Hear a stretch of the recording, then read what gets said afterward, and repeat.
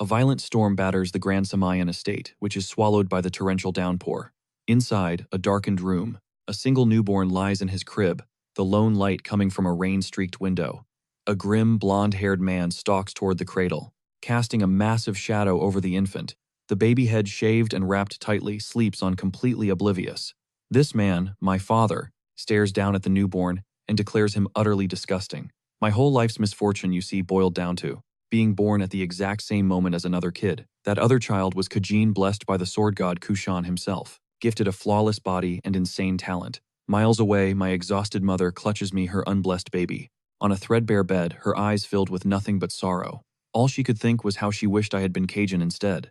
It wasn't until later that I understood. My parents' crushing disappointment stemmed from the fact that I was born missing my right arm. Every single night, my mother would hold me and whisper. In the pitch black, she would look at my smiling face and ask with chilling calm, "Can you not just die for me, my baby?" Even as an infant, I was aware, and I'd think, "Sorry, Mom, but I refuse to die." I remembered hearing my father's voice, before I was even born, his words dripping with insane expectations. He once told my pregnant mother that their unborn child was the family's one true hope. Seething with a bitter rivalry, my father swore that his son would eclipse his older brother's prodigy, Kajin. My father dreamed I would be the one to finally defeat Kajin. What he got was a one-armed, godless failure. Years drift by, and on a perfect spring day, kids and maids are lounging in the estate's vibrant gardens. The maids are absolutely fawning over young Master Kajin as he wobbles toward them. Kajin flashes a smile so bright the servants practically call it a gift from the heavens. Watching from behind a tree, my mother sees the whole picture-perfect scene. Her voice is laced with venom as she notes that Kajin is already walking. Then she glances at me bawling on the grass, wondering why I was so damn pathetic. Ages later, when I finally scraped myself up and managed to take my first steps, I remember the insane effort it took. But by then, my mother, drunk and lost in despair, was just sobbing that Kajin was already swinging a sword, making my tiny achievement feel like absolutely nothing. The day I first picked up a crudely made wooden sword, Kajin was already sensing mana and mastering the legendary Samayan sword techniques. I can still hear my mother's sigh, her constant wish that I had been Kajin. Over the years, that envy she planted in me grew into a twisted admiration for him. Then came winter. A carriage cut through a raging blizzard, sealing my fate. At just 7 years old, I was shipped off to become one of Kajin's personal attendants. To the public, the family spun a different story, claiming I was sent to be a supportive cousin, a companion for the great Kajin. The truth, my parents cashed me in for 300,000 linden. Fast forward a few years. I'm a wreck, battered, bloody, and gasping for breath while tied to a post in the dead of winter. A teenage Kajin stands over me, laughing his head off at the pathetic sight. With a sick grin, he gets ready to crack his whip, calling me a loser, the likes of which the world has never seen. The whip smashes against my body with explosive force. You see, Kajin always despised me, and I became his favorite punching bag whenever he was pissed off. I forced myself not to scream, but it wasn't because of the pain. What ripped me apart was seeing the knights nearby just smirking and looking the other way. The truly soul-crushing part was this. Every single adult there pretended not to see a thing. Kajin just keeps whipping me while high-ranking family members watch and do absolutely nothing. As far as I was concerned, there wasn't a single real adult in that entire place. The wind howled through the snowy mountains, a perfect match for how alone I felt. I remembered hearing stories that my famous uncle had abandoned the family ages ago and never looked back. With no one to keep him in check, Kajin molded himself into a sadistic executioner during training spars. Kajin's speed is just unreal, overwhelming another trainee who can barely even get his sword up to block. Kajin just yawns, saying the drills are a joke, and everyone else is just painfully slow as he shatters their defenses. Wooden swords explode into splinters from the sheer force of his blows. One guy just immediately taps out Kajin's blade already pressed against his throat. The thing is, Kajin's God-given talent wasn't a gift. It was a poison that rotted him from the inside out. Kajin just savagely keeps wailing on. The dude who already surrendered like the rules mean nothing to him. He arrogantly demands the next victim step up, and that's my cue. Now, older, scarred, and with only one arm, I'm shoved forward to face him. I grip my own training sword, admitting to myself that I'm jealous, so jealous of the power he was just handed. I scream, roaring that I want that strength too, and charge with everything I have. Our wooden blades collide in a violent crash, red mana erupting around me. Kajin freezes when he sees the look in my eyes, and he screams at me to stop looking at him like that, before unleashing a devastating wave of mana. "I hate you," he roars. Next thing I know, I'm a bloody heap against a demolished pillar, while Kajin sneers at the idea of a one-armed nobody daring to glare at him. He kicks me, beats me, taunting me that no amount of hard work will ever close the gap between us. He spits that no matter how much I grind, I will never, ever be on his level. Crumpled and broken on the ground, I whisper it through the blood, I still want to win. With my eyes burning with defiance, I say it again, I really, really want to win. Deep down, I knew my dreams couldn't be reached by effort alone as I trained like a madman in the woods. Even when Kajin squandered his genius on cheap thrills and vice, Davin could never seem to catch up. In every brutal life-or-death clash, Kajin consistently and utterly dominated him. Davin saw it clearly, a slacker prodigy versus a try-hard nobody. But he clung to the hope that one day their roles would flip, and so he never stopped fighting. Years flash forward. A massive arena is packed to the rafters. The crowd's roar is deafening as the two cousins face off in a public duel. Down on the sand, Kajin in his shining armor trades thunderous blows with the cloaked Davin. Kajin launches himself into a devastating dive, his eyes glowing with a sinister light. Davin shoves back dark mana, crackling around him as he strains against the onslaught, his own eyes burning a fierce purple. Pushing his demonic power to its absolute limit, he unleashes a hellish downward slash that erupts in a storm of corrupted energy. The shockwave is so immense, Kajin is forced to shield himself, cursing at its raw power, as the blinding blast whites out his vision. In that instant, a shadow falls over him. Davin descends from above like a dark comet, his face a terrifying mask of rage. He raises his blade for the finishing blow. The two warriors collide one last time, and an explosion of lightning-like energy rips through the air between them. Someone screams Kajin's name right as a colossal purple detonation rocks the arena, shaking the stands to their very foundation. The entire stadium is stunned into silence. One spectator in particular is just frozen, completely speechless at the scene. Then, a collective gasp ripples through the crowd as they realize the one-armed Davin has actually defeated the legendary Storm Sword Kajin. Davin, barely able to stand, thinks to himself that, until this day, he'd fought Kajin in 21 official duels and lost every single one. At 29 years old, he had finally taken down his lifelong rival. He remembered the countless unofficial beatdowns, the endless scorn from everyone who branded him a hopeless, talentless fool, no matter how hard he tried. But he declares that today he was the one left standing. The stadium erupts, chanting Davin's name, as he holds his broken opponent at the point of his sword. Davin glares down at his cousin. How long did you really think you could stay on top? Kajin, a sweaty, hysterical mess on the ground, just screams back, I can't lose to a failure like you, it's impossible. Davin's mind flashes back to a lifetime of insults. He can still hear his mother whispering how much easier life would be if he'd just been Kajin. He remembers his father openly wishing that Kajin was his son instead. And he can hear Kajin sneering that if their places were switched, he would never have lived such a pathetic life. His cousin curses him with furious frustration. Davin calmly replies that if their places were switched, he would have avoided drowning in vice. And he would have used that God-given talent to lift up the weak, instead of crushing them under his boot, before turning his back on the kneeling Kajin. For a brief moment, Davin savors the feeling of final victory. He starts to think it's all over, but a primal scream of danger erupts in his gut. Treachery. Kajin stabs him from behind, driving a blade clean through his chest. The crowd's cheers morph into screams of pure horror at the sudden betrayal. He stabbed him in the back, the crowd shrieks. As blood pours from his lips, Davin bitterly chokes out, "You slimy snake." Even now, Kajin trembles with a pathetic mix of rage and desperation clutching the weapon. All Davin feels is a searing, white-hot pain. He knows instantly the wound is fatal. Despite his victory, he recognizes the blade Sunday. It's the holy sword of the Samyeon family pulsating with anti-demon mana. For him, there's no surviving this. Not unless the miracle saint herself intervened. With a bloody grin, he tells Kajin that history will now remember him as the true loser. Davin awakens in a torch-lit dungeon corridor. He's bound to a chair, the gaping wound still fresh as he sits cloaked inside a prison cell. Groggily, he wonders if this is hell.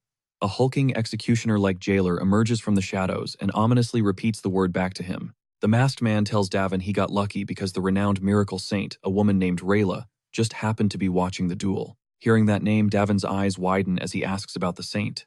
The jailer sneers that, like a true holy woman, she miraculously healed Davin's filthy, dying body. Davin questions if that's really why he survived, even though his entire body feels like a broken puppet whose strings have been cut. The masked interrogator suddenly leans in close.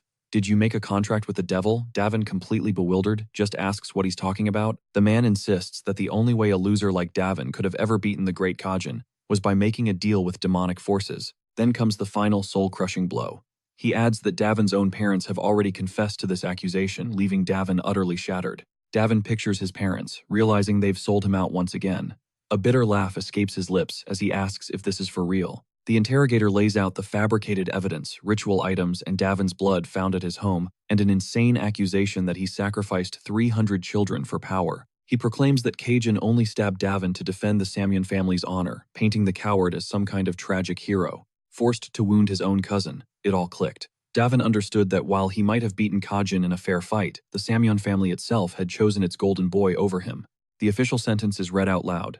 Davin will have all of his mana sealed away, destined to spend the rest of his days imprisoned. The man tells him he'll suffer forever and rot away in this prison. Davin narrates that they severed his tendons and sealed his mana completely. Bound by multiple glowing chains, he's dragged down the prison hallway and thrown into a cell like a piece of trash. Broken and dressed in striped prison clothes, he just sits alone on the cold, unforgiving stone. Time crawls by in a crushing silence that surrounds his bowed head. Then one day, a shadow falls across his cell.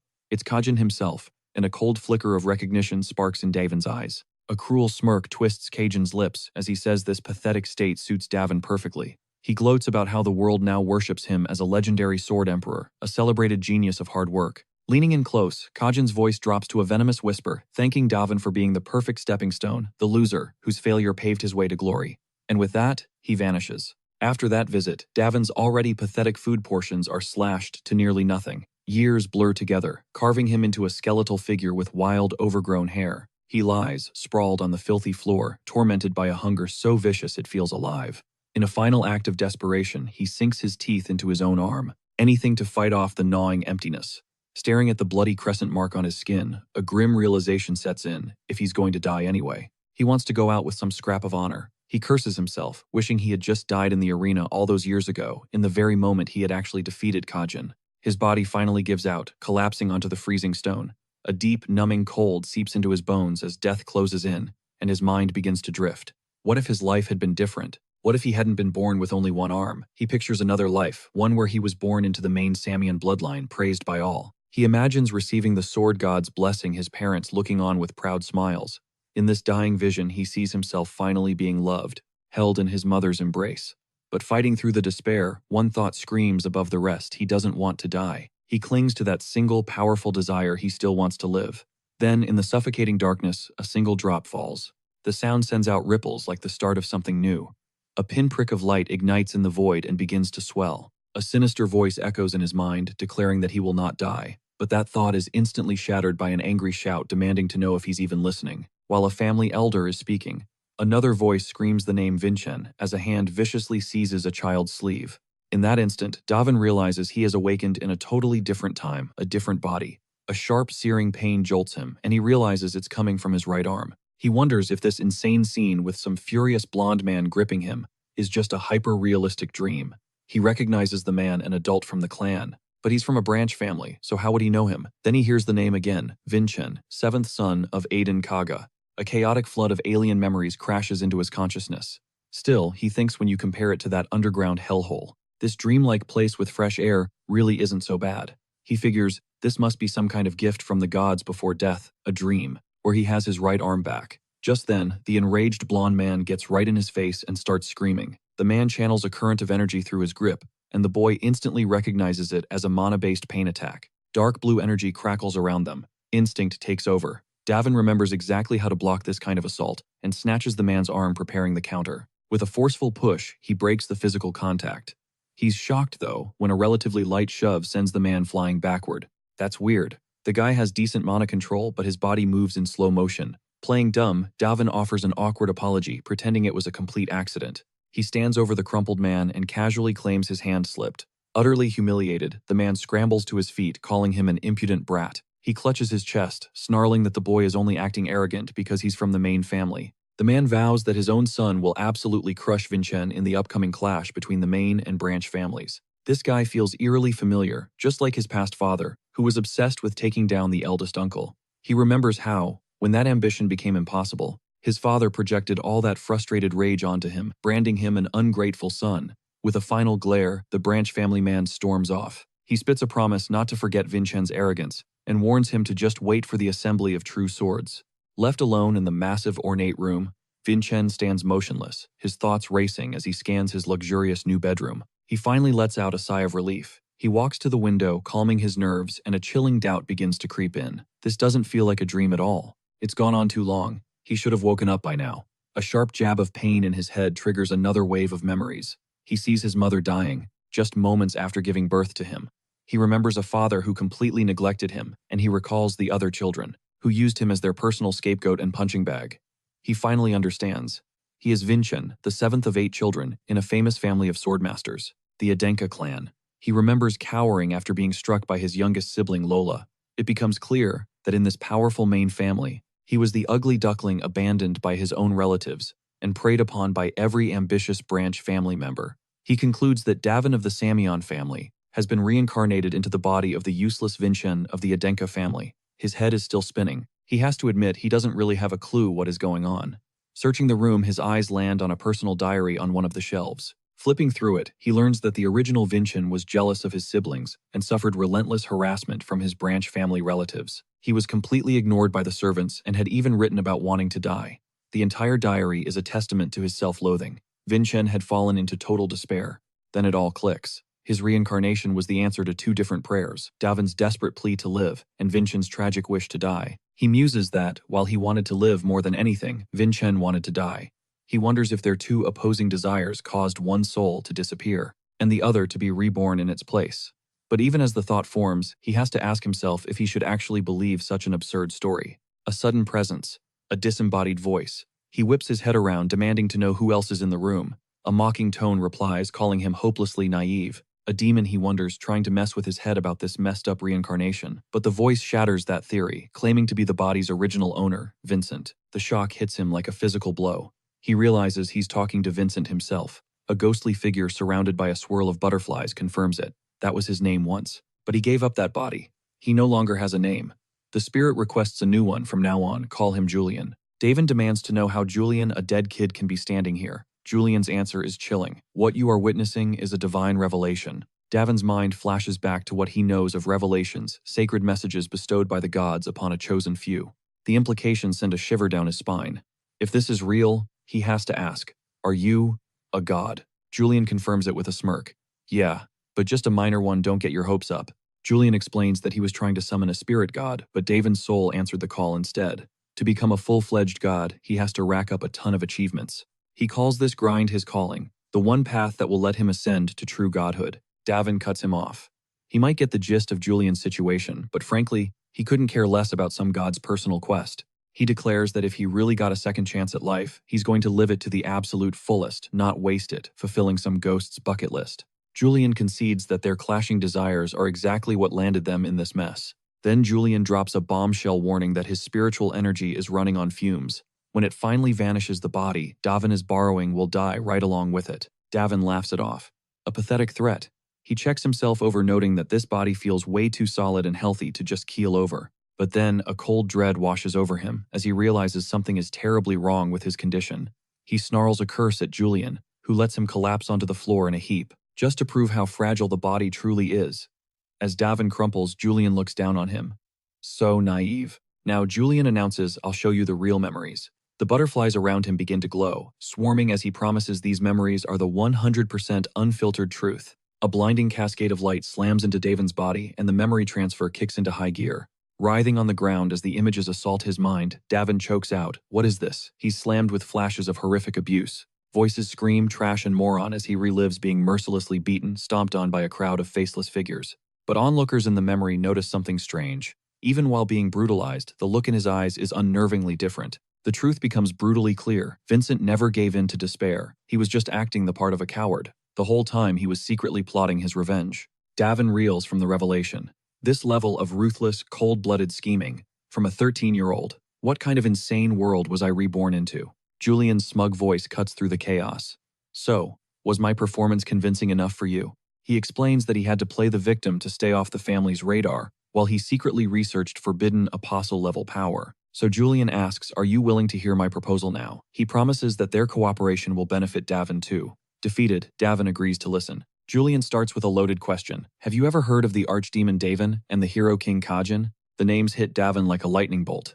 His own infamous title, and the name of his greatest rival. He can't believe he just heard them in the same sentence. Julian says he's talking about a story from 500 years ago. He speaks of how the one-armed swordsman Davin busted out of a Samyang prison. He allegedly cut a bloody path through the guards using a demonic pact, devouring countless souls and slaughtering tens of thousands. And that's how he was branded in the history books, Davin the Great Demon. The title echoes in Davin's mind, the Great Demon from 500 years ago. Stunned, he wonders if he's somehow time-traveled 500 years into the future. It seems utterly impossible. Julian points out how crazy it is that two people named Davin and Kajin just happen to share the Samyang bloodline now. No, Davin insists. I remember it perfectly. I died in that prison cell 500 years ago. Julian continues the official storytelling of how the Samyang family cast aside the disgraced one-armed swordsman in favor of the legendary Storm Sword. He says the one-armed man died alone and forgotten. Meanwhile, the Storm Sword ascended to glory, becoming the revered Sword Emperor. Davin is seething. The Samyang clan twisted history, inventing a whole fairy tale about a great demon and a hero king. Roaring with fury, he slams his fist into the floor, cursing the entire Samyang family. Julian adds, with a sickeningly cheerful tone, that the hero King Kajin actually cared for Davin deeply, describing their bond as romantic. Stop spouting that garbage, Davin explodes. When Julian asks why he's so triggered, Davin snaps back, because that whole story is a complete fabrication. Julian looks genuinely surprised. Wait, are you actually from that era? Davin confirms it, grumbling at being called an old man. Julian just remarks that history is written by the victors, and jokes about how sharp this 13-year-old sounds. Davin retorts that kids these days mature way faster than back in Julian's time. With a sigh, he tells Julian to just get on with it. Julian continues, saying the hero king joined forces with the Sun Sword Emperor, his best friend, to take down the supposed great demon. Davin immediately presses him, and just who is this Sun Sword Emperor? Julian reveals his name is Arslan, the very ancestor of the Adenka family. As the name clicks, Davin erupts in laughter. The snot-nosed kid he once knew actually founded the entire Adenka clan. A memory flashes through his mind of a young Arslan, eyes sparkling as he introduced himself, gushing about how much he looked up to Davin. Another memory follows Arslan, full of conviction, saying he wanted to be a hero just like Davin. Davin reminisces that, despite Arslan's age, he saw him as both a comrade and a student. He pictures Arslan visiting him in that cold prison, fiercely arguing that no amount of power could ever bury the truth. Arslan had made a solemn vow to restore Davin's honor, no matter how many years it took. But Davin bitterly recalls that after making that grand promise, Arslan never showed his face again. Julian continues explaining that Arslan, as Adenka's founding patriarch, burdened his descendants with a lifelong quest that's intrinsically linked to Julian's own divine purpose. With a sly grin, Julian reveals that mission to utterly crush the Samyan family. Davin adds that it's also about dragging the truth of the past into the light. He instantly connects this mission to Arslan's old promise, to expose the conspiracy that framed him. Certain this can't be a simple coincidence, Davin decides that even if he doesn't have the full picture, the connection is undeniable. Julian lays it all out. Arslan abandoned the Falcon family, forged the Adenka clan from scratch, and dedicated its entire existence to uncovering that hidden truth. It dawns on Davin Adenka was created specifically to vindicate him, and he can't help but think it's pure destiny that he was reborn into this very family. He pieces it together. Julian's calling is to fulfill Adenka's legacy, and he asks if achieving that goal would truly elevate Julian to godhood. Julian counters with a business-like proposal, a deal that benefits them both. He claims that if the mission succeeds, Davin will gain full control of the body and even receive a divine blessing. Completely brushing off the sales pitch, Davin instead offers a quiet word of thanks to Arslan. He grips the sword hanging on his wall, and as he unsheathes it, a brilliant wave of mana erupts. He declares that he will carry on Arslan's mission and bring the Samyan family to their knees. He vows to rise above the clan that cast him aside, by flourishing within this new one. With their pact sealed, Davin and Julian stride out of the building. As they walk, Julian asks where he's off to in such a hurry. Annoyed, Davin snaps back, telling him to drop the whole old man shtick. Julian just smirks, retorting that anyone from 500 years ago is basically a fossil, which only irritates Davin more. Davin leans into the joke with dripping sarcasm, blaming his failing memory on old age, and pretending he's already forgotten Julian's divine mission, which makes Julian yell out his name in frustration. Amused, Davin finally agrees to be called Davin, an offer Julian jumps at. Suddenly, a voice cuts through the air, announcing the start of sparring practice, and the sharp clang of steel on steel catches them both by surprise. Outside, Davin watches armored soldiers training and finds himself wondering how the martial arts of this era even work and how much they've evolved over 500 years. A confident smirk spreads across his face as he anticipates testing the might of Kajin's descendants in the modern Samyan family. But in the next instant, his body becomes unbelievably heavy. He stumbles, a cold dread washing over him as he realizes something is terribly wrong. A sickening thud echoes as he collapses. As he meditates, forcing mana through his system, he discovers this body is so frail that only by constantly circulating mana can he even move normally. But while doing so, he detects a strange, almost miraculous mana flow deep within him. Alarmed, he desperately screams for Julian. Julian materializes in his pajamas, yawning and casually asking what the big emergency is. Davin grabs him, his voice intense, demanding to know why Julian never once trained with a sword. Julian timidly explains that he couldn't learn because of a congenital defect. Davin presses him, wanting to know the real reason, but all Julian can say is that he was just born that way. Davin explodes, shouting that Julian actually possesses the legendary heavenly exoskeleton and should have been a swordmaster. When a baffled Julian asks what he's even talking about, Davin breaks it down. It's a constitution that lets him store mana all over his body, primarily inside his bones. Julian repeats the words, his voice filled with disbelief. I can store mana in my bones. Frustrated, Davin decides to start from square one, explaining that martial artists use mana to achieve superhuman feats of strength.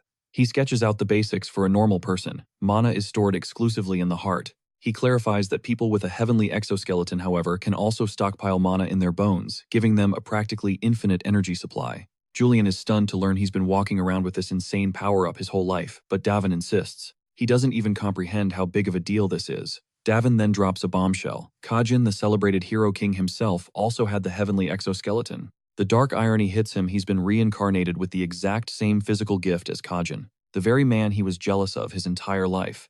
He has to admit the world 500 years later is way crazier than he could have ever imagined. The spirit complains that he's unable to connect his imagery to his heart. Baffled, Vincian asks what imagery even is. The spirit lets out a groan, realizing just how much he has to teach this kid. He defines imagery as a mental storage unit, created to hold mana. Vincian is totally floored learning that mana isn't stored in the heart at all, and asks how meditation is supposed to work then. Now the spirit is the one who's confused, asking which specific meditation technique Vincian is even talking about. Vincian's mind flashes to a legendary ancestor, a man named Falco. So who in their right mind was using a mana meditation technique centered on the times, heart times? The spirit reveals that back in his day, mages stored their power in imagery. Each one of these reservoirs was called a star, and your star count was basically your power level, a direct measure of a warrior's might. He drops another bombshell. Storing mana directly in the body was a forgotten art, a dangerous practice intentionally scrubbed from the history books, leaving Vincent absolutely reeling. The gears in Vincent's head start turning. He connects the dots. Adults in his family always form at least one imagery, so linking that to sensing mana must be what it means to be a one-star warrior. He comes to a chilling conclusion. The entire imagery system was invented to sidestep the catastrophic dangers of keeping raw mana in your heart. Vincent flashes back to the grim tales of countless martial artists who died when the power contained in their hearts literally erupted. But even knowing that he starts yanking raw mana directly into his own heart, the spirit completely freaks out, screaming, asking if Vincent is actively trying to channel power into his core. Vincent, however, has unshakable faith in his ridiculously strong heart. He fires back that real warriors have to embrace these kinds of insane risks. He even flexes that a legendary hero, the one-armed Davin, forged his power the exact same way. But the spirit just unloads on him, scolding him for letting the mana surge so chaotically. He demands to know if Vincent even knows the proper formula for a mana circuit. Vincent, clearly irritated, scoffs, asking if there's even a formula for something like mana flow. The spirit practically shrieks that, of course there is, and that power has to be wielded with maximum efficiency. Vincent just shrugs, saying he always guided mana purely on instinct, while admitting some people just couldn't handle it. He recalls that about 50% of those practitioners ended up with their magic circuits twisting into knots and exploding. The spirit grasps the horror of the situation that half of them died, while Vincent casually remarks that it also means half of them lived. The spirit pleads with him not to be so reckless with a body that isn't his own, begging him to treat it like something precious. And while Vincent lazily agrees, he hits back with a sharp, pointed question. If this body was so precious, why was it left to wither away in such a neglected and weakened state? The spirit is completely blindsided by the accusation. Vincent notes, the kid has an amazing physique, a powerful heart and solid circuits, claiming that with proper Samian training he would have been a massive success. The spirit tries to explain that while the physiognomy, the body's structure for holding mana, is perfect, it's been starved of any energy for 13 long years. Vincent puts it all together and reaches a grim diagnosis. At this rate, the original Vincent's body will give out before he even reaches adulthood. As night descends on the mansion, that heavy, dark realization just hangs in the air. The spirit offers a sliver of hope. Meditation could slow the decay, but it would only buy him about 10 more years. Vincent thinks to himself that 10 years is more than enough time to rocket past his old title of Storm Sword and make the legend of one-armed Davin a forgotten footnote in history. But then he remembers those same 10 years, the exact amount of time Davin spent starving to death in a prison cell, desperately clinging to life. Recalling that nightmare, he physically shudders, remembering just how terrifyingly long a decade can feel. Suddenly a fist hammers on the door, a voice demanding to know what the young lord is up to. Vincent is ripped from his meditation, calling out to see who's there. The servant, a man named Wilson, just storms right in announcing himself. Wilson's jaw drops at the sight of the wrecked room, and he demands to know why Vincent trashed the place.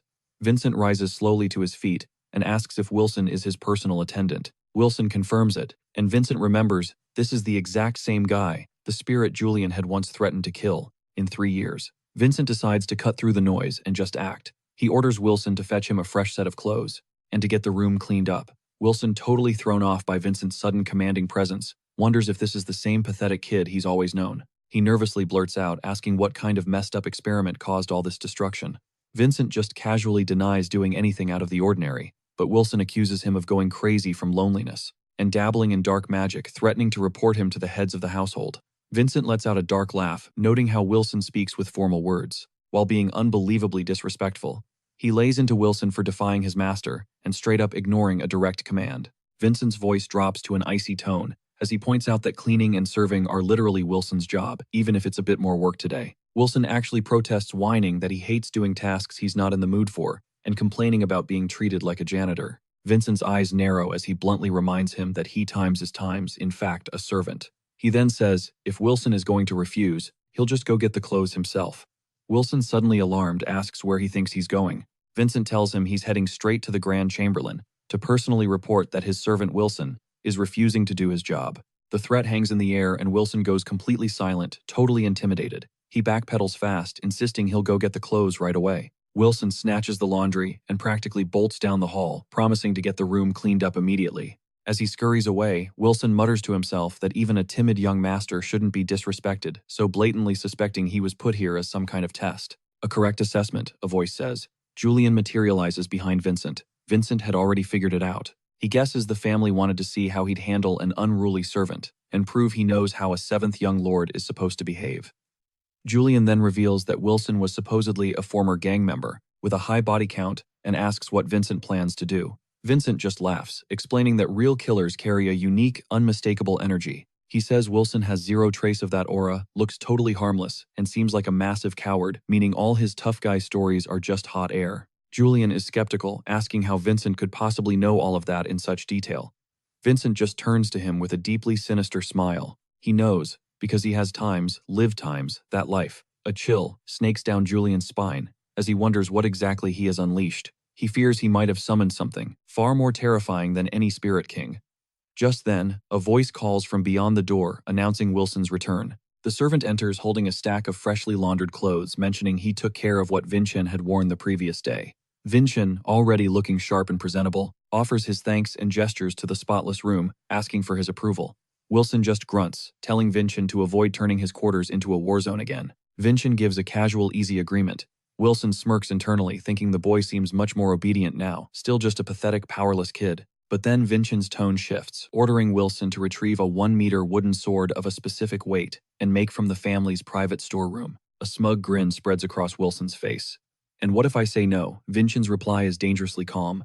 Then I'll just go to the storeroom myself. He muses aloud, wondering how he'd explain that to the men guarding the gate. He reminds Wilson that those guards are elite warriors, loyal only to the direct bloodline, leaving the threat against a defiant servant hanging in the air. In a panic, Wilson lunges, grabbing Vincent from behind and begging him to wait. But as he makes contact, his eyes pop wide in disbelief. On pure instinct, Vincent flips Wilson clean over his shoulder, slamming him hard onto the floorboards. Pinning Wilson's wrist to the ground, Vincent's voice is low. My apologies, he says. I have some unpleasant memories of being grabbed from behind. He leans in. Remember that, and don't ever surprise me again. As Wilson groans, crippled with pain, Vincent is secretly reeling. His own body is screaming from the strain of that single simple move. Wilson, seething with rage, begins to gather mana for a curse, but Vincent just turns around looking puzzled. Then Vincent's eyes flash a demonic red. Was there something else you wanted to say? He growls. The raw pressure is suffocating. Terrified, Wilson just stammers out the details for the sword again. Vincent lets out a little laugh. That's funny, I thought you just said you didn't want to get it. Flustered, Wilson denies it and scrambles out of the room, slamming the door shut. A moment later, he peeks his head back inside to insist that the slam was just a gust of wind. Vincent just smirks, muttering that he hadn't even said a word. Wilson storms down the hallway, fuming and vowing never to be humiliated like that again. He marches off, wooden sword in hand. He swears he will never lose to Vincent again. He will prove his own strength. When he returns, Wilson just tosses the sword on the floor with a blunt "here." It's a clear attempt to provoke him, but Vincent completely ignores the petty display and instead begins telling a story about a one-armed man he once knew intimately. He explains how the man's missing right arm made his life a living hell and ultimately led him to a tragic fate. Wilson's face goes pale. Mortified, he quickly picks up the sword and presents it properly. Vincent finally thanks him. Drowning in shame at how pathetic he must look, Wilson just announces the errand is complete and retreats, the doors closing quietly behind him. Vincent takes the wooden sword, inspecting its balance. It was time. Time for some real training. He immediately starts laying into the practice targets. The sharp crack of wood echoes through the hall as he shouts with every powerful blow. But soon he's panting heavily. He's shocked at how pathetic this body is tiring out after only a handful of swings. He has such a long way to go, but despite the burning in his lungs, he savors the familiar burn. This is what he was born for. He is a martial artist to his very core. Lost in his training, a careless swing goes wide and nearly collides with another blade. "My bad," he pants. A blonde kid in striking red armor appears, saying the mana signature was so weak he assumed the hall was empty. He eyes Vincent up and down. "Who the hell are you?" The boy introduces himself as Revan Adinka, then his eyes light up with recognition. "Oh, I've heard about you. You're the useless trash of the main family." Vincent remains silent, sizing him up. He knows this kid. Revan is from a distant, insignificant branch of the family. Julian chimes in that this kid, Revan, is also the frontrunner to win the entire upcoming assembly of True Swords. And then, Julian drops another piece of intel, reminding Vincent that he's already met Revan's father. The arrogance is a family trait. Revan plants his feet, radiating an unmistakable challenge. Julian warns him that Revan is the most talented 13-year-old swordsman among all the Adinka branch families, and he's here specifically to challenge Vincent before the assembly begins. The Assembly of True Swords. Julian explains that it's a life-or-death tournament, where kids from all the families affiliated with the Adinka clan fight with real swords, usually starting from age 14. And he adds that the grand prize for the winner is the right to duel a direct heir of the same age, which in this case would be the notoriously weak Vincent. Revan lets out a mocking laugh. "I just hope you don't plan on hiding when it's time to use real swords." When Vincent calmly replies that he isn't afraid of a sword, Revan roars with laughter. "At least you talk a big game for a main family reject. And you should learn to speak with some damn dignity." Vincent shoots back. He tears into Revan, calling him out for disrespecting a relative who was just minding his own business. Vincent recalls how even the one-armed Davin was treated with universal respect on these grounds. He accuses Revan of disgracing the name of all martial artists as he smashes another practice dummy to splinters. Then he aims his verbal attack directly at Revan's father, implying he clearly learned such garbage manners at home. Revan absolutely explodes. "You dare insult my father. I'll punish you for that right here, right now." Julian warns that Revan is a 2-star warrior who possesses the Steelman trait. He's overwhelmingly stronger than Vincent's current body. But all Vincent senses is the stench of an inferiority complex. A branch family member using mana against someone who can't even wield it properly. He judges both the father and the son as having zero martial honor. Determined to educate the brat, Vincent grips his wooden sword tightly. It was time to show him the colossal gap between a modern master and a spoiled kid. Discipline in this era is a total joke. He remembers that back in his day, a stunt like that would have earned you a brutal beatdown from the elders. Vincent's wooden sword freezes the tip, aimed perfectly at Raven's throat. Raven is absolutely shook. How could a boy with zero mana or imagery even dare to point a blade at him? And what's with this insane confidence radiating off him? Logically, Raven knows there's no way he can lose, but his gut is screaming that Vincent is a legit threat, like a blade ready to slice him at any second. Vincent's whole vibe suddenly darkens, and Raven feels that danger closing in. Overwhelmed, Raven just blurts out that they should call it a day. Vincent just scoffs at him, saying if he's scared of a wooden sword, how's he going to survive the assembly when the blades are real? He reminds Raven that real steel spills real blood out. There. All Raven can do is hiss an insult under his breath, his teeth grinding with barely contained fury. And then he just snaps, screaming that he'll kill Vincent right here, right now, as he charges forward. Raven's face twists into a mask of pure murderous rage as he lunges. Julian screams for Vincent to get out of the way, but Vincent calmly says Raven can't even touch him. In that exact moment, Raven's armored bodyguards slam into him, restraining him and declaring he's not allowed to fight Vincent here. Julian lets out a huge sigh of relief, while Vincent just smirks, his plan having worked perfectly. The guard explains that if Vincent got injured now, he could weasel out of the assembly, insisting Raven has to wait for the official duel. Raven, still fuming, promises to obliterate Vincent at the Assembly of True Swords, spitting that he's a coward. Later, Julian goes off on Vincent for provoking Raven, saying the guards literally had to save his skin. Vincent just blows it off, claiming he was just teaching a rude kid some manners. Julian just groans, lamenting that he summoned a total menace instead of a legendary spirit king, while Vincent is already calmly studying up on the current era. While flipping through a history book, Vincent freezes. He's staring at a portrait that looks exactly like a younger version of himself. Julian snaps him out of it, ordering him to stop messing around and move on from image theory to the real game changers' blessings and traits. Julian explains that traits are basically man-made blessings reverse-engineered by analyzing divine powers. Vincent is horrified that blessings can be mass-produced, and warns this is a huge disrespect to the gods that will definitely bring punishment. Julian just fires back that spirits already got their punishment, and couldn't care less about the warning. He confirms that Raven has a trait called Steel Man, which makes his body insanely strong and hard. Julian then drops another bomb. Traits can evolve down different paths like tech trees in a video game, and the Steel Man build is maxed out for insane defense and destructive force. Vincent listens, as Julian warns that only training his old martial arts will leave his skill set dangerously unbalanced even if it makes him powerful in the short term. Vincent stares at a decapitated training dummy and remembers that Raven once reached an unreal level of swordsmanship, wondering if it was because of some OP trait. Comparing himself to these new era monsters, Vincent realizes he needs to master new skills, and fast. Time passes, and the academy courtyard basically becomes Vincent's personal training ground. Day in and day out, he's there swinging his wooden sword with a terrifying determination, carving lethal arcs through the air. Onlookers start whispering, mocking how Vincent trains with his left hand, can't use imagery, and gets gassed super quickly. Another officer finally steps in and tells the haters to shut it, reminding them not to talk trash about Vincent, the vice commander of the White Sword Unit. Just then, Merlin shows up and asks why they think the Adinka young lord's training is so funny. Terrified of Merlin, the guards stutter out an apology and get out of there. Merlin feels like he should lecture them more, but stops when he sees the utterly exhausted Vincent. Merlin admits that to most people he looks like the shame of the Adinka family, just a maneless boy blindly swinging a sword. Julian nervously asks if they can maybe train somewhere more private, but Vincent just shakes his head. He says he doesn't have the time or the stamina to go anywhere else. Vincent thinks back to how he's always been looked down on yet, as the one-armed Davin. He still defeated the legendary Stormblade when no one thought he could. He remembers turning all that trash talk into roaring cheers back then, and he knows he can pull off the same comeback now. Merlin steps forward and hands Vincent a high-grade recovery potion to help him survive an even crazier training regimen. He explains the potion will make his practice easier, which makes Vincent ask who he is. Merlin formally introduces himself as the vice commander of the White Sword Unit. Vincent confirms that Merlin isn't laughing at him anymore, and Merlin admits that at first he was, but he's had a total change of heart. Merlin says that Vincent's desperate gaze proves he's seriously searching for something, and that anyone who mocks a warrior with that kind of fire is the real joke. Deeply moved, Vincent makes a silent vow to remember Merlin's name. Vincent apologetically tells Merlin he must be swamped with patrols and suggests he get back to his duties. As Merlin walks away, he feels a definite shift in Vincent's aura and silently wishes the young lord good luck.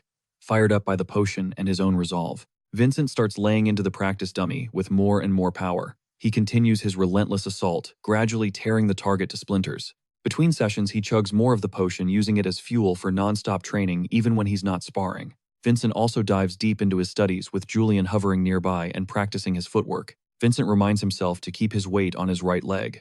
He syncs that balance with the rotation of his hips, and then he feels it.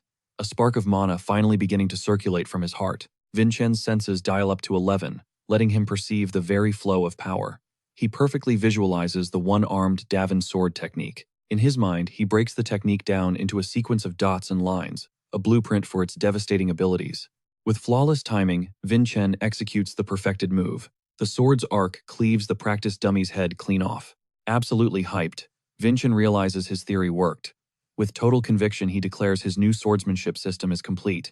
Elsewhere, Wilson is whining about how Vincent's crack of dawn training routine is forcing him to grind even harder. Seriously ticked off, Wilson plots to put Vincent in his place. He brings him breakfast, faking politeness. Vincent just eyes the meal, his gaze dripping with suspicion. The serving is pathetic, and has clearly been messed with, proving him right. Vincent casually points out that if Wilson wanted to jack his food, he probably shouldn't have made it so blindingly obvious. He even calls him out for not wiping the crumbs from his own mouth. The evidence is literally on his face. Vincent says he'll let it slide this time, but makes it clear this can't become a habit. His eyes flare a menacing red as he warns Wilson not to push his luck again. Wilson totally panics and starts flexing about his gangster past, boasting about the people he's put down to try and scare Vincent. Vincent just deadpans that Wilson sounds terrifying, then keeps on eating without a care. Using mana-fueled telepathy, he schools Wilson that ruling through fear is basic. It doesn't earn you real loyalty, which is exactly why he keeps his own power on a leash. To prove his point, he effortlessly bends a fork with his mind. He tells him the real flex isn't the trick, but the fact that he now wields mana in the first place. Vincent tells Wilson to drop the ego and get on his side. He promises that soon Wilson won't feel any shame in serving him in Denka. Vincent lays it out one day. Wilson will have to choose between cowering in fear or offering up genuine loyalty. Overwhelmed, Wilson sputters that loyalty can't be forced like that. But the second he leaves the room, Wilson freezes, completely shook and lost in thought. His heart hammers in his chest as he admits to himself that Vincent's charisma just went supernova. Meanwhile, Merlin is strolling through the training grounds and spots the busted-up dummies. He just figures Vincent wrapped up his practice early, but then he takes a closer look at one dummy and it stops him dead in his tracks. He sees the top of the target was sliced off perfectly, like it was done with a real steel blade, but he knows for a fact Vincent has only ever trained with a wooden sword. He runs his fingers over the impossibly clean cut, feeling its precision. Merlin is floored, wondering how anyone could level up this fast in just a couple of days. Deeply impressed and totally intrigued, Merlin silently whispers Vincent's name. Julian is in awe of Vincent's insane fighting style, asking what kind of martial art he's even learning. Later, Vincent is getting changed, gearing up for his next power move. Wilson dutifully folds the laundry as Vincent gets dressed, with Julian hovering close by. Julian comments on how respectful Wilson has suddenly become, and Vincent remarks that some people are quick to take charge, but once they lose that power, they can never get it back. Vincent glances at his own hand, and then questions the quality of the clothes he's wearing. He tells Wilson the fabric is lead iodine cotton cheap trash that poisons the soil and is totally beneath a noble family. Vincent then adds that the food is also way below the standard their family's budget should afford. Looking at Julian, he drops the bomb. Someone inside this mansion is definitely skimming money off the top. In another part of the house, servants are whispering about Levi's death and the embezzlement rumors. While Wilson keeps folding clothes completely clueless, Vincent deduces the thief can't be him. It has to be someone with more power. In a different room, Revan is savagely practicing his swings with a wooden sword, channeling raw, fiery energy into every strike. Drenched in sweat but satisfied, Revan finally pauses to catch his breath. Suddenly, Vincent materializes behind him with a terrifying aura, asking why Revan is so scared of a simple wooden sword. Revan grinds, his teeth humiliated that he got startled. He roars back that he isn't scared of anything, and unleashes a furious swing with all his might. Later, while Revan is still going hard in his training, his father calls out to him from the doorway. Revan turns, answering respectfully, and his dad notes that his practice seems to be on point.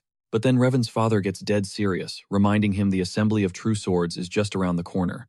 He says to escape their life of poverty and the shame of being a branch family, Revan absolutely must defeat Vincent, and Revan agrees. Gripping his son's leg, the father screams that victory isn't an option, it's a necessity. He orders Revan to become the one to finally dethrone the main family. Revan agrees out loud, but privately thinks his old man is getting more and more obsessed as the event gets closer. Revan tells himself that crushing Vincent is the only way to bring some peace back to his father and their family. At the same time, Julian victoriously wraps up his project, a massive file containing intel on every single fighter in the assembly of true swords. Vincent is blown away. The dossier has everything, not just their names, but detailed breakdowns of each fighter's habits and signature moves. Julian calls Vincent a straight-up monster for being so ridiculously thorough, and Vincent just takes it as a compliment. Vincent confirms his game plan. It's time to make his official debut. He would absolutely dominate by merging the borrowed power of the Spirit King with the legendary Miracle Stone. He remembers the Miracle Stone is a unique mana crystal given to the champion, a prize that instantly supercharges both the body and mana of whoever consumes it. Julian notes that Vincent's expression, his data, everything screams a desperate hunger for this win. Vincent thinks to himself that losing after stacking the deck so heavily in his favor would be an absolute stain on his honor as a warrior. He tells Julian that while the Spirit King plan is off the table, he's going to give him a victory that's even more epic. Vincent vows to deliver this greater triumph at the assembly itself. A moment later, he rings a small bell, summoning Wilson. Wilson scrambles into the room out of breath, asking what the young master requires.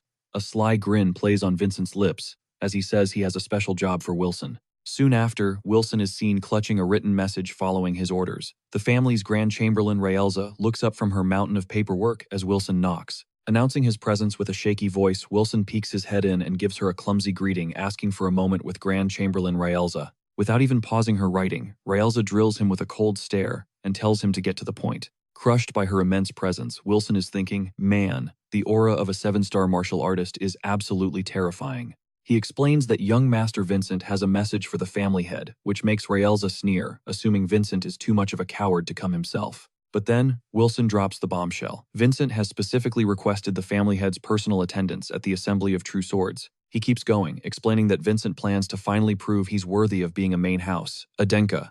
This is huge because the family head has never once shown up to watch the tournament. It clicks for Raelza. Vincent must know she's been skimming from the budget. This invitation isn't a request. It's the price for her silence. Recalling Vincent's exact words, Wilson repeats the command, "Make the impossible possible." Raelza's head snaps up. She presses Wilson, demanding to know what he just said. He just stammers that he was quoting the young master, before she barks at him to get out. Alone, now her mind racing, she realizes Vincent sent Wilson on purpose. It wasn't cowardice. It was a power move to establish his authority. With a knowing, chilling smile, she wonders if Vincent has finally figured out her secret plans for him. Elsewhere, in a lavish chamber swirling with raw energy, the Adenka family head meditates his bear back to the door. The sheer power, radiating from his muscular frame, screams his status as a legendary master.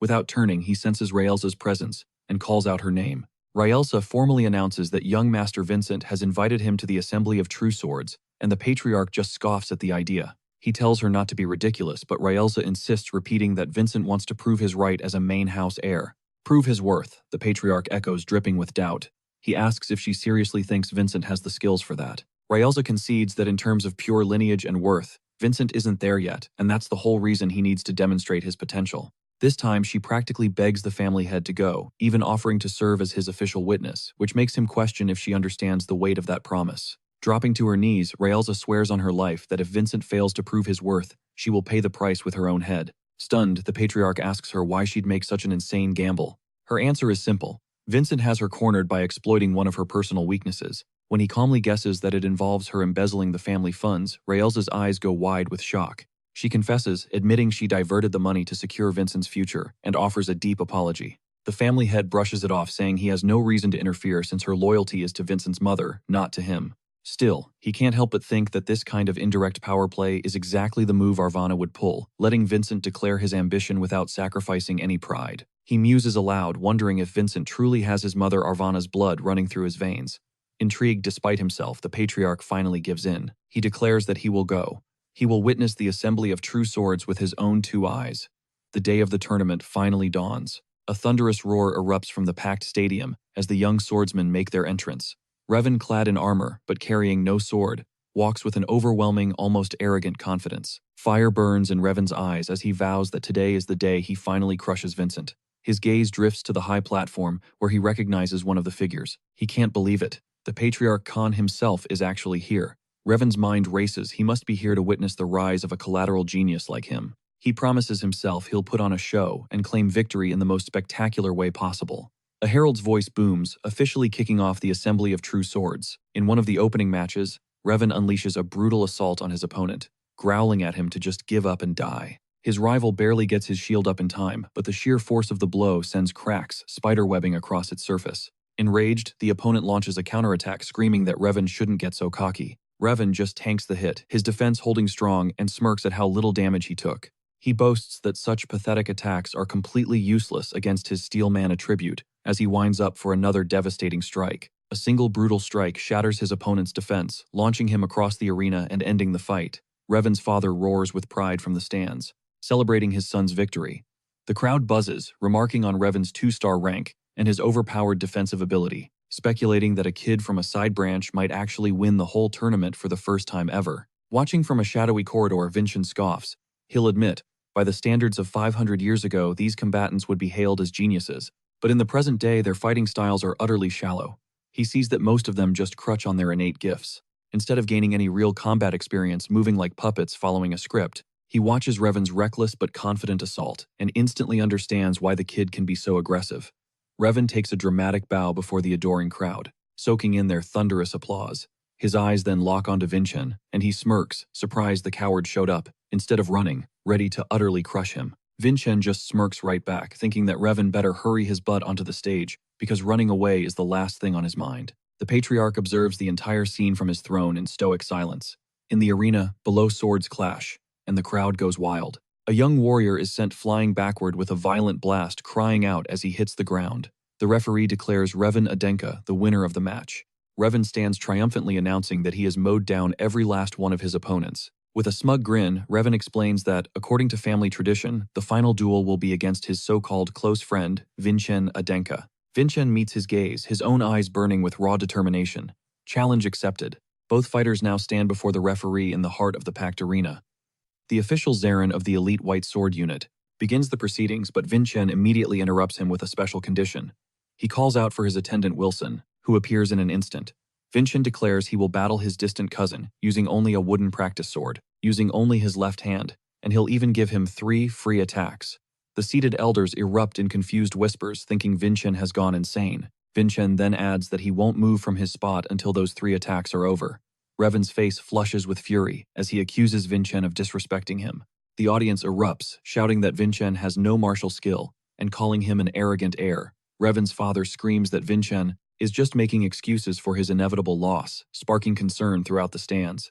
Then the patriarch makes an unexpected decision. He allows Vincen's ridiculous conditions. From his balcony, the patriarch's voice booms, warning Vincen to back up his bold words with action. Vincen coolly promises the patriarch that he'll do exactly that. The rattled referee announces that the duel of the direct descendants will now commence. Revan braces himself, urging Vincen to bring it on as they're told to get ready. Vincen just reminds him that he's still giving him the first 3 hits. Zarin raises his flag, and the fight officially begins. Revan lunges with pure killing intent, screaming at Vincen to die right there. Vincen calmly registers the incoming blow as the first strike. A flashback hits him a study session, where Julian predicted that most initial attacks in this kind of style are simple, short stabs. Remembering this advice, Vincen smirks internally, wondering just how long Revan's arrogance will hold up as he faces the attack head-on. Revan is absolutely certain he's just landed a critical hit on Vincen, but Vincen is already dissecting the footwork, realizing the first thrust was just a feint, and that the true threat is the second stab coming right after. Revan boasts that he's got Vincen right where he wants him, completely defenseless. Vincen sees how crude Revan's movements are, relying on his invulnerability attribute instead of solid fundamentals, and he begins to channel his power. Thinking about the design of greatswords, he finishes the thought out loud saying, "Greatswords are not meant for stabbing." And with an almost effortless motion, he parries Revan's massive blade. Revan freezes shocked, realizing his sword was just swatted away by someone with overwhelmingly more strength. A dark, menacing aura starts to radiate from Vincen as he reminds him that he's already used up 2 of his free attacks. Revan curses under his breath, his frustration and desperation growing. He roars, "Don't get cocky," and unleashes another huge fiery swing. Vincen counters with a single, precise blow, catching Revan completely off balance. A quick shift in footwork trips, Revan shattering his stance. The wooden sword and Vincen's own leg slam Revan into the ground, smashing his head hard against the arena floor. A raw scream of agony rips from Revan's throat from the sheer force of the impact. Looming over his fallen cousin with a terrifying aura, Vincen informs him that he has now used up his 3rd and final free attack, leaving Revan utterly stunned. Clutching his wooden sword, Vincen makes a silent promise to Julian. He then remembers the vow he made to his father, and declares for all to hear, "Now it's my turn to attack." Solidifying his resolve, he pours his energy into the wooden blade. Vincen prepares to finally launch his own offensive. A collective gasp sweeps through the audience. Shouts of utter disbelief echo through the stadium. The referee just stares speechless at Vincen's incredible display of skill. The patriarch watches intently from his throne, his eyes narrowed and his thoughts hidden. Revan's father reacts with pure shock and outrage. At this unbelievable turn of events, he screams at Revan from the stands to get up while Vincen waits calmly, his wooden sword at the ready. Revan forces himself to his knees, his mind reeling at how he could be struggling against someone who supposedly couldn't even use mana. And standing beside Vincen, visible only to him, is Julian. Is totally stunned, asking what that even was, and Vincen just casually says it was a simple hand control technique. Then we get a flashback to his training, where his master drilled into him that a true martial artist has to know how to shut enemies down even without a weapon. Revan struggles to his feet, claiming he gets it now as he prepares for another round. He figures Vincen must have just lucked into some lame, divine trait, and starts mocking him, calling it pathetic. Julian is absolutely fuming at the disrespect, but Vincen is ice cold, saying, Revan can believe whatever he wants, but his delusions are about to come to a screeching halt. Revan bellows for him to shut up, vowing to end Vincen's cheap tricks with his very next attack. Julian frantically warns Vincen, yelling that a head-on block is suicide and he needs to dodge. Vincen just replies, "I know," as Revan's supercharged strike slams down, shattering the entire arena floor as Vincen moves. He becomes a blur inside a vortex of purple energy already coiling for a counter. Revan realizes way too late that in his powered-up stance, his entire side is exposed. Vincen's blade slashes across his shoulder, biting deep despite the steel body ability. Revan grabs his neck completely, baffled, shocked, that the hit doesn't even sting. His father shouts triumphantly from the stands that a mere practice sword can't even dream of piercing a steel body's defense. But Vincent is just analyzing the situation. With his body this trashed, he can't unleash his real power yet. He figures if Revan gets overconfident, he'll keep using the same attack pattern, a weakness Vincent is already setting up to exploit. The plan is to redirect Revan's own overwhelming power. By using the force of his next blow, Revan lets out a roar as he charges another massive surge of energy building in his chest. Vincent's counter sends Revan rocketing into the air as spirals of mana erupt around them, and he locks eyes with the moderator. Vincent mentally blasts a message to Zeron: do absolutely everything in your power to stop a tragedy from happening. Zeron, totally confused, mutters in shock from the sudden mental pressure. Vincent thinks to himself that he has only one shot to get this right. He decides that using his ultimate sword skill once will probably shatter his own body, but he readies himself anyway. He's determined to finish this fight while Revan is still airborne and defenseless. Revan, stranded in midair, lets out a panicked scream. Fueled by pure rage, he swings down again, hurling insults at Vincent. But Vincent's perception has gone into overdrive. He can clearly see the exact arc of Revan's sword in his mind. He visualizes the glowing red line of Revan's blade and the cool blue line of his own, plotting the exact point where the two will intersect. He tells Julian to watch closely because he's about to demonstrate the sword technique he has truly mastered. The converging red and blue sword paths collide in a blinding explosion of light. A massive pillar of Vincent's purple energy erupts vertically, completely annihilating Revan's attack. The absolutely devastating slash tears across the entire arena, sending Revan hurtling through the air. Revan's father is frozen in horror, watching what just happened to his son. The patriarch's expression turns to stone as he grasps the terrifying power of Vincent's technique. Vincent explains how his skill literally slices through space itself, warping the very flow of mana. He reveals that this art severs everything, even an opponent's own techniques, calling it skill swordsmanship. Revan lets out a blood-curdling howl of terror and agony, clutching the stump of his shoulder and just screaming about his arm. It dawns on him that it's been completely severed. Vincent coolly asks the stunned moderator, "Do I have to cut off his leg too for you to declare my victory?" Zeron frantically raises the flag and proclaims Vincent and Adenka the winners. Revan's father and the officials swarm the stage, desperately trying to stop the bleeding and shouting for a priest. The patriarch tears into Zeron for failing to prevent the disaster, and ashamed Zeron apologizes, taking full responsibility. Julian warns Vincent that his body is at its absolute limit, and that he needs to rest. But Vincent, with a faint smile, says he can't collapse just yet. Vincent tells Julian he kept his promise. Later in the throne room, someone calls out to the patriarch, addressing him as Lord. The patriarch recalls that he had agreed to personally judge the power gap between the direct members of the Adenka line. He confirms that he has now seen it for himself. The patriarch announces to everyone present that the champion of the Assembly of True Swords is once again Vincent Adenka. As the crowd applauds, he orders everyone inside, declaring that the award ceremony will begin immediately. Night falls over the estate under a starry, crescent moonlit sky. Inside a grand hall, the patriarch presides over a formal gathering, with Vincent and countless nobles in attendance. A jeweled miracle stone, the grand prize, is displayed in an ornate box. The patriarch declares that the one who triumphed over impossible odds, Vincent, will now receive the miracle stone. A gloved hand lifts the glowing gem, ready to present it. But Revan's father storms into the hall, shouting that the result and the reward are an absolute joke. He rants that Vincent's victory must have been some kind of cheap trick. Julian nervously whispers to the patriarch, suggesting that maybe Vincent had tapped into an apostle's power. A priest rushes up to Revan's father to report that an unforeseen problem has come up. The patriarch calmly asks the priest what's wrong. Surrounded by healers pouring magic into Revan, the priest begins his report on the boy's arm, and he grimly concludes that Revan's severed arm cannot be reattached, repeating the devastating news. The priest explains that young Lord Revan's body is rejecting the arm. Revan writhes in agony as they confirm it seems to be completely impossible for the limb to ever be reattached. The words hit Revan's father like a physical blow. He stumbles back, horrified by the vision of his son living as a cripple. The priest can only offer a weak apology. Enraged, Revan's father lunges forward, grabbing the holy man and roaring, "What kind of priests are you if you can't even mend a single arm?" While the priest stammers that it's a wound unlike any he's ever witnessed, Julian calls out to Vincent, who's been standing silently lost in thought. The priest elaborates, his voice trembling, that the stump looks like it was severed by a power far beyond the reach of his divine magic. The patriarch listens intently as the priest issues a grave warning: if they hesitate any longer, not even a high priest will be able to save the arm. Seizing the moment, Revan's father twists the situation into a formal accusation, declaring before the patriarch that such an impossible wound is proof Vincent used some forbidden dark art. A wave of whispers ripples through the assembled nobles. He might be onto something. Did Vincent really rely on apostolic powers? Vincent steps forward, requesting permission from the Patriarch to address these suspicions. He gets the nod. He argues that since this entire assembly was held under the Patriarch's watch, everything that transpired has already been sanctioned by his authority, and the victory has been rightfully declared his. Vincent drives the point home, stating that to deny his victory now is to openly defy the Patriarch's authority. In front of all the honored guests, he calls out Charles Adenka by his full name.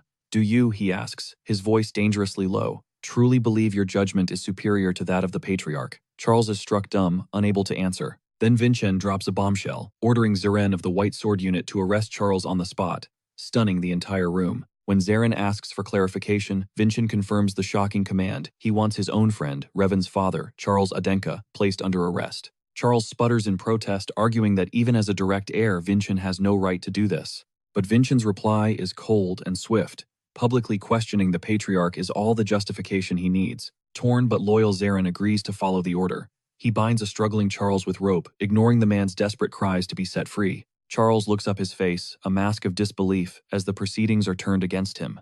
The Patriarch then informs Charles that given the circumstances, he actually owes Vincent a debt. He explains a core tenet of Adenka law: a person cannot be judged for the same crime twice. And if Vincent hadn't stepped in now, Charles would have faced a much harsher official punishment from the family later. Seeing him as a fellow father, the Patriarch offers a deal. The matter will be dropped if Charles swears to remain silent from this moment on. Defeated, Charles submits. The Patriarch turns to Vincent, telling him he handled the situation well. Vincent bows deeply in thanks, as Julian playfully notes that he seems awfully pleased with himself. Vincent admits that earning praise from the Patriarch is an exceptionally rare and valuable thing. Still tied up, Charles desperately calls out to his son, who lets out a pained groan from the nearby table. The healer attending to Revan mutters that if a solution isn't found soon, the boy's right arm will be gone for good. Revan weakly protests, but Julian urgently whispers Vincent's name, hatching a plan. The look on Vincent's face shows he's listening. Vincent immediately sees the strategic advantage. This could be a golden opportunity. He agrees to Julian's audacious proposal. He turns to the priest and asks, not even a miracle stone could reattach Revan's right arm. The priest freezes instantly, realizing Vincent is talking about the legendary miracle stone that was promised as the prize for his victory. A sly smile spreads across Vincent's face.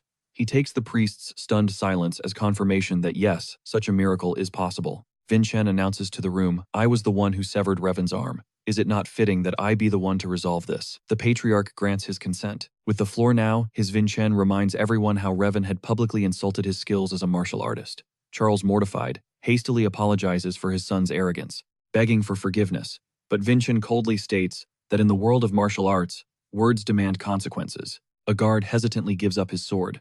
A dark, powerful aura flares to life around Vincent as he raises the blade over the cowering, bound form of Charles. Charles fears the absolute worst. Vincent's voice rings out, demanding that he show the true remorse of a martial artist. He makes a stunning offer. If Charles does so, he will use the miracle stone to heal Revan's arm. Charles desperately begs to know what else Vincent could possibly want from him. The blue-haired boy's reply is chilling. For the price of a right arm. An equivalent right arm must be offered. The horrifying meaning dawns on Revan's father. Someone has to lose an arm. The boy scoffs internally, looking at the terrified adults. He calls them pathetic. He glances over and sees Revan is conscious, but staying quiet, then silently shames the grown-ups for prioritizing their own limbs over a child's future. Backed into a corner, Revan's father roars that he will make the sacrifice himself. He raises a sword, his entire body trembling. He grits his teeth, preparing to bring the blade crashing down on his own arm. Watching this unfold, the boy and his spectral companion have to admit, twisted as it is, the father truly loves his son. Revan's father steels his resolve. This is the only way. With a guttural scream, he swings the glowing sword towards his own limb. In that split second, the blue-haired boy's power flares. Prevent any accidents, he commands. Instantly, the swordsman Zeren appears, his own blade flashing through the air and knocking Revan's father back. He stops the gruesome act just in time. Revan's father, gasping for air, looks down to see his arm is still there, completely unharmed. The only damage is the shattered table beneath him. Zeren sheathes his sword coolly, telling the father to find a better use for his courage next time. The blue-haired boy kneels before the Patriarch, calmly reporting that the matter has now been concluded. The Patriarch himself commends Vincent, bestowing upon him a shimmering, multicolored crystal as a token of his triumph.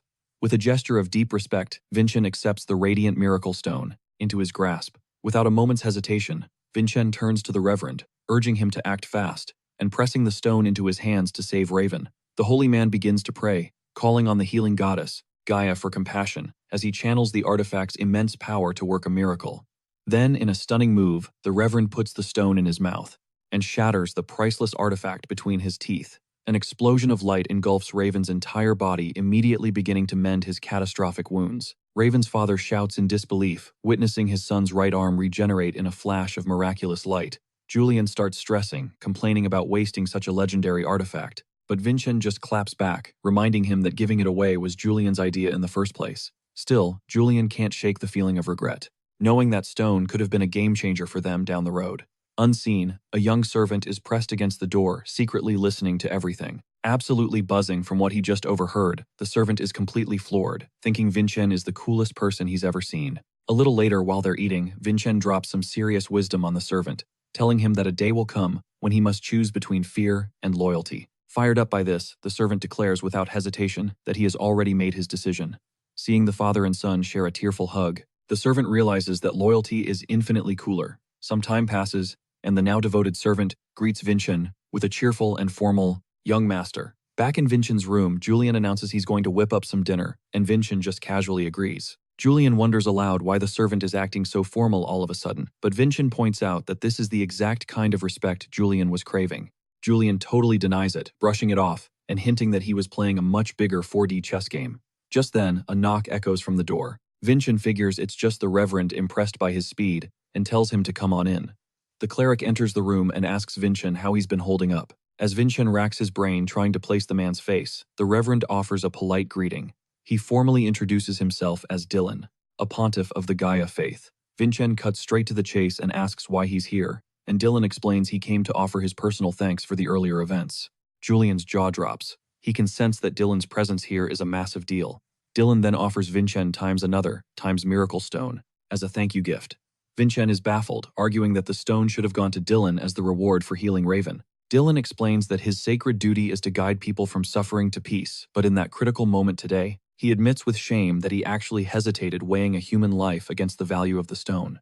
He says Vincent put him to shame by so easily giving up the prize he had rightfully earned. Dylan thanks Vincent for triggering this moment of profound self-awareness and insists he take the new stone. Vincent humbly suggests Dylan came to this realization on his own, but accepts the artifact as a sign of respect. Dylan expresses his gratitude one more time, and then pulls out something else for Vincent. He presents a very special-looking card, telling Vincent to flash it anytime he needs the temple's power on his side. Dylan then leans in, confiding that he's secretly been promoted to a second-class pontiff, which makes the card unbelievably powerful. Julian is absolutely bugging out, realizing how high-ranking Dylan actually is, while Vincent just asks if that's a big deal. Julian frantically explains that the card grants insane perks like unlimited healing. It essentially gives Vincent the status and authority of a second-class pontiff himself. Dylan takes his leave, remarking that he learned a great deal from Vincent. Our boy simply bids the pontiff farewell, still clutching the ridiculously overpowered privilege card. Julian beams with pride, telling Vincent that this new connection is a way bigger glow-up than relying on their old family healer, and Vincent gives Julian props for his master plan. A little embarrassed, but clearly happy with the praise, Julian admits he's a total sucker for a compliment, but then his expression shifts, remembering something else that has to do with earning praise. He says their father almost always eats alone, but on one occasion he invited a family member to join him. Right after an assembly of true swords, Julian drops the bomb that the person who got that invite was their insanely strong second sibling, Dia, who had absolutely dominated the tournament. Vincent wonders if that same special dinner invitation might be on the table for him tonight. Julian crunches the numbers and figures the odds are about 50%. Vincent decides that even though his body is wrecked, he's going to get ready instead of crashing.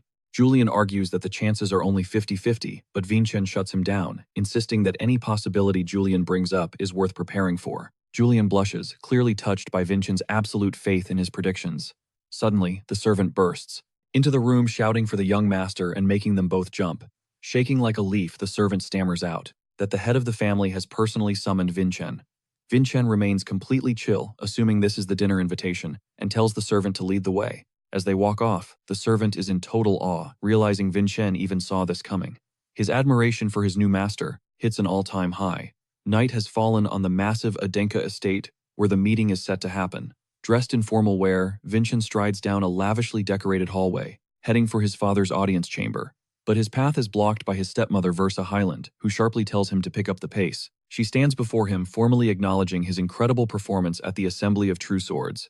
Vincent thanks her, explaining in his head that after his birth mother passed away, this woman became his new stepmom. He identifies her as Versa Highland, a legendary retired martial artist once known as the Giant, who now commands every aspect of the household. Versa tells Vincent their father is waiting and that it's time to go in. The two of them step into the patriarch's shadow-drenched, intimidating throne room, their footsteps echoing in unison. Inside, the patriarch sits enthroned, a figure of immense power as Versa presents Vincent to him. The patriarch's voice rumbles through the hall, calling Vincent's name.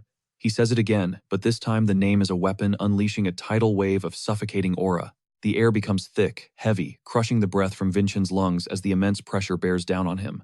It hits him this crippling force wasn't there this morning.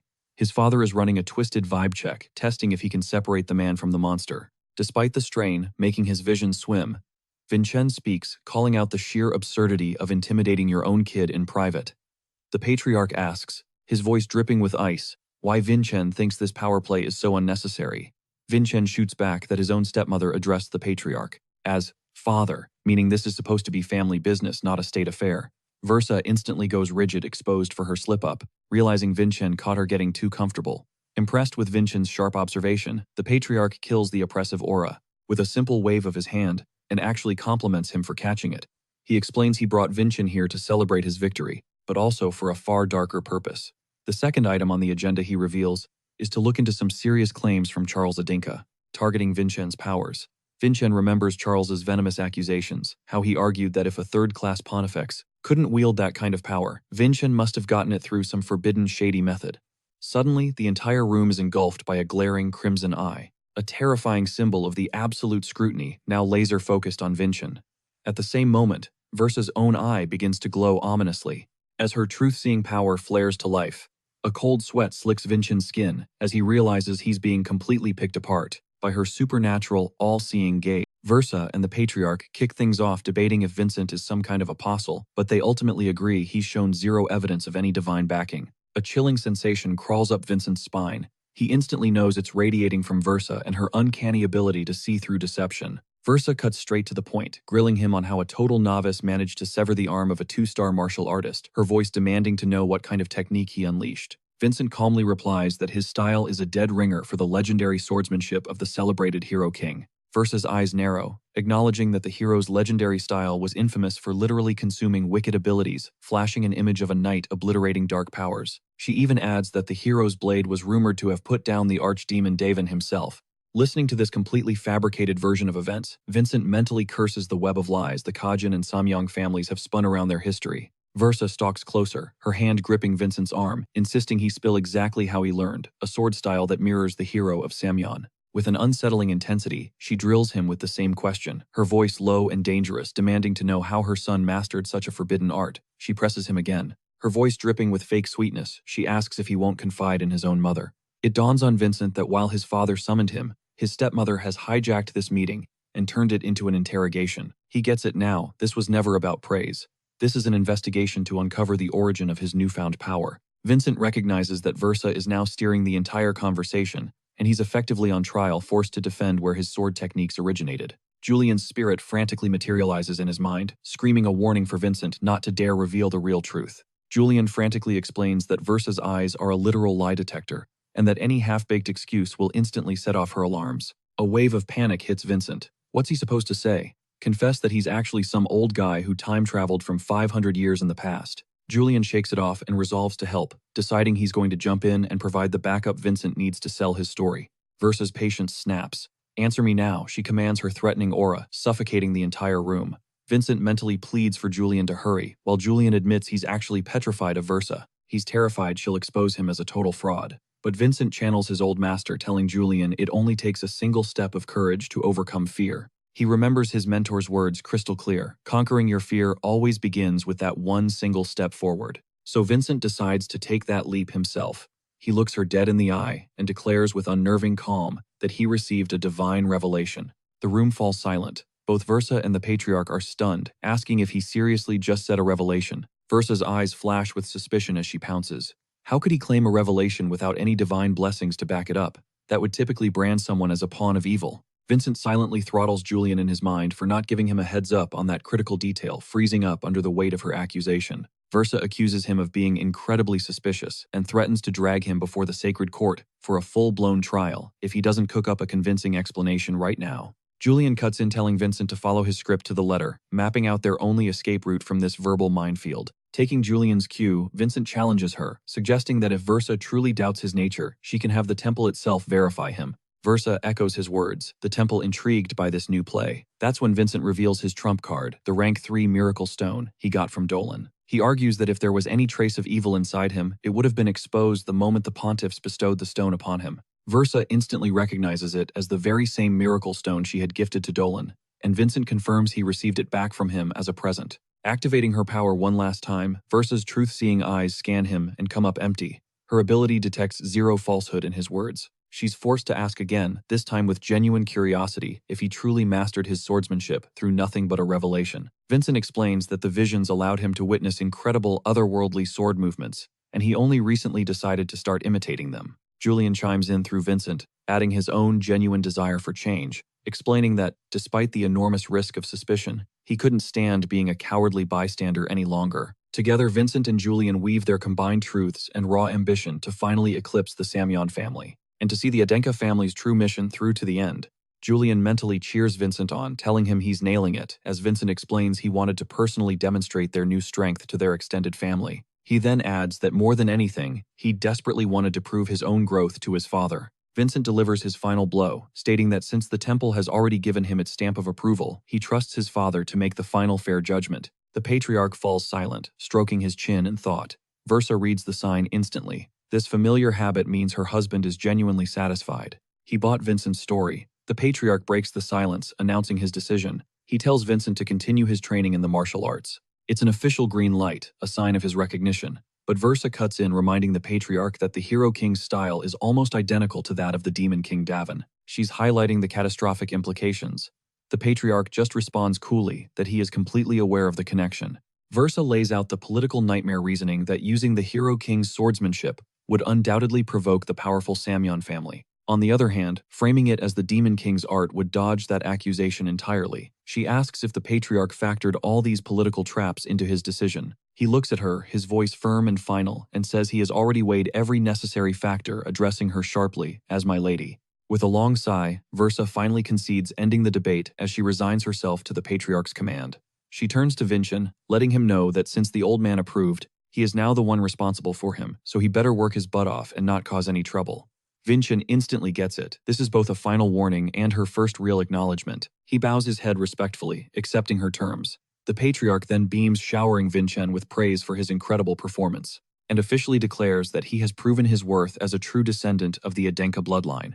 As a bonus reward, he offers to grant Vincent any single thing his heart desires. Vincent's answer is simple and direct. All I want is to become stronger. The patriarch pushes back, insisting on a prize only he can provide. As he presses for an answer, Julian buzzes in Vincent's ear with a brilliant idea. Vincent asks for the ultimate privilege access to the family's secret library. The patriarch's eyes narrow, noting that only 3-star martial artists are permitted inside, and asks if Vincent has actually hit that rank.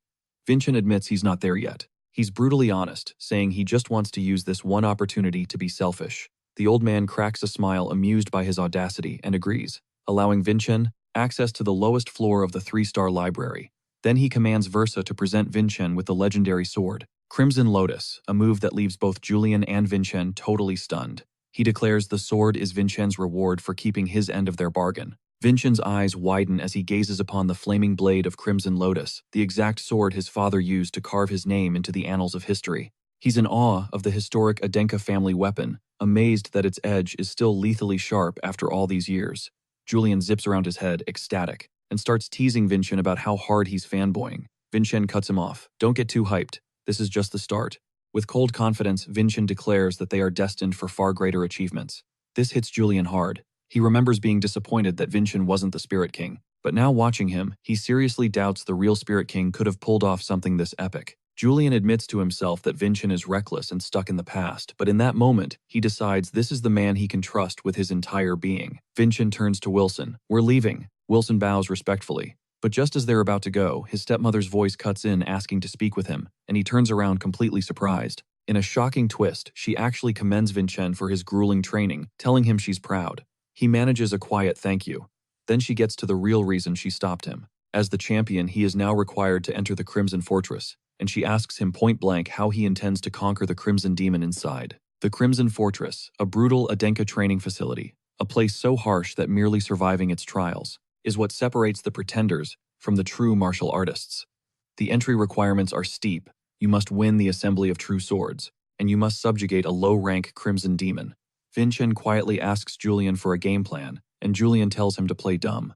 Vincent turns back to his stepmother and admits he hasn't decided yet. The answer clearly surprises her.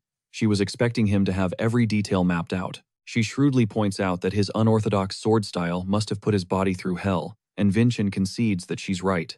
Then you will listen to my advice, she orders.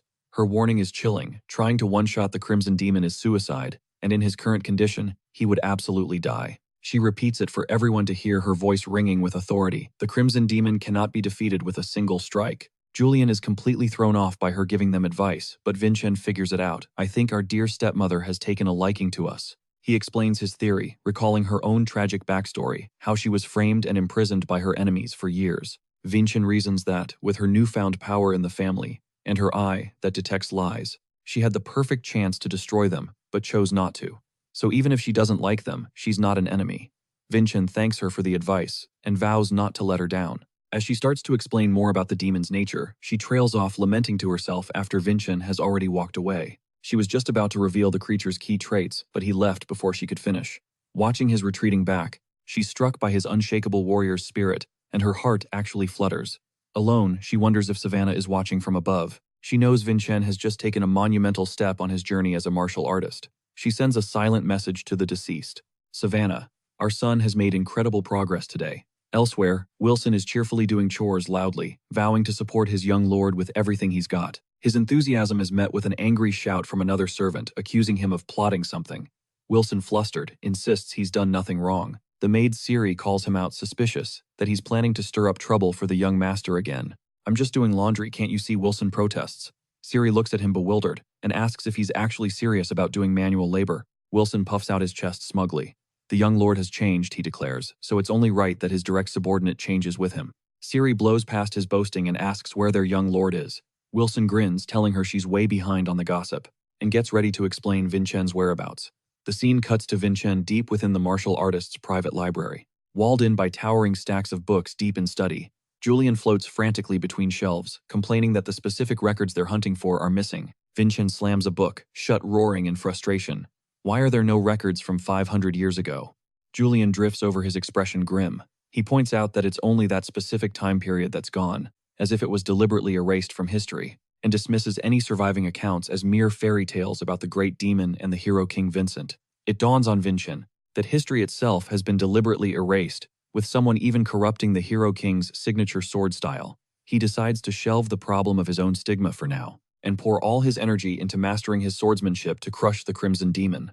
To do that, he knows he needs a pre-imagery training technique, because he's not yet capable of using imagery himself.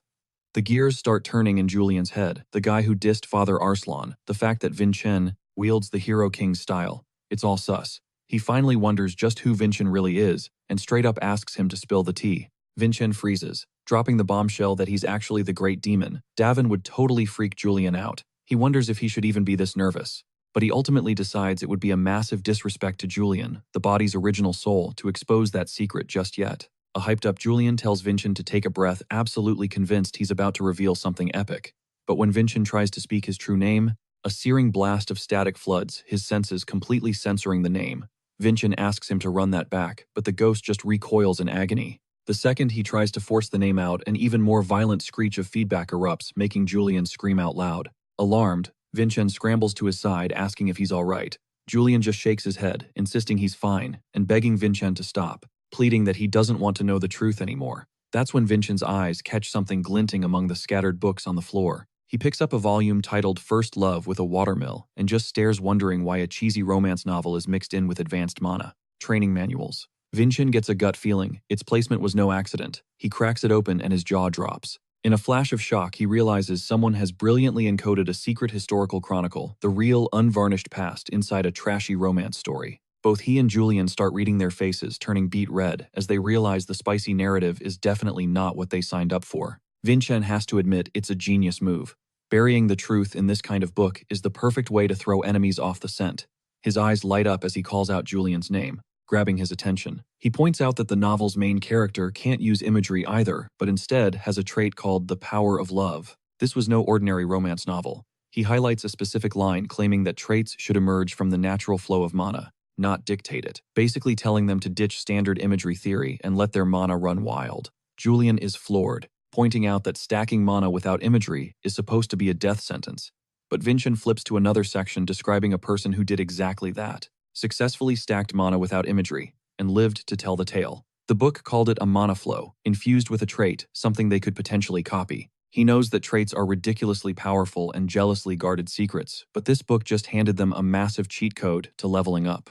Vincent immediately suggests they start testing the method, but Julian pushes back, reminding him he literally just said it was crazy dangerous. Sometime later, out in the courtyard, Sari comes running to greet Vincent, calling his name. Overcome with emotion, she asks if the rumors are true that he actually took down Revan Adenka and claimed the sword Crimson. Julian quietly asks who this girl is. Vincent explains she's their maid Sari, who'd been gone dealing with a family crisis. He remembers the original Vincent, who found so much comfort in Sari's kindness. He muses that even the loser version of himself had someone who genuinely cared about him. Vincent confirms the rumors and Sari nearly faints from pure relief. She confesses she was terrified he would be cast aside and forgotten after the assembly, and is overjoyed he proved everyone wrong. Vincent awkwardly whispers to Julian, asking if he has any idea how to comfort a crying woman. And Julian just deadpans that spirit, and magic tutorials don't really cover that. Vincent turns back to Sari and apologizes for keeping his training a secret, promising he's working his butt off to become a master she can truly be proud of. But right then, a familiar voice calls out as Revan appears. He says he has something important to discuss with Vincent. The trio, Vincent, Julian, and Sari, all whip around, stunned to see him there. Revan formally greets Vincent, stating he has something he needs to say. They all move inside, sitting in a thick, awkward silence, while Sari hovers nervously between the two men. Sari is practically vibrating with anxiety over the impending showdown. Revan just sits there, struggling to find his words. Julian thinks to himself that Revan is being weirdly quiet, for a guy who just announced he had something major to say. A nervous Sari finally shatters the silence by offering to make sandwiches. Without a word, Revan suddenly unsheathes his enormous sword, his face dead serious. Julian and Vincent are both jolted by the sudden move. Revan roars that he's here to repay Vincent for what went down at the Assembly of True Swords, shouting his name with raw intensity. As Revan lunges forward, Julian screams a warning. Vincent rips out Crimson just in time, thinking he seriously didn't see an attack this direct coming. Vincent instantly analyzes his opponent, realizing Revan has already started learning skill swordsmanship. His old tricks won't work anymore. Vincent yells at Sari to get out of the room now, but she stands her ground, crying that she can't just abandon him. Revan shouts Vincent's name, declaring that he is massively in his debt. He flashes back to when Vincent forgave his disrespect and handed over the Miracle Stone, which ended up saving his arm. He confesses that he greedily used the stone on himself, screwing over his father, but the miracle ended up fixing both his arm and his family's desperate situation. He felt like he'd gained the world without giving anything back. Refusing to be a coward any longer, Revan drops to one knee before Vincent gripping his sword tight. Revan sets his sword on the ground, pointing it toward Vincent as the ultimate offering of repayment he can make. Then, dropping to his knees, Revan pledges his absolute loyalty. Sari's jaw drops. She can't believe the distinguished young Lord Revan is actually kneeling to Vincent. Vincent sees this for what it is.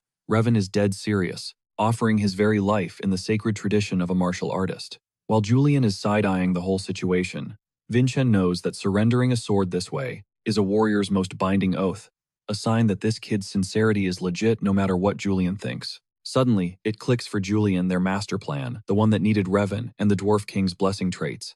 Vincent decides he won't just blindly trust Revan, but a new strategy forms in his mind. He unsheathes his own blade, Crimson taking Revan's silence as consent, and places it on Revan's shoulder, beginning the sacred ritual to accept his vow. He declares that he accepts Revan's allegiance and vows to protect him, unless the day comes that Revan betrays that trust. The moment Revan sees the legendary Crimson Lotus in Vincent's hand, he realizes Vincent had to have already been chosen by the family's patriarch. A massive grin spreads across Revan's face as he promises he will never regret this oath, thanking Vincent for accepting him. Sari is just totally floored by the solemn ceremony she just witnessed. She's practically beaming, thinking Vincent's glow-up is so complete that his old reputation as a nobody feels like a total fever dream. The moment is cut short by Julian, who awkwardly interrupts right after they've secured Revan, ready to jump into their next phase. He enthusiastically asks if now is the time to try and extract the Dwarf King's blessing traits from their new subordinate. The scene pulls back, showing the mansion's exterior as this intense new training is set to begin. In another part of the estate, the Patriarch gets an update from Vinchen's stepmother. Vincen plans to enter the Crimson Fortress in the next year. He questions her about the Crimson Demon conquest, probing to see how prepared Vincen truly is. She reveals she tried to give Vincen the full rundown on the demons, but he didn't even ask, acting like he already had it in the bag. She describes Crimson Demons as phantom-like beings that can only be damaged by third-star mana or higher, making the entire challenge a massive test of raw power. She's about to say more, connecting this very fact to the recent chaos happening at Vinchen's private building. The scene shifts, recapping the last few insane days at Vinchen's place. We see Vincen shirtless, his torso covered in a web of glowing mana loops, as he forces his body through the dangerous new flow technique. The shot pans over to show Vincen meditating without a shirt, while Revan and Julian watch on, confirming that Revan is now officially living in Vincen's outbuilding. Revan is in full-on coach mode, pushing Vincen to complete another perfect mana loop. Julian frets from the sidelines, nervously pleading with him to take it slow. A close-up shot of a manual reveals the ridiculously coded instructions they're trying to follow.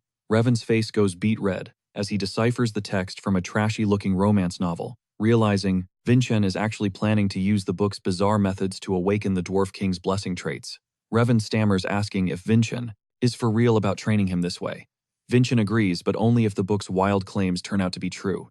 Vincen lays out the insane risks involved. He'll have to guide Revan's mana flow personally while they meditate side by side, essentially putting Revan's life entirely in his hands. He looks Revan dead in the eye, reminding him of the oath he swore, and confirming he's ready to trust him completely. Watching Vincen meditate with such intensity, Revan wonders if he could ever place that kind of absolute faith in another person. He knows he couldn't. Revan is humbled yet again, feeling Vincen is on a whole other level.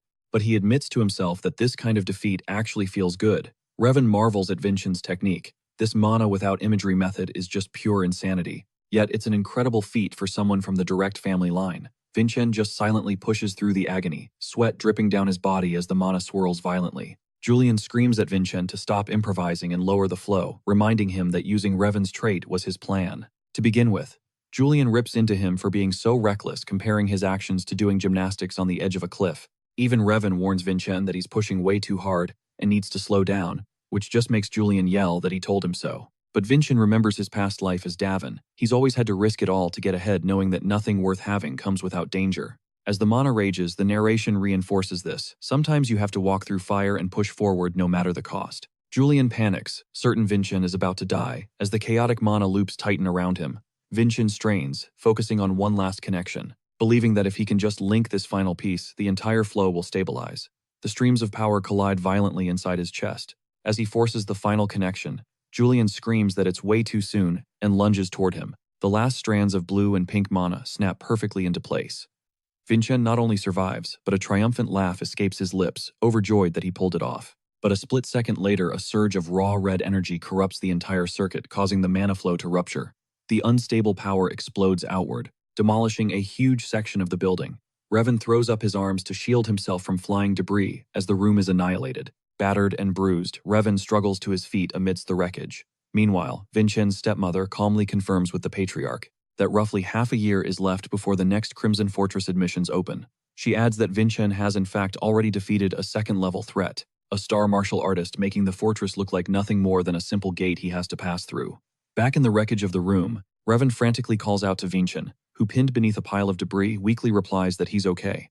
Revan is freaking out, telling him he's pushing way too hard, pointing out that a process that took Revan 6 months should take even a prodigy like Vincen at least 2. But across the estate in the audience chamber, Vincen's stepmother makes a sudden cold declaration. Vincen gets 1 month and not a day more. The Patriarch commands her to deliver this new ultimatum personally, locking in a brutal timeline for his training. Vincen gets a stark reminder he has exactly 1 month to defeat the Crimson Demon, and he's chewed out for not paying attention. As he comes to under a mountain of fallen books, Vincen thinks to himself that he almost bit the dust, and would have had to go through the whole reincarnation hassle all over again. Footsteps echo down the mansion corridor. The Grand Chamberlain is here with an order from the Lord. Young Lord Vincen is to complete his coming-of-age trial within the month. She warns that the clock is ticking, and he needs to get a move on. She throws open the door to the demolished room calling his name, but stops dead in her tracks, completely stunned by the scene. Stepping into the disaster zone, she finds a shirtless, bandaged Vincent surrounded by his attendants and a sea of scattered books. A dark aura, practically radiating off her, the Grand Chamberlain demands the young lord explain this utter chaos. While Revan is internally panicking, recognizing the terrifying 7-star powerhouse Realsa Vincent just casually claims he was just meditating. But Sari immediately screams that he is so obviously lying. She furiously argues that no meditation session on Earth would leave him looking this wrecked, and asks if he's ever going to stop making her worry, forcing a quick apology out of him. Watching Vincent's respectfully chill attitude, Realsa mentally notes how his way of treating people is a night and day difference from the former lord. She says she won't press him on it, since he said not to worry, but she has something way more important to discuss. Realsa gets straight to the point. Whatever his meditation was, he needs to wrap it up because the head of the house sent a direct message. She repeats the order with chilling finality. He must complete the trial in just 1 month. Vincent processes this. Knowing his father has never put a timer on him before, he realizes this command means something huge has shifted. A pleased smirk spreads across his face as he concludes that his old man finally has some expectations for him. Realsa then drops another bomb for the next month. She will be his personal protector, shadowing his every move. She urges him to give it everything he's got, practically begging him to crush the Crimson Demon. Revan starts spiraling, knowing Vincent needs at least 2 months just to get the Dwarf King's blessing. A 1-month timeline doesn't just seem hard, it sounds totally impossible. Vincent agrees that with only a month left, he's got to speed things up. But he's cut off by someone calling his name. Sari, her voice thick with emotion, pleads with him not to burn himself out. Vincent just smiles and promises not to go overboard, but then he suddenly feels it. An almost invisible aura flares up around Sari, and he realizes she's leaking raw mana. It clicks for him, then Sari is sitting on an insane amount of mana. She makes him promise again to be careful, and he agrees, then asks her to give him and Revan some privacy. The door clicks shut, leaving the 3 of them alone. A month isn't enough, Vincent thinks. He needs a different strategy. His friends anxiously look to him, asking what the new game plan is. Glowing patterns of mana ignite across Vincent's torso as he begins to form a mana circuit. He shows them the fully formed, intricate design and asks Revan to double-check his work. Revan and the other attendant just stare jaws on the floor at how unbelievably fast Vincent completed the mana flow. Vincent explains he brute forced the flow into completion, a shortcut that will let him reach manifestation way ahead of schedule. Revan is internally geeking out over Vincent's sheer talent, while their companion can only stammer in total disbelief. Vincent declares with absolute confidence that they won't need the whole month. He's not just going to meet his father's expectations, he's going to shatter them. Fast forward 2 weeks. Vincent, Revan, and their armored friend stand in a clearing deep in the forest, braced for what comes next. Vincent announces it's time to start manifesting his traits. His knight companion visibly stiffens his nerves on edge. Revan is also watching with wide eyes, half expecting another massive explosion like last time. Vincent warns Revan that another blast is a real possibility and tells him to get back, but the knight flat out refuses to budge, insisting he has to be there to witness Vincent's success firsthand. Vincent just smiles, thinking to himself that this guy's loyalty is the real deal. He activates the circuit and the manifestation begins. The mana pattern on his body erupts in a blinding light, which then collapses into a super dense core of pure power. The energies swirl, shifting colors as the trait begins to take a physical form. Rings of pure blazing light materialize, heralding the birth of something incredible. Revan feels a bizarre sensation in the air, as an immense power begins to coalesce around Vincent. From that energy, a colossal ghostly figure begins to take shape. An absolutely massive spectral dwarf king in full armor looms into existence above them, leaving Revan completely speechless. The overwhelming presence of the dwarf king, with its glowing eyes and massive hammer, dominates the clearing. Terrified, but also hyped, Revan nervously greets the entity, wondering if he's the only one who can see this living god. The Dwarf King hoists his hammer high, channeling his immense power. With a motion that splits the air, he smashes it down, unleashing the blessing. A piercing scream rips from Revan's throat, while Vincent just stands there perfectly still, as the divine energy cascades over them. A colossal pillar of pure gold light swallows the entire group. In the blinding flash, a phantom figure in familiar clothes flickers into view, a ghost of a memory from a place he once called home. Vincent's eyes widen instantly, recognizing the absolutely overwhelming power that is now flooding his entire being. He stares at the glowing sigil materializing before him, and it all clicks into place. He knows exactly what this is. The knight explains that this mark is the legendary Dwarf King's Blessing, the first-tier defensive trait known as Body Strengthening, just 1 rank below the God-tier Steelman level. The knight is absolutely floored, thinking to himself that Vincent somehow snagged the Dwarf King's personal buff without even needing the full month of prep time. The king's spectral form hovers over the canopy, watching them. Revan internally grumbles for the king to just bounce now that the power-up has been delivered. Vincent feels the new power coursing through him. He's sure now he can crush that master swordsman's servant and has built the foundation to finally defeat the Crimson Demon. He turns to Revan to thank him for everything, but the knight cuts him off, telling him to save the gratitude for after the demon is dead. Vincent says he's got one more favor to ask, and you can see it gets the knight's attention. 2 days later, a carriage is rolling out under a cloudless sky. Dressed to the nines and armed with his sword, Vincent declares that it's go time. They're heading for the Crimson Demon's den. As he approaches the carriage, he apologizes to Ryelza for the last-minute summons, explaining that he plans on completely shattering his father's expectations. But Ryelza is worried, pointing out that he's bailing on the last 2 weeks of his training. Is he really going to be ready? As they get ready to leave, Vincent asks her what's really bothering her, which gets her to finally open up about all the past rites she's witnessed. Ryelza remembers standing guard for the Lord, for Vincent's own brothers, and every other Adenka heir during their trials, noting that not a single one has ever failed. She makes it clear that Savannah's son will not be the first one to take an L, and begs him not to walk into this with some dumb, reckless confidence. Vincent just reassures her, saying there's nothing she needs to worry about. The carriage rumbles on deep into the forest, making its way to their final destination. Inside, Vincent and Revan sit across from Ryelza, who's watching them like a hawk. During the ride, Revan starts complaining, griping that bringing a guardian along on this mission is totally pointless, but Vincent points out that she's also there to monitor his every move and to secure the loot after they kill the demon. Revan still can't wrap his head around why Vincent is being so extra about this whole thing, just to prove a point, and thinks about how much the world has changed in 500 years. Ryelza suddenly breaks the silence, asking Vincent if he's done any research on the Crimson Demon. She explains that, to take this thing down, you typically need at least 3-star mana, and from her expert opinion, Vincent is nowhere near that level yet. It dawns on Revan that Vincent never once asked for any intel on the demon, but Vincent just brushes off the concern, and wonders aloud if their ancestor Arslan somehow planned even this moment. Then Vincent confidently reveals that the Crimson Demon was the very first monster he ever took down, so he feels zero need to study up on it. Ryelza warns him that even with his weirdly OP swordsmanship, he can't afford to let his guard down for a second. She admits she knows she's a bit of a downer, but concedes that maybe she's just being paranoid. Vincent asks her why she's going so hard to help him, and she gives a stuffy official reply about being the guardian and proctor of the trial. He bluntly calls her out for embezzling funds from the trial's budget, asking if she honestly thought she could get away with it. As the carriage keeps rolling, Vincent admits he knows he was lacking before, and he just can't shake that feeling, basically hinting that he gets why she did it. He even suggests that maybe she intentionally left herself exposed for him to find out, a way to give them some common ground. Ryelza just sits there in a heavy, tense silence, not knowing what to say.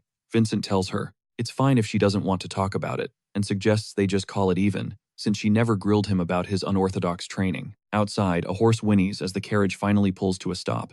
Vincent tells Ryelza, "We're here," and she nods. They step out of the carriage onto the earth, scanning the ancient, crumbling ruins around them. Vincent begins to say something about the place. Ryelza cuts in, explaining that these ruins are called the Old Temple, and they serve as the Crimson Demon's nest. She then adds that the site is actually a memorial for the first patriarch Arslan, built after he killed a fragment of the archdemon Davin. Vincent notes that Arslan's name keeps popping up and feels in his gut that none of this, not Arslan, not the Crimson Demon, is a coincidence. Ryelza's hand falls to the hilt of her sword, bracing for what's about to happen. She announces, "I will begin preparations." Pouring mana into her sword, Ryelza raises the glowing blade high and summons an incredible wave of energy. The power erupts toward the heavens, kicking off the activation of a massive wide-range spell. A gigantic mana dome materializes around the ruins, sealing off the entire battlefield. Vincent and Revan look up, realizing she's just trapped them all inside. A lone crimson eye snaps open in the darkness, and from the shadows behind a pillar, a monstrous crimson demon lurches into view. It locks onto Vincent and his crew, letting out a ferocious roar as raw power crackles around it, its eyes blazing like hellfire. Vincent just tells Ryelza, "Yo, keep your eyes peeled," as he steps up, ready to put on a show. Drawing a seriously ornate blade, he tells her to soak in every detail and report it all back to the Adenka family, because they're about to see what a legend looks like. With a demonic screech, the Crimson Beast charges its massive scythe, slicing through the air. The battle is on. The demon hefts its colossal scythe high above its head, preparing a strike that could shatter the very ground they stand on. Ryelza screams for Vincent to dodge and use the sword path, but he's already calculated the odds, reasoning that getting inside the swing of a huge weapon is the ultimate power move. Vincent plants his foot, a smirk playing on his lips. In a blur of motion, he closes the distance, and the shriek of his sword clashing with the demon's scythe rings out. He throws his weight into it, forcing the massive weapon from side to side. The demon is visibly shocked that this tiny human had the guts to charge straight in. With expert precision, Vincent locks the scythe shaft with his blade, dead stopping its momentum. Grinning like a wolf, he tells the beast, "Don't even think about trying to swing that thing again." In a flash, he uses his blade and the locked momentum to unleash a devastating counterattack. The force of the blow sends the demon staggering backward. He thinks to himself, "Called it. Getting in close against a big weapon is always the right play." Raelza just watches her mind blown. This is his first real fight, and he's only 14, yet he's executing this high-level strategy like he was born for it. She can't shake the feeling that he fights like a seasoned veteran, someone who has put down this exact crimson demon countless times before. Vincent knows it's the Dwarf King trait that's letting his untrained body pull off these insane maneuvers. He reflects that every skill he's acquired until now has just been the groundwork for discovering the true ultimate sword path of his swordsmanship. The crimson demon stumbles back, completely stunned as Vincent relentlessly presses his attack. Vincent executes a perfect backflip, creating distance just as a burst of energy explodes from the spot he just struck. He slides into a ready stance, declaring, "It's time to switch things up." This is the perfect moment to pull back and change his approach. He analyzes his opponent, noting that crimson demons are pure aggression, and this one is getting seriously ticked off from being on the defensive. He predicts the demon is about to unleash a massive, desperate attack. An attack so huge it's guaranteed to leave it wide open for a counter. As the demon starts powering up its attack, he thinks, an enemy full of openings like this, finding a sword path will be a piece of cake.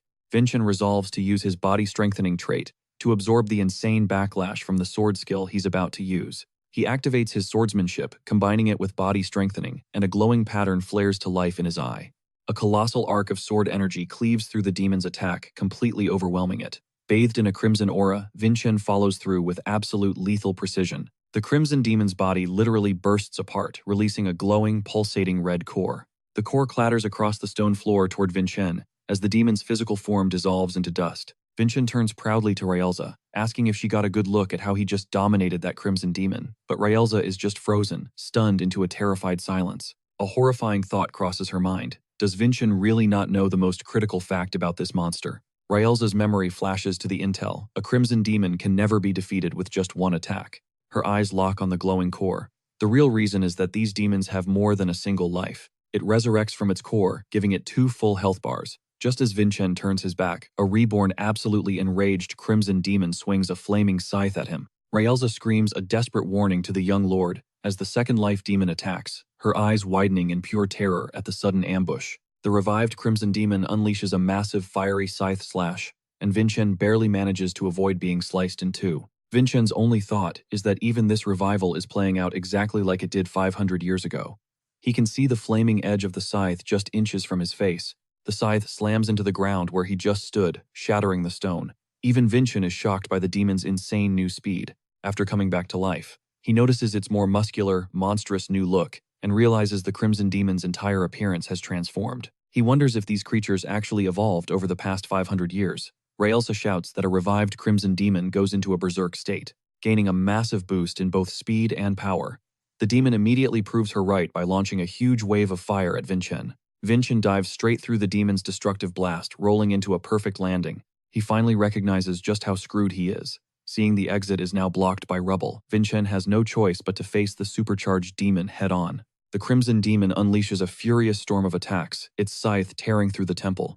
Vincent grits his teeth, straining to block each blow, as his allies scream his name in a panic. But Vincent spots something happening over at the temple's barrier. Julian is screaming at him to change tactics, but Vincent yells back that they have to make the demon drop its guard first. He's figured it out. The demon is trying to corner them too. It's setting them up for one final ultimate attack. He decides to spring his own trap the very instant the demon commits to that final strike. Beyond the shimmering barrier, Raelza's gaze is fixed on Vincent's desperate struggle against the crimson demon, her mind screaming about her duty as the right's supervisor. But she knows stepping in means the young lord automatically fails, so Raelza sends a silent, desperate prayer to Savannah. "Don't make me be the one to destroy your son's future." The name Lady Savannah echoes in Vincent's mind. He can almost hear Savannah's voice, praising his raw power, telling him his talent was being completely wasted in this place. The memory shifts, spiraling into Raelza's own past. A flashback to the day Savannah found a starving, scrappy thief, Raelza, and invited her to join their legendary quest. Raelza's voiceover kicks in, explaining how meeting this absolute force of nature, this woman who actually wanted her as a companion, felt completely insane, totally unreal. She remembers Savannah's blinding smile as she introduced herself. Savannah casually glances back, making sure Khan and Versa are cool with Raelza joining the squad. They just shrug, knowing Savannah would have dragged her along no matter what they said. Raelza thinks back, wondering if she was just delirious from her injuries or simply done with a life of stealing scraps. Or maybe she muses she was just completely captivated by Savannah's fearless energy and reached out to shake her hand. And just like that, Raelza concludes she joined the party destined to become Adenka's greatest heroes. The memory shifts again. A monstrous ogre towers over Raelza. The beast lets out a deafening roar as Raelza calmly squares up, ready for battle. With a quiet apology, she prepares to draw her blade. Her hair ignites with power as she unleashes her aura, but it's Savannah who suddenly flips through the air, slicing the ogre down, while yelling that she's totally not the main character. She lands, celebrating the epic finishing blow and giving Raelza props for the perfect setup. With another fluid motion, Savannah demolishes a second beast with her insane sword skills. Raelza remembers being in awe of how Savannah was, both devastatingly powerful and stunningly beautiful. Conquest complete, Savannah cheers, and Raelza recalls her uncanny ability to make everyone around her smile. Raelza reflects on how Savannah became a blazing sun in her formerly dark and hopeless world, a faint smile gracing her lips at the thought. "My lady Savannah," she whispers to herself with reverence. The scene dissolves into a stormy night rain, lashing against a huge mansion. Inside, Savannah is on her deathbed. Her knuckles are white as she clutches the bedsheets. Weeping servants Raelza and the Lord are gathered around, their faces etched with grief. Raelza's voice cracks as she whispers Savannah's name, a swaddled infant clutched in her arms. The baby Vincen lets out a piercing wail. The image of the crying infant fills her vision, snapping her out of her sorrow. Raelza's expression hardens. This is no time for grieving. Savannah's child needs her. Tears streaming down her face, she makes a solemn vow to protect this boy from the brutal fate of Adenka's direct bloodline until he could stand on his own as a true warrior. Back to the present, a massive boom echoes across the right grounds. Vincen is sprawled on the floor, his sister sneering down at him like he's trash. As he lies there defeated, she taunts him, calling him a useless disappointment and demanding he address her with the proper respect. Vincen grits his teeth and formally calls her sister. She just lets out a cruel laugh, mocking him for being so pathetic that he'd obey her instantly. Raelza's voiceover returns, admitting that for 14 years she kept wondering what, if anything, she could expect from this supposed failure, Vincen. She confesses she even thought about ditching Adenka for good. Cut to another scene where Wilson is fanboying outside a door, gushing about how awesome Vincen is. A terrifying shadow falls over him. It's Raelza who instantly shuts down his ridiculous fangirling. Wilson panics, stammering that he was just doing his duty as a servant to young Lord Vincen. It's then that Raelza hears the news. The patriarch himself has officially acknowledged Vincen. The revelation hits her like a lightning bolt. For the first time in over a decade, she feels a flicker of genuine hope, silently begging Vincen not to give up now. Her spirit cries out to him. The scene snaps back to the arena, where the Crimson Demon is gathering a terrifying amount of energy for what looks like a final devastating blow against Vincen. Raelza's inner voice screams, refusing to let it end like this. Just as the demon lunges forward, a new voice commands it to halt. Vincen pushes himself to his feet, a new fire in his eyes. The entire battlefield begins to glow with an intense crimson light as he focuses his power. Vincen gives a subtle signal, and a new player enters the game. He calls out to Revan, who explodes past Raelza and into the arena like a bullet. Raelza is stunned, realizing that the blur that just shot past her had to be Revan. Revan's lightning-charged blade smashes against the demon's weapon in a shower of sparks. And there they are, Vincen and Revan, standing side by side, having perfectly intercepted the demon's charge. With his dramatic entrance complete, Revan plants his feet, shouting his own name for all to hear, ready for a brawl. The supercharged Revan then clashes ferociously with the Crimson Demon. Watching them fight in perfect sync, Raelza realizes with a gasp that Revan Adenka must have planned to jump in and help Vincen all along. To take down the demon together, Revan flashes a grin at Vincen, telling him to wrap this up before he runs out of steam. Vincen brings his hands to his center, channeling energy for another technique. The scene flashes to him, meditating calmly in the pouring rain. A shimmering blue aura envelops him, and Raelza can't believe her eyes. He chose to start meditating in the middle of this life-or-death chaos. She knows that if Revan's defense breaks for even a split second, the shockwave alone will instantly kill the young lord. The Crimson Demon locks onto the meditating Vincen, seeing an easy target. But Revan immediately taunts the beast, yelling that its fight is with him now. He tightens his grip on the hilt of his colossal cleaver. Revan continues to exchange savage, earth-shaking blows with the Crimson Demon. The monster's face twists into a mask of pure rage. It unleashes another apocalyptic wave of fire and fury.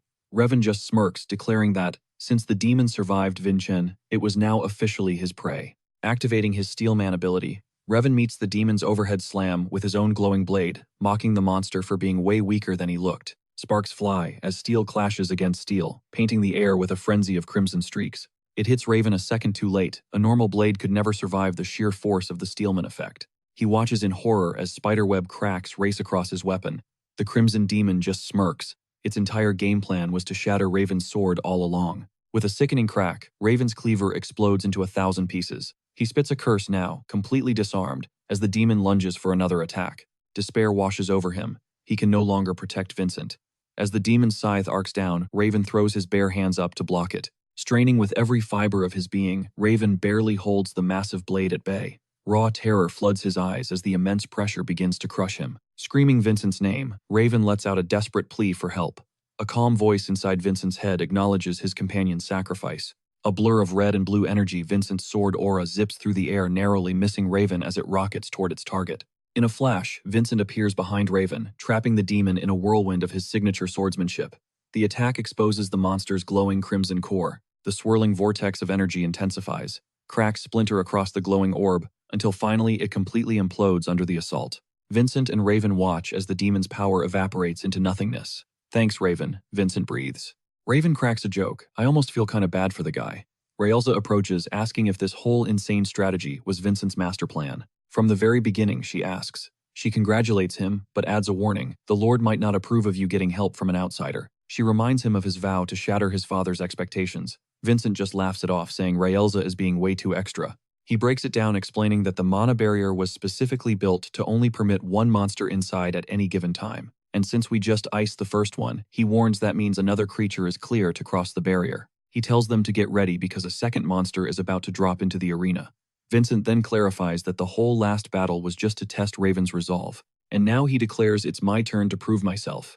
With that, Vincent bites down hard on the miracle stone. An eruption of terrifying purple aura engulfs him as the stone's raw power floods his system. He quickly assesses his boosted strength. Even powered up, he can only unleash his ultimate sword technique 2 times. Vincent explains that's why he was meditating. He needed to get a precise read on how the miracle stone was affecting his body. He takes a deep breath, bracing himself for the backlash. Forcing his body to endure the unimaginable strain, Vincent unleashes his signature swordsmanship once more in a colossal vertical slash. He's noticed a fatal flaw. The demon's core is left wide open every single time it regenerates. Seeing this massive vulnerability, he knows the thing is a sitting duck. Vincent considers the regenerating demon an easy mark. He decides to take the most direct path straight to that glowing, exposed core. Vincent's twofold sword technique slices cleanly through the revealed crimson weak point. The shattered pieces of the core drift down like confetti in front of a stunned Raelza. She realizes she'd been stressing out for absolutely no reason.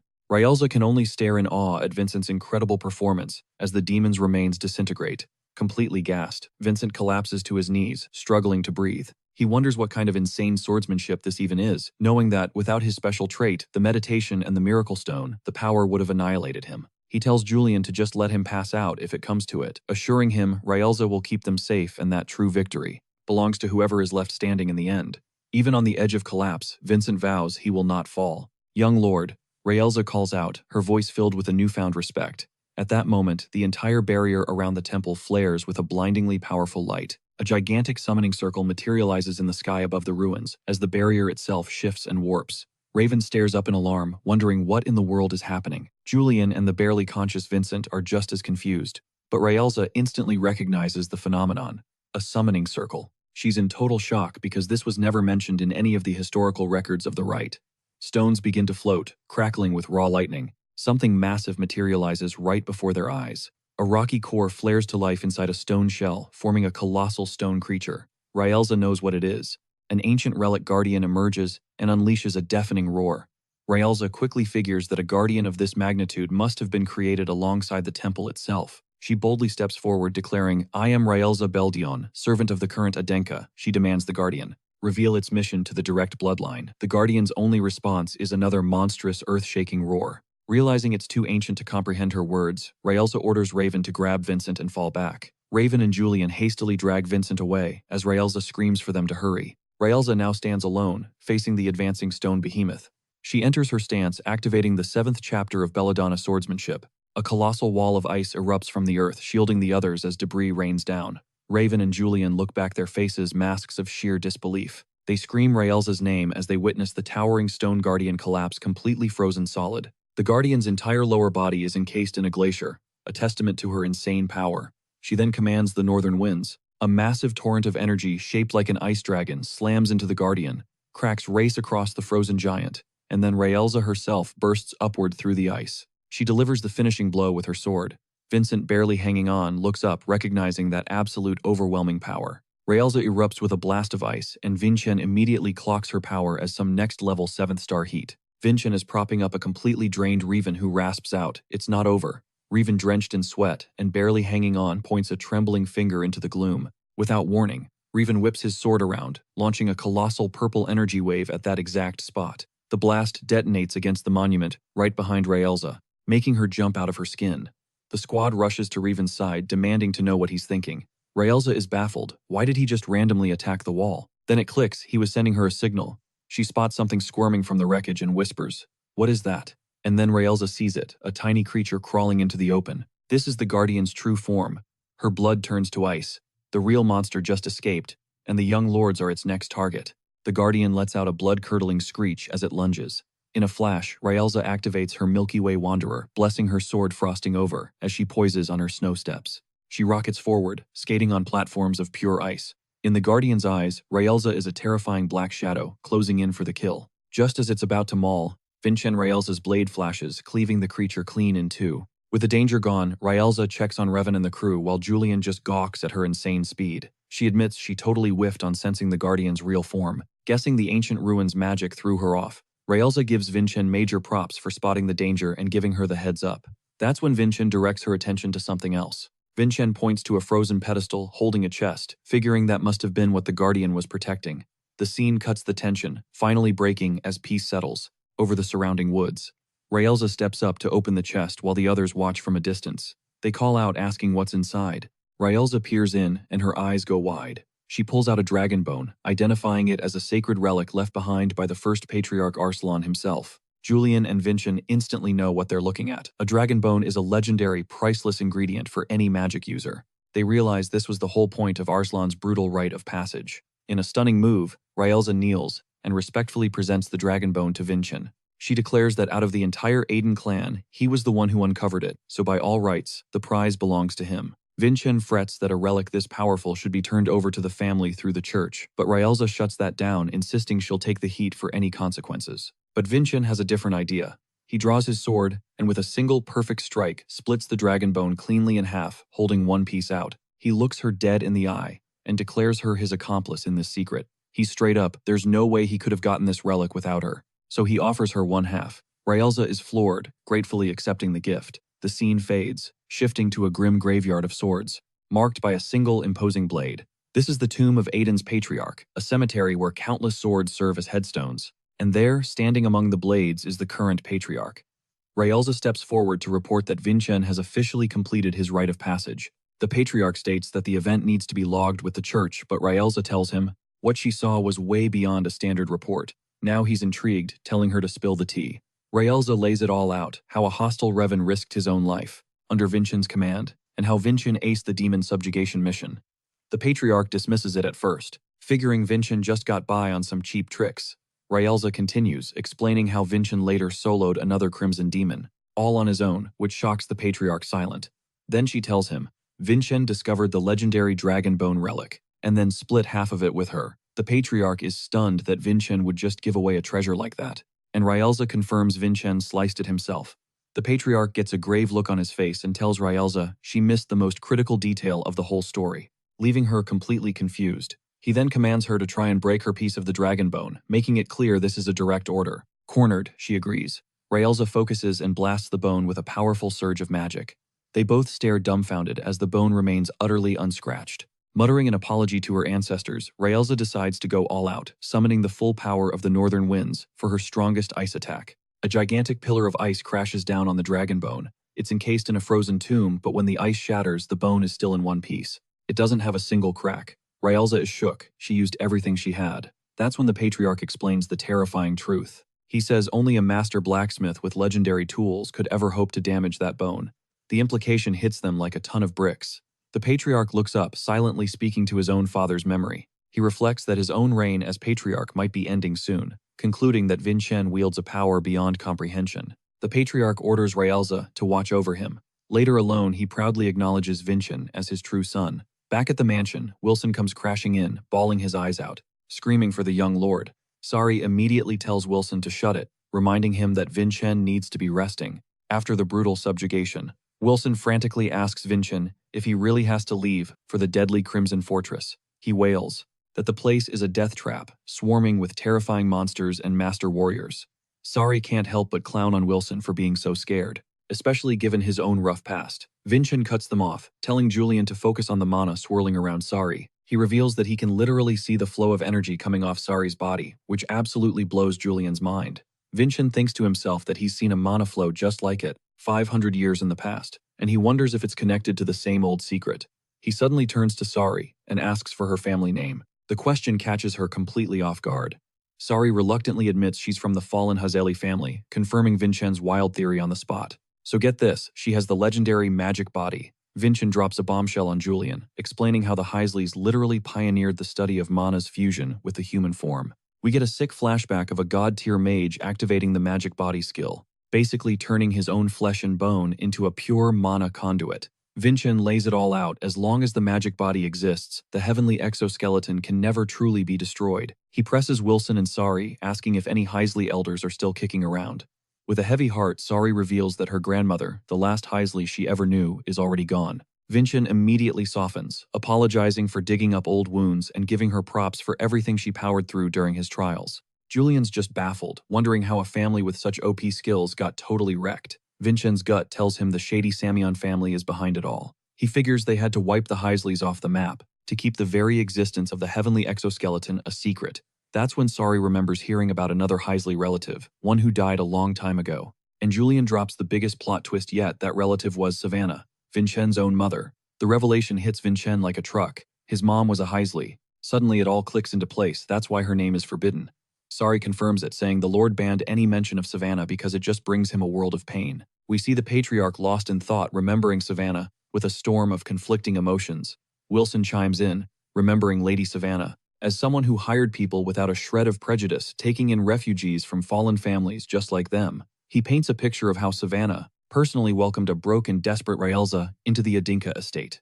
Vincent and Julian are floored, swelling with pride, realizing their mother was an absolute legend and that Raelza's fierce loyalty was born from that kindness.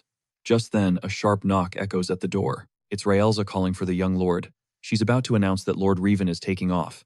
And there he is, Revan, standing outside the manor, making it official that he's leaving. Vincent has to confirm it. You're really dipping. Revan nods, saying he can't stick around after the whole Crimson Demon fiasco.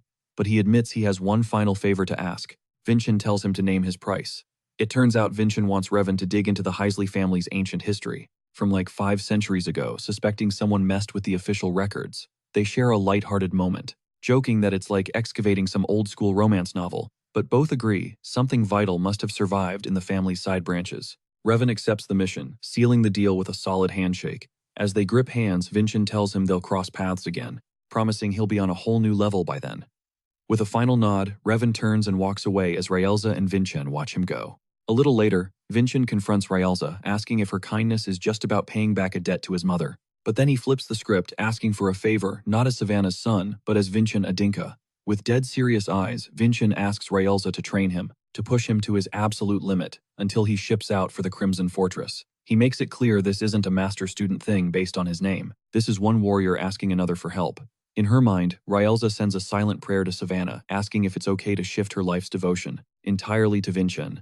A memory of Savannah's warm smile flashes in her mind, and Raelza apologizes for her doubt, committing to a promise she can no longer make to her old master. I accept, Raelza, declares, her voice steel. But I'm not holding back. Vincent's eyes ignite with determination. I'm counting on it, he tells her. And so it begins inside the Adinka training hall. Raelza breaks it down to master a trait without a visual guide. He has to get his hands on a mana circuit that already has it. She's down to teach him, but as a warrior, he has to earn that power. She calls him out. Why aren't you using the sword from your ceremony? She explains that the holy sword, Black Moon, will only answer to him when he proves he's worthy. She lays down the terms of their deal if Vincent can land even a single scratch on her. Within the next 5 months, the trait is his. She practically dares him. Come on, show me that freaky sword style of yours. Vincent hesitates for a second, the image of Revan's permanent scar flashing in his mind. But Raelza gives him no time to think, lunging forward with chilling speed. "Do I remind you of him?" she whispers, her blade a hair's breadth from his face. Vincent snaps to attention, feeling the raw power of her trait explode around them. He pictures that dark, shadowy figure from before and braces himself for the counterattack. Vincent unleashes his own devastating sword art in a brutal response, but Ryelza just smirks. She knows that move's power, and she has zero intention of giving him the chance to pull it off. It hits him. She was aiming for his eye. This isn't just training. This is a legit life-or-death battle. Ryelza just shrugs. "We can always get Priest Dylan to patch you up," confirming she's going all out, no mercy. She reminds him with a terrifyingly cheerful smile. "I told you I wasn't going to go easy on you." A week flies by. Every night they clash under the moonlight. Ryelza's attacks are a blizzard of complex icy strikes, and Vincent is barely managing to survive the onslaught. He channels everything he has into one more desperate slash. Too slow, Ryelza scoffs before utterly crushing him with a colossal ice storm.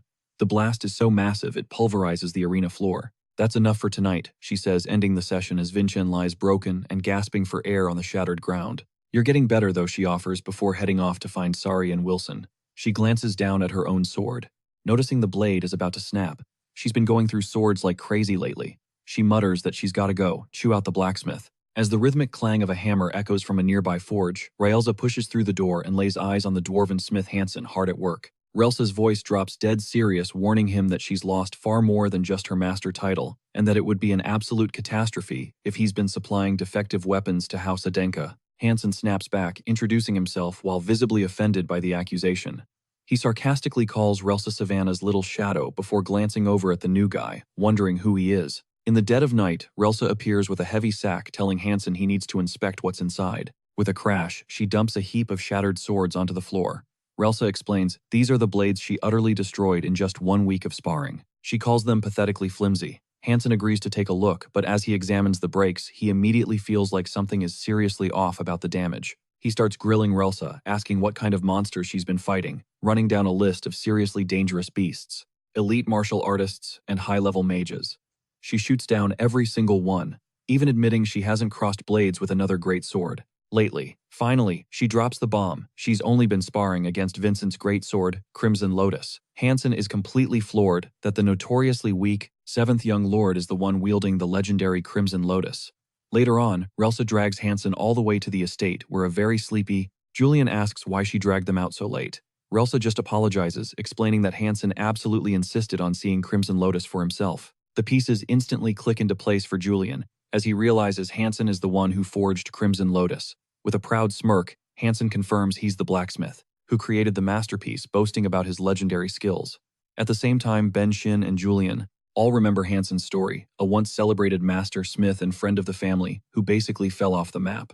They recall how Hansen ditched crafting legendary swords to mass-produce solid everyday weapons, losing all his street cred among blacksmiths for chasing money. But Vincent sees him as a total legend, for prioritizing practical weapons that allow normal people to actually protect themselves.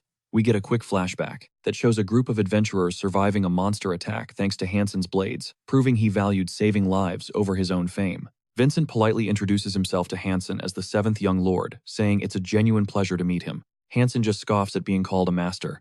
Then he completely loses it, bursting into laughter and teasing Vincent for the fake flattery. He asks if this makes them even for waking him up. Vincent, cool as ever, tells Hansen he wasn't trying to diss him. In another flashback, a voice tells Hansen that the path he's chosen in life is the correct one. A mysterious cloaked man warns Hansen he'll be clowned on for his choice, but readies himself to show his support. Raising his drink, the man says he truly believes Hansen's decision is the right one.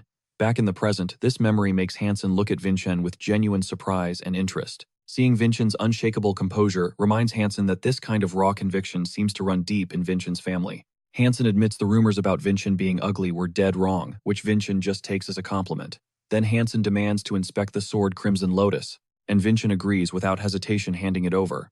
Hansen pulls the blade from its sheath, studying it intensely, and then his jaw hits the floor. Stunned, Hansen asks if this is the very sword that slayed the Crimson Demon and fought Savannah's warrior. Vincent confirms it. The confirmation hits Hansen like a ton of bricks. He examines the blade again, seeing that it's completely flawless. That's when it dawns on him. Vincent has to be cutting with his own raw power, not just relying on the sword's sharpness. Fascinated, Hansen insists on seeing exactly what kind of swordsmanship Vincent is packing.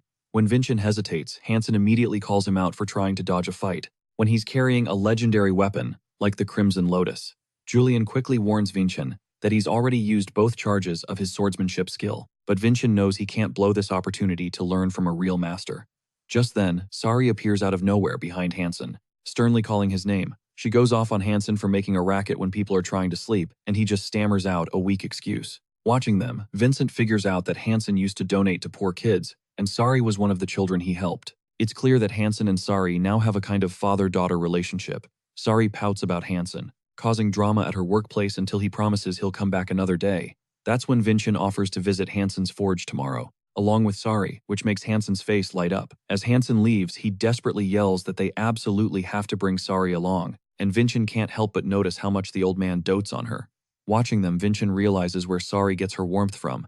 It comes from being raised by someone as caring as Hansen. The next morning arrives at Hansen's forge. Inside the workshop, Vincent gets ready and starts gathering a massive amount of energy around the Crimson Lotus. He then unleashes an insanely powerful crossing, putting his technique on full display. Sari and Hansen just watch their minds completely blown by the pure destruction. Hansen thinks Vincent's sword style is weird as hell, but it also reminds him of the legendary techniques of the hero, king, and the great demon. He concludes that Vincent is 100% worthy of the Crimson Lotus. The kid's skill is the real deal. Vincent asks if that little demo was good enough for him. Hansen admits that Vincent has definitely caught his interest, so much so that he's seriously tempted to forge him a brand new sword.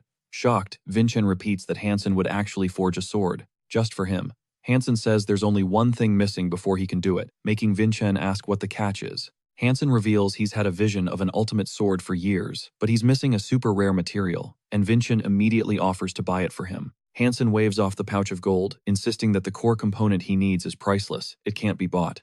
Julian's eyes widen as he realizes what the master blacksmith is talking about. A legendary mastodon horn. A heavy silence hangs in the air as Vincent and Julian process this bombshell. Then the camera pans to a glimmering, impossibly rare mastodon horn. Without a word, Vincent presents the horn to the blacksmith, his voice steady as he asks if this will be enough to forge the blade. Hansen is utterly floored. The old master erupts, shouting in sheer disbelief that he's looking at the genuine article. Vincent quickly clamps a hand over his mouth, hissing that only his father and Raelson knew this relic even existed. Stunned, Hansen just lets out a wild laugh, convinced that their meeting was nothing short of fate. He's all in. He will forge the sword. But then Vincent throws him a curveball, asking if the horn can be fused directly into his current blade, the Crimson Lotus. Not a new weapon, but an evolution. Hansen is skeptical at first, but Vincent explains his reasoning. The Crimson Lotus is a link to his father's legacy, a part of his own journey. He's grown attached to it. This raw sentiment wins Hansen over completely. He agrees to merge the horn's power with the Crimson Lotus, and tells them to come back in 3 weeks. 3 weeks pass. Vincent, Sari, and Julian return to the forge, but they are greeted by a scene of absolute chaos that stops them dead in their tracks. Hansen's entire workshop is a raging inferno. The realization hits Vincent like a punch to the gut. The forge itself is being devoured by the blaze. The trio can only stare horrified at the roaring tower of fire, where the workshop once stood. The whole structure is consumed by flames. Sari starts to panic, crying out for Hansen, but Vincent snaps at her to keep it together. Vincent knows Sari doesn't usually lose her cool like this. Something has gone catastrophically wrong inside that forge. With cold resolve, Vincent declares they have to save Master Hansen. Julian desperately tries to stop him, yelling about the danger of running into a collapsing inferno. But Vincent is already calculating. He trusts his sword technique to slice through any obstacle, planning to carve a path straight through the door and the wall of fire. It's too reckless, Julian screams, as Vincent begins to channel his power. A brilliant aura explodes around him, his eyes glowing with fierce intensity. He unleashes everything in a single, devastating swing. The attack rips a hole through the burning entrance, and without a second's hesitation, Vincent dives headfirst into the firestorm. Inside the suffocating heat, Julian spots a figure on the floor and points.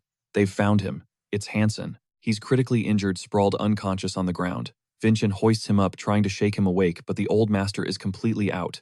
Brother Julian cries out, his voice cracking with shock. His eyes lock onto a blinding golden light pulsating within the flames. Could that be the Crimson Lotus? The sheer amount of mana erupting from it is insane.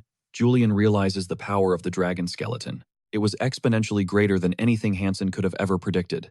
Vincent makes the call. Getting Hansen out is their only priority. Hauling the blacksmith over his shoulder, Vincent sprints through the blazing hellscape, his mind reeling from how badly this has all gone wrong. But their path is gone. The exit is completely sealed off by a wall of collapsing debris and fire. Julian shouts that the flames will consume them if they just stand there. You have to do something, he pleads. Then a sudden thought strikes him. He asks Vinchen if he has any defensive skills.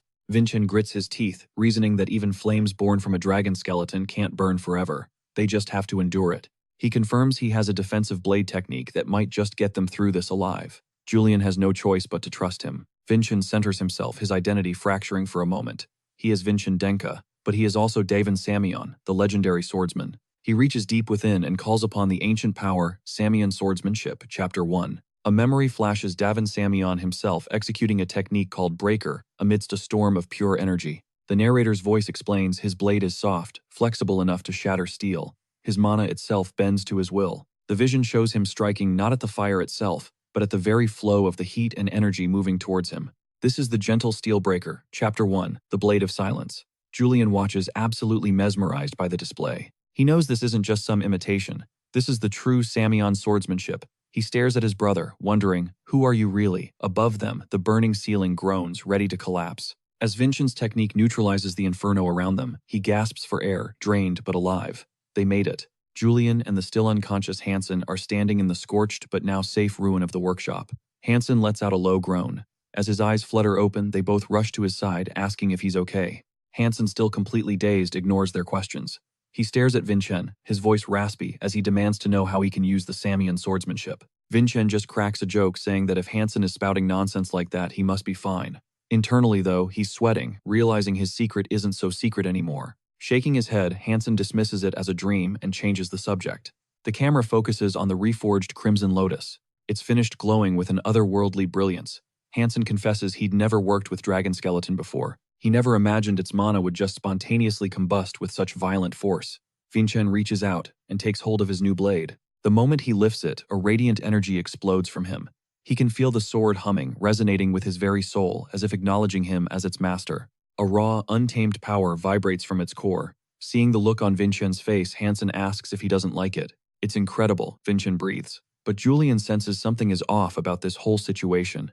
Vinchen asks him what's wrong. Julian lays it out. If Patriarch Arslan was the one who set all of this in motion, then he must have known exactly how volatile the dragon skeleton would be. He planned for this disaster. Julian connects the dots. The reforged Crimson Lotus was nothing more than a trial run. But then Vinchen hits Hansen with a surprise request: forge another brand new sword. Hansen immediately assumes Vinchen's not satisfied with the Crimson Lotus, but that's not it. Vinchen clarifies that with Hansen's fresh experience, the next blade will be an absolute masterpiece, though Hansen just groans at the thought of all the grinding and cleanup. Hansen gripes that he's completely out of Dragon Skeleton, certain he'll never see that much of the legendary material again. Vinchen and Julian just trade these sly, all-knowing smirks. A massive, shimmering chunk of rare material flashes on screen, hinting they've got a plan. Just then, Ryelza strolls into the forge. She slams a second piece of Dragon Skeleton right onto the table, casually explaining she heard he needed it. Hansen's jaw drops. He absolutely loses it, screaming in disbelief at being handed another freaking Dragon Skeleton. Ryelza instantly shushes him, warning that this is a top-secret artifact, known only to the head of the family. Hansen is blown away by the insane generosity, but Ryelza makes it clear this isn't for him, it's 100% for the young master. A fire ignites in Hansen's eyes. He declares he's going to forge the ultimate Dragon Skeleton sword, even if it takes him a lifetime. As she walks away, Ryelza reflects on a time she'd completely lost faith in Vinchen. But now she has to admit it. She is utterly floored by how much the kid has grown, how much he's matured. Suddenly, a voice calls out from behind, apologizing to her. It's Vinchen.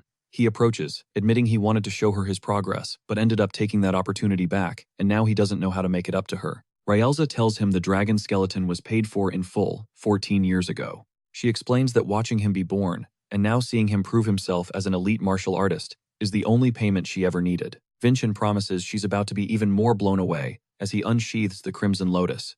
He remembers a key insight from his battle with the Crimson Demon. He'd figured out a strategy to defeat Ryelza, even with her being a 7-star martial artist. Fueled by this confidence, Vinchen declares that today he will surpass her and finally understand her abilities. A chilling aura erupts around Ryelza. She warns him again she's not holding back. Their battle ignites, blasting the arena with a blinding white light. A tidal wave of energy rips through the hall as their powers collide, unleashing a colossal surge of freezing power. Vinchen buckles under the raw force of Ryelza's ice assault. Gritting his teeth, Vinchen growls that it's not over yet. Ryelza dives from above, unleashing a devastating, downward slash. She mocks him, reminding him of his big talk about winning, when he's clearly nowhere close to victory. Ryelza brings her blade crashing down in a spectacular ice-infused strike, as Vinchen braces for the impact below. A massive explosion erupts, shaking the very foundations of the arena. Their swords scream against each other as Vincent desperately fights to hold his ground. Vincent lets out a primal roar, forcing her back with the Crimson Lotus. Raelza is stunned. He actually blocked an attack powered by the mana of 4 stars. She stares in disbelief, realizing that neither of their swords has a single scratch, despite channeling an immense amount of mana that should have instantly shattered both blades. Raelza dives in for another attack, completely oblivious to the trap Vincent is laying. Vincent vaults into the air and unleashes a towering purple arc of energy that catches even Raelza off guard. She instantly recognizes that the flow and raw power of this new attack are on a whole different level from anything he's shown before. She's left wondering what insane new power the reforged Crimson Lotus is hiding. The narrator reveals that thanks to the Dwarf King's trait, the Crimson Lotus now absorbs kinetic energy. It will never break again. Vincent realizes the sword can mimic its wielder's traits, and this new shock absorption ability is its latest evolution. Back in the arena, Raelza has to admit that the Crimson Lotus has seriously leveled up. Vincent gives all the credit to Hansen's incredible craftsmanship. Hearing this, she decides it's time to stop playing nice. Raelza accelerates, and Vincent completely loses track of her. She's just vanished from his sight. A split second later, she reappears directly behind him at unbelievable speed. She becomes a blur, circling him inside a vortex of swirling frost as she prepares her next assault. Vincent forces himself to stay calm. He decides to ignore her insane speed and instead focus on reading the mana she's gathering to pinpoint her movements. He swings with a shout, baiting her to come to him. Raelza materializes a smirk on her face as she says, "Wrong," and prepares to counter. Vincent agrees that he was wrong, but not how she thinks. He tightens his grip, channeling the sword's impact-absorbing power. Vincent springs his trap, coordinating with his past self's abilities, so that while Raelza attacks his front, the real strike is aimed at her back. Raelza is completely shocked that this kid can now block her attacks with his bare hands and has already learned to read her movements. After only a single month, he unleashes a devastating technique, double sword strike variation. The scene cuts to Chapter 1, titled Dwarf King. It flashes back to the boy wielding a blazing hammer, his twin sword assault, detonates the ground all around Raelza. The shockwaves and explosions absolutely shred the arena. Raelza notes that he's already fired off both of his special moves, but she's completely stunned by the totally unexpected result. Raelza stands there totally unfazed as his own sword clatters to the ground. The cold dread washes over him. He's been disarmed. Without a word, Raelza just kicks his blade back to him. "Pick it up," she commands. But he refuses, not about to take a win handed to him on a silver platter. He demands a legit fight. Raelza just stares him down, her eyes dissecting this unexpected display of pride. She scoffs, calling his honor nothing but pure arrogance, and warns him that a real enemy would have finished him right there. Raelza breaks it down for him. The truly powerful won't give a damn about his honor. They'll show zero mercy. "And don't you ever forget it," she says, as a colossal frosty aura explodes from her entire body.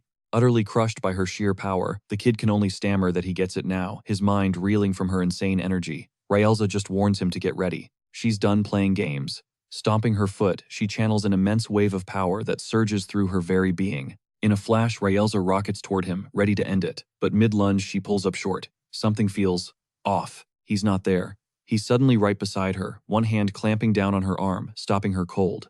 With his other hand, he gently taps her forehead. Tag. A cocky smile spreads across his face. He points out he just landed a hit on her during her ultimate power-up, and this is months before their big mission to the Crimson Fortress. Raelza is absolutely stunned. How she breathes. "Not even your twin blades could get past my defense." He explains that he didn't aim for her. Instead, he sliced right through the protective veil of mana wrapped around her. Drawing on the Dwarf King's power, Raelza is speechless. He completely neutralized her core ability just by severing her mana connection. A slow smile forms on her face. She's impressed, admitting he always finds a way to blow her mind.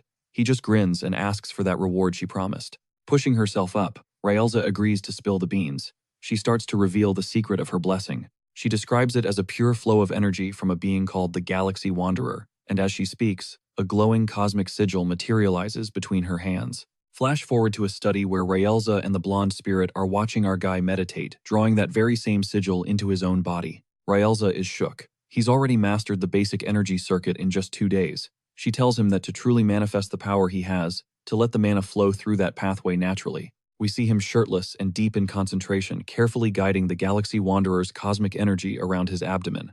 The Wanderer's symbol materializes in the air before him, glowing with an intense light as his own mana compresses around it. His blonde friend is totally bugging out, praying that this insane power surge doesn't literally blow a hole in the ceiling. Suddenly, his eyes fly open. He feels something epic emerging from the mana. Behind him, a ghostly woman, woven from starlight, begins to take form. It's the Galaxy Wanderer herself. The narrator's voice kicks in, painting a picture of the remote Crimson Fortress, the stage for their next brutal showdown. Deep inside the fortress, Dean Vargas is chewing out Headmaster Herka for blowing off her documents. She just complains that a fighter has no business being buried in paperwork. He lays down. At the Crimson Fortress, Headmaster Herka K. Bell and Dean Vargan Pagoda are bracing for the new wave of students. Herka scans the list of applicants, but one name makes him do a double take: Vinchan Adenka, the seventh son from a major noble house. Vargan scoffs, disgusted, that the infamous loser, seventh son, is coming, convinced the kid will tarnish the fortress's pristine reputation. He's dead set on kicking Vinchan out before he even steps foot on campus.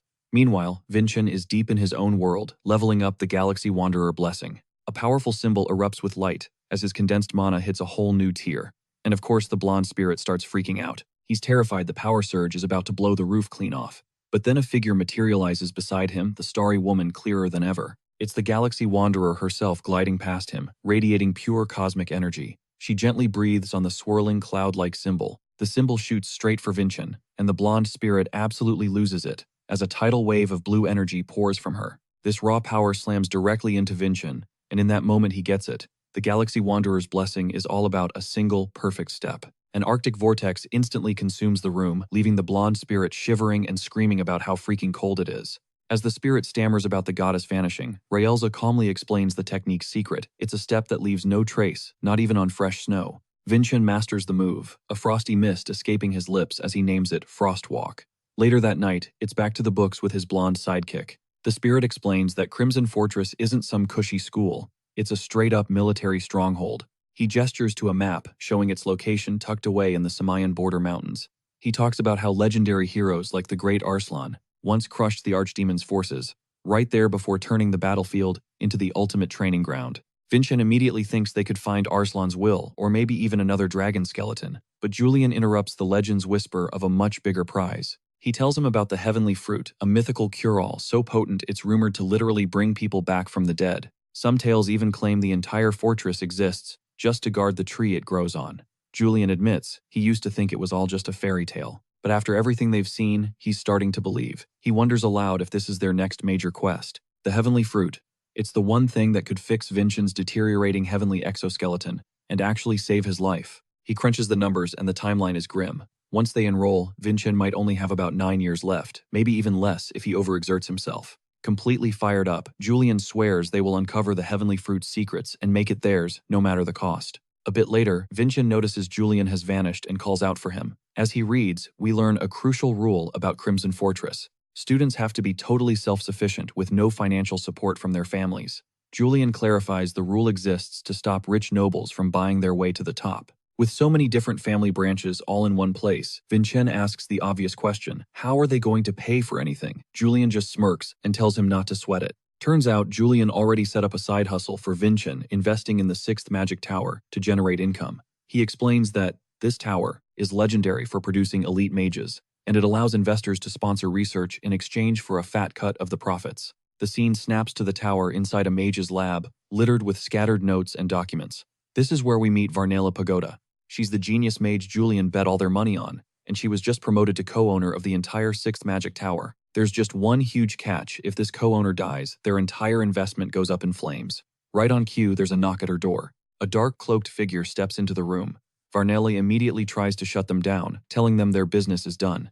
Then a lethal flash of light strikes.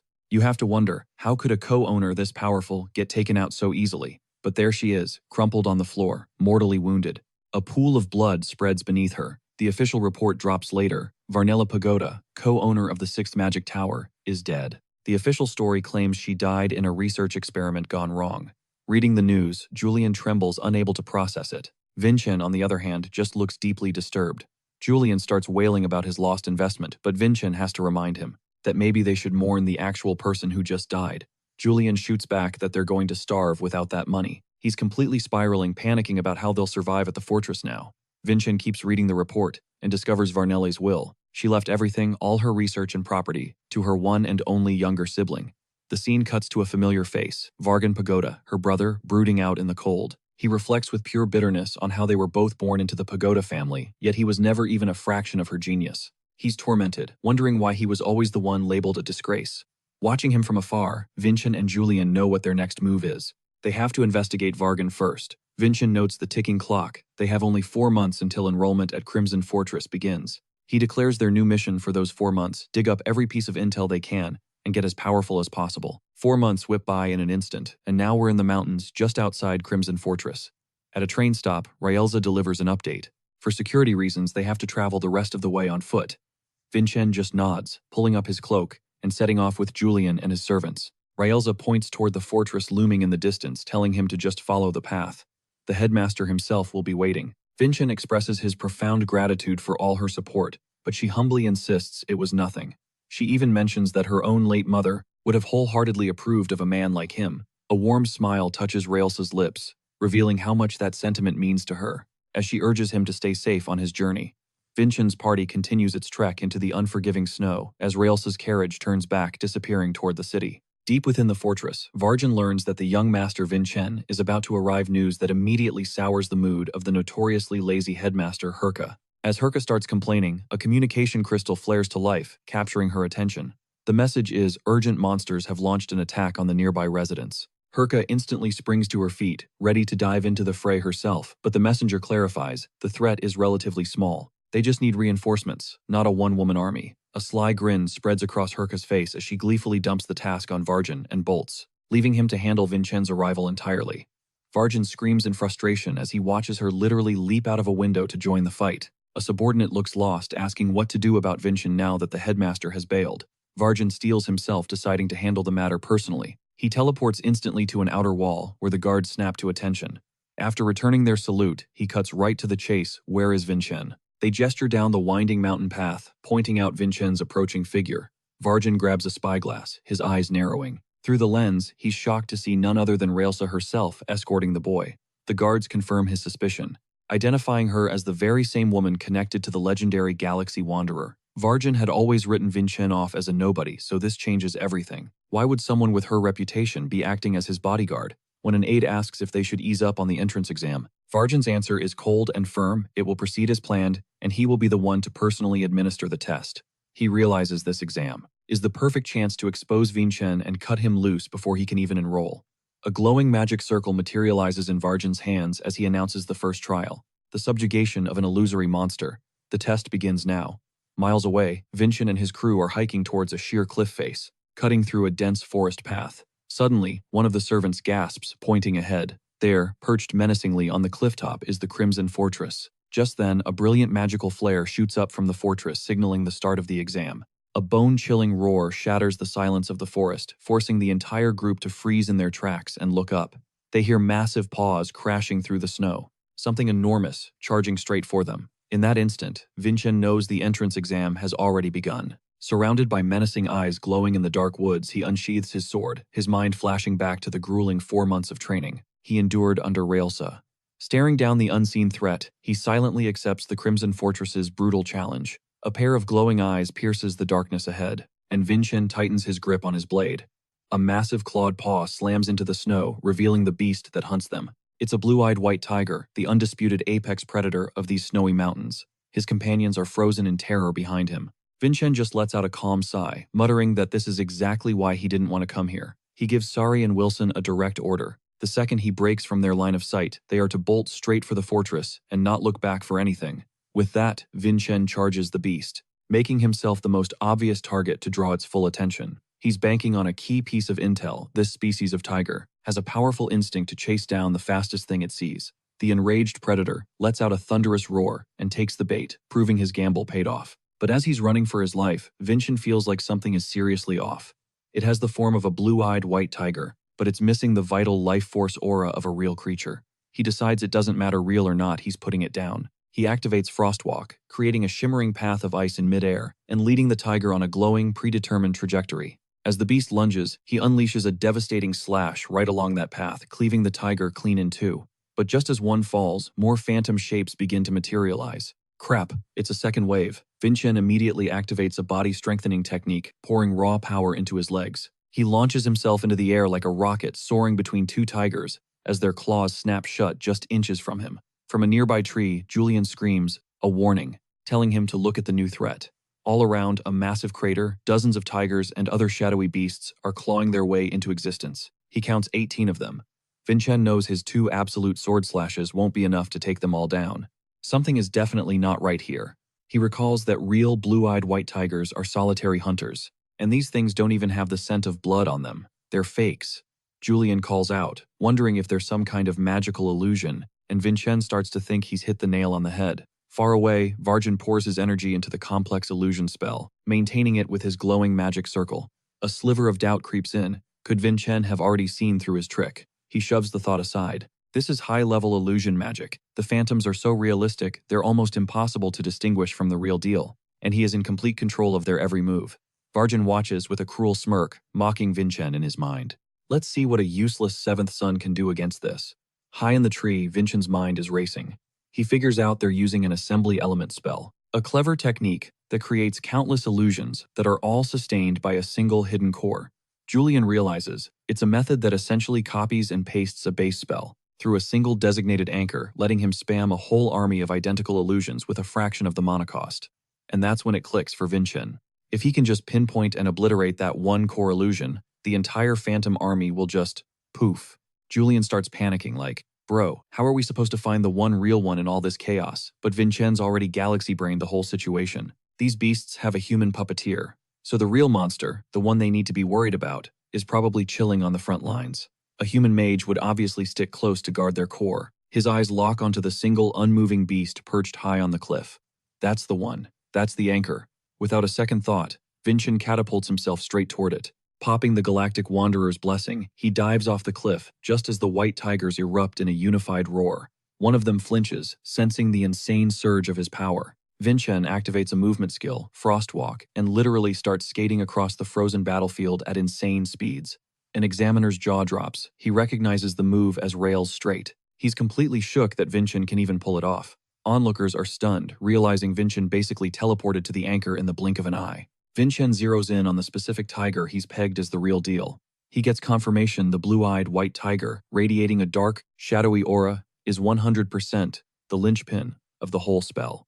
The examiner scrambles frantically, trying to cast a new spell, refusing to give Vincent a single opening. He screams an order for his summoned beast to attack. In response, Vincent channels a torrent of mana into his Crimson Lotus sword, the blade greedily absorbing his power. He merges Absolute Sword Slash with the Galactic Wanderer's Blessing, activating a sick variation of Absolute Sword Sense. His empowered strike cleaves straight through the charging tigers as the chapter title card, Galactic Wanderer, flashes on screen. The examiner grits his teeth, feeling his magic being torn apart. Vincent's goal isn't just to block them, it's to launch every single beast completely out of his sword's path. A wave of frosty energy from his blade engulfs the phantom tigers. The illusion shatters its pieces, disintegrating into nothing as they tumble over the cliff's edge. The examiner has a horrifying realization. Vincent didn't just dispel the spell, he completely severed the mana circuit that was keeping it alive. He's forced to admit that this kid, Vincent Adenka, has a god-tier understanding of magic. Vincent just stands there wondering if that was a good enough show for the examiners. The test staff are huddled together freaking out about how to process these results. Someone points out that the dean's magic was utterly annihilated. The dean just gives a command. Open the gates. They will greet the young master with the respect he deserves. As Vincent walks toward the massive Crimson Fortress, he can't help but think how wild it is to find a mage of that caliber, stationed in a stronghold for martial artists. Servants immediately rush out to welcome Vincent, calling him young master, while he and Julian quietly confirm that all the intel they gathered on this place was on the money. The colossal fortress gate swings open for them. The scene introduces us to Vernelli's younger brother Julian, and the high-level mage, who basically runs all the important business at the fortress. As they lead Vincent inside, the guards snap to attention, saluting him with the phrase, humble respect to absolute glory. Dean Vargan Pagoda gives a warm welcome to young Master Vincent, officially permitting his entry into the Crimson Fortress. Vincent returns the greeting, calling him Sir Vargan. It's a formal, polite introduction. Julian leans in and explains that they can't bring their family's money into the fortress, but he adds, talented cadets can score sponsorships. Julian's already scheming, whispering that if they can get on Vargan's good side, they can get back the family's investment. He declares with total confidence that he's going to recover every single coin they sank into the magic tower. Vargan, meanwhile, describes who lives in the fortress. A mix of instructors, soldiers, and the kids from a ton of different families, plus all their servants. He informs Vincent he'll be in a shared dorm with other students, but Vincent just shrugs, saying he'll be fine. Vargan lays down the rules, once you live here. You are a cadet and nothing more. You have to ditch any other social status you have. Vincent gets it. He'll only be treated like a young master for this one carriage ride. Just then, two female cadets in uniform spot the new arrivals and are totally crushing on them. Varney whispers that Vincent is going to look so cool in the cadet uniform. Vargan tells him his will be issued tomorrow. Apparently, there was a delay. Vincent cuts to the chase. What rank do I start at? Vargan explains that every new cadet starts at rank 9 and can take promotion exams twice a year. Vargan breaks down the ranking system, which goes from 9 all the way up to 1. He adds that if you pass the exam after hitting rank 1, you become a breakthrough martial artist and an official graduate. Vincent does some quick mental math and figures he has 4.5 years tops before he graduates. He knows he absolutely has to find the heavenly fruit before then, or he's dead. He decides to just ask. Vargan then inquires, "Did you intentionally target the blue-eyed white tiger that was acting as the core anchor for my spell?" Vincent confirms that's exactly what he did. Vargan is floored, amazed at his insane magical insight, especially since he comes from a family of fighters. Vincent explains that since he sucked at martial arts, he just studied a ton of other fields, saying he believes that all knowledge is power. Vargan thinks to himself, how could a kid this confident and talented ever get slapped with the label, good for nothing? He finds this Vincent Adenka kid more and more fascinating. Then Vincent remembers there was something else he wanted to ask. With zero chill, he just straight up asks, so how can I get my hands on the legendary heavenly fruit? The question completely startles Dean Vargan. Vargan's first thought is that Vincent is still just a kid for actually believing in that old legend. Still, he gives him an answer. The heavenly fruit is said to choose its own master, he says cryptically. Perhaps if you dedicate yourself, you might just stumble upon it.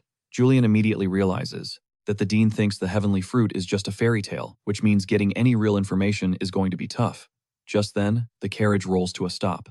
They've arrived. The carriage grinds to a halt before the massive building that serves as the barracks for the rank 9 cadets, and with a groan of gears, the main gate swings open. As they make their way inside, Vargan lays out the living situation. Vincent's personal staff will be housed on the first floor. Vincent, however, has been assigned a room on the 3rd floor of Residence Hall 5.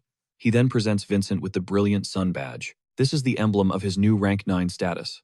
Vincent takes the golden insignia and fastens the rank 9 sun badge securely to his cloak. A voice suddenly rings out, saluting him with absolute glory, which catches Vincent completely off guard for a moment. Vargan quickly explains it's the standard fortress greeting, before addressing him casually as rank 9 cadet Vincent. With a slight smile, Vincent echoes the greeting back to the dean. A polished plaque confirms his destination, Residence Hall 5. Vincent and Julian push open the heavy door. They step into their new dorm, only to be met by a welcome party from hell. Cadets are already inside, standing in 2 perfectly straight lines waiting for them. A few of the guys visibly tense up the second Vincent walks in.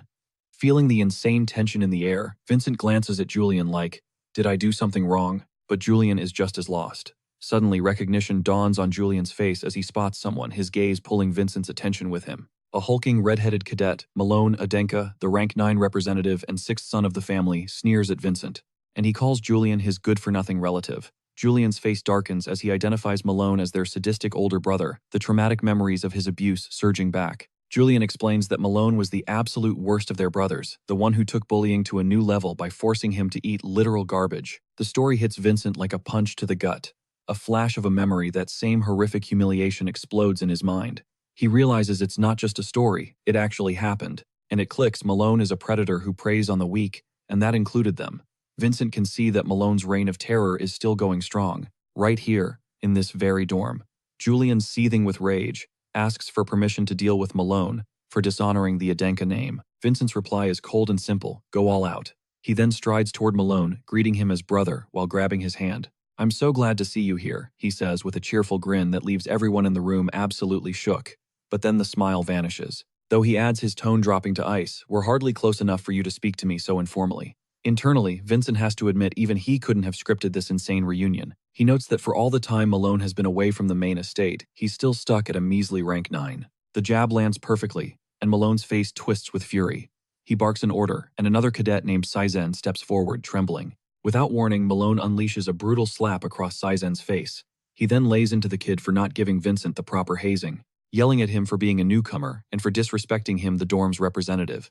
Malone warns Saizen that the next time Vincent talks back, he better put him down, and the terrified boy can only nod in agreement. Another cadet thinks to himself that Malone is a complete monster and a disgrace to his prestigious family. But Vincent's attention is snagged when he hears the name Arslan whispered in that same thought. Malone starts gloating, bringing up their terrifying older brother Kajin, the one Vincent used to be deathly afraid of. Julian, sensing danger, anxiously calls out to Vincent, noticing his unnerving silence as Malone continues his rant. In a blur of motion, Vincent grabs Malone by the collar. He drives his fist straight into his brother's face. He follows through, glaring down at Malone with a look of pure, cold rage. The cadet who was just slapped cries out. Totally stunned by Vincent's explosive retaliation, the other roommates are frozen in place, sweating buckets. But Malone just lets out a dark, twisted laugh. "Little brother," he sneers. He claims Vincent must have been missing his special cane of love and prepares to launch a counterattack. Vincent, however, is simply reflecting on a valuable lesson this new era has taught him. He now understands that, in this age, people don't just respect the fiery temperaments of martial artists anymore. He grabs Malone by the throat, thinking that raw power and a bad attitude aren't what truly matter. Not anymore. He hoists Malone into the air and hurls him across the room like a rag doll. Malone crashes to the ground, gasping for air. Vincent stands over him, an island of calm in the snow-dusted hall. He addresses the entire room, his voice cutting through the tension. Martial artists should only feel fear, out of respect. He then urges the cadets to conquer their own anxieties, because that is the only way to forge themselves into true martial artists. Enraged Malone screams a curse as red lightning crackles around his fists. "You dare challenge me in our own residence hall," Malone roars, drawing his sword and charging at Vincent. He's fully prepared to duel him right then and there. Julian's heart sinks, seeing how far things have spiraled out of control. Vincent, however, believes that he might just be able to flip this entire chaotic situation into a massive advantage. Meanwhile, in a village not far from the fortress, life carries on peacefully under the snowy mountains. The scene shifts to reveal a pile of slain green monsters. The villagers are praising a red-haired woman, the headmaster, for slaughtering the beasts so they can finally sleep without fear. She cracks a joke, inviting an old man to go drinking with her again soon. Vargan appears and politely asks if he can join them for a drink.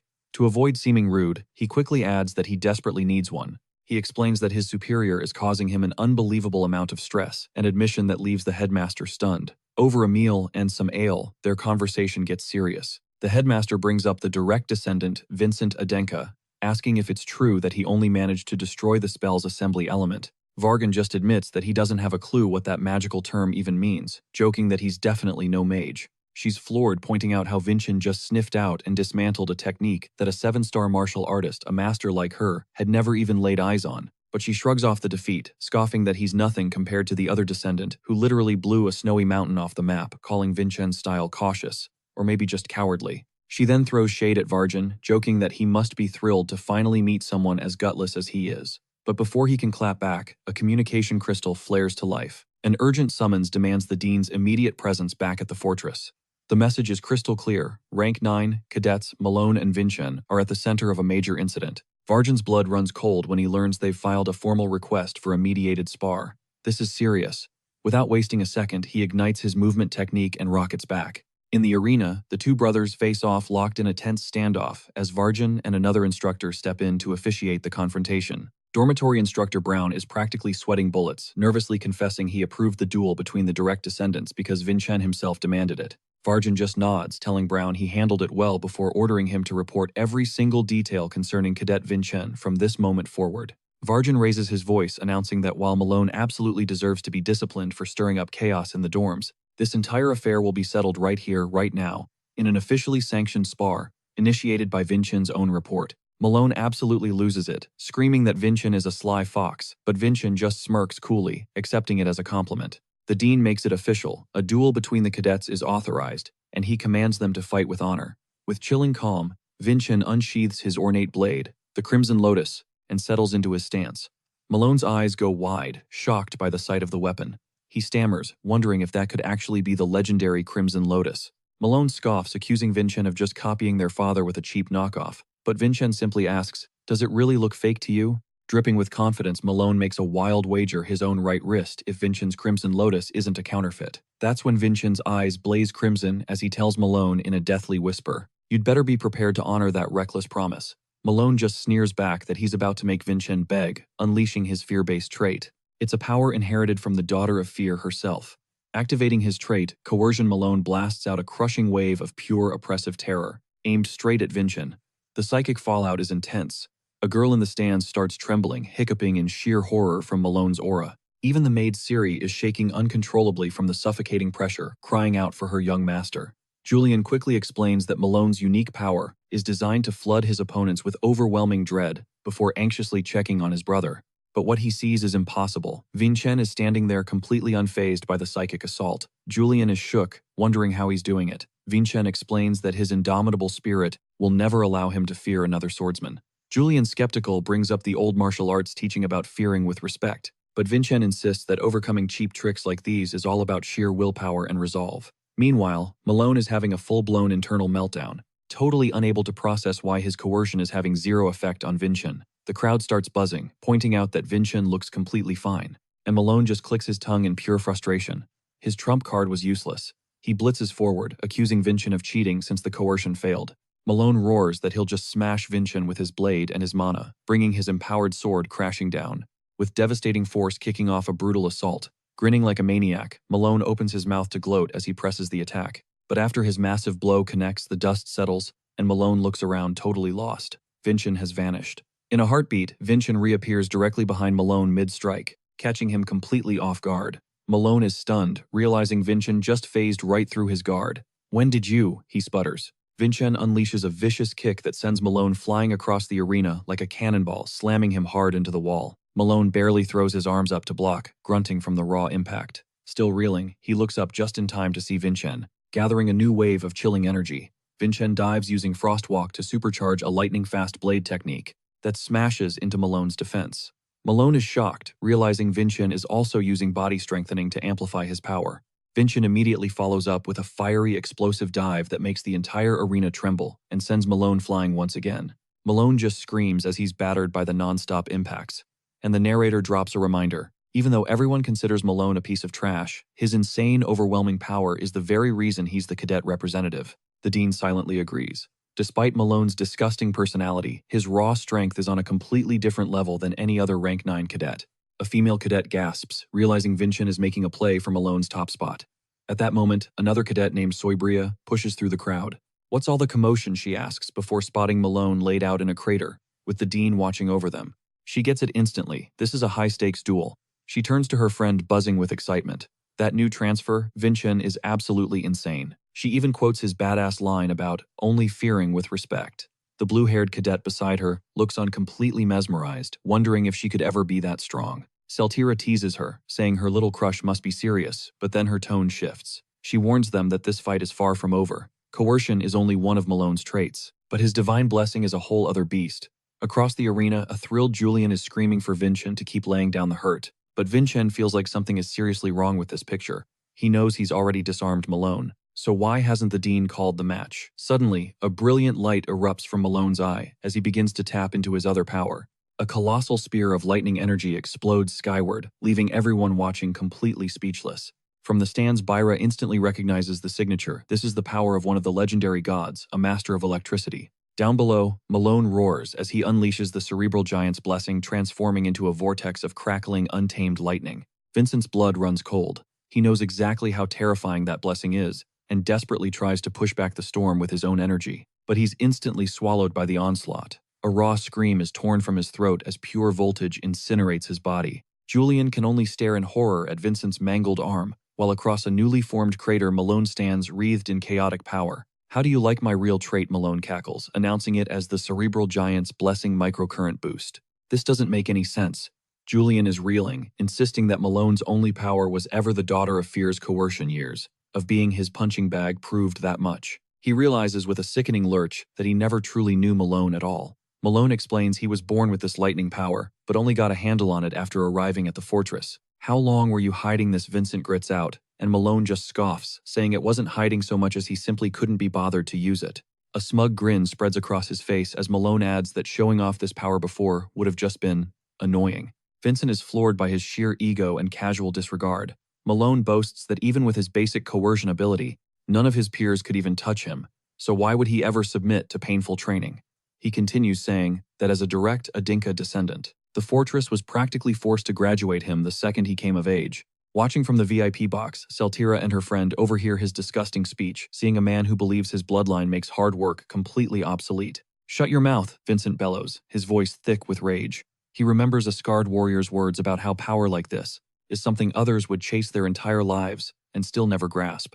Vincent accuses Malone of ignoring the weight that comes with such a gift of spitting on the struggle of every single person who has to fight for what they have. His dark aura flares to life, What do you think the Adinka name even means? Vincent demands. Malone just laughs at him. You want to lecture me with your arm fried to a crisp. Beat me first, then you can talk. With that, Malone unleashes another blinding torrent of lightning straight for Vincent. But Vincent dives headfirst into the blast, screaming back. You bet your right wrist that sword was a fake, and I'm here to collect. Vincent knows he has only one perfect sword strike left in him.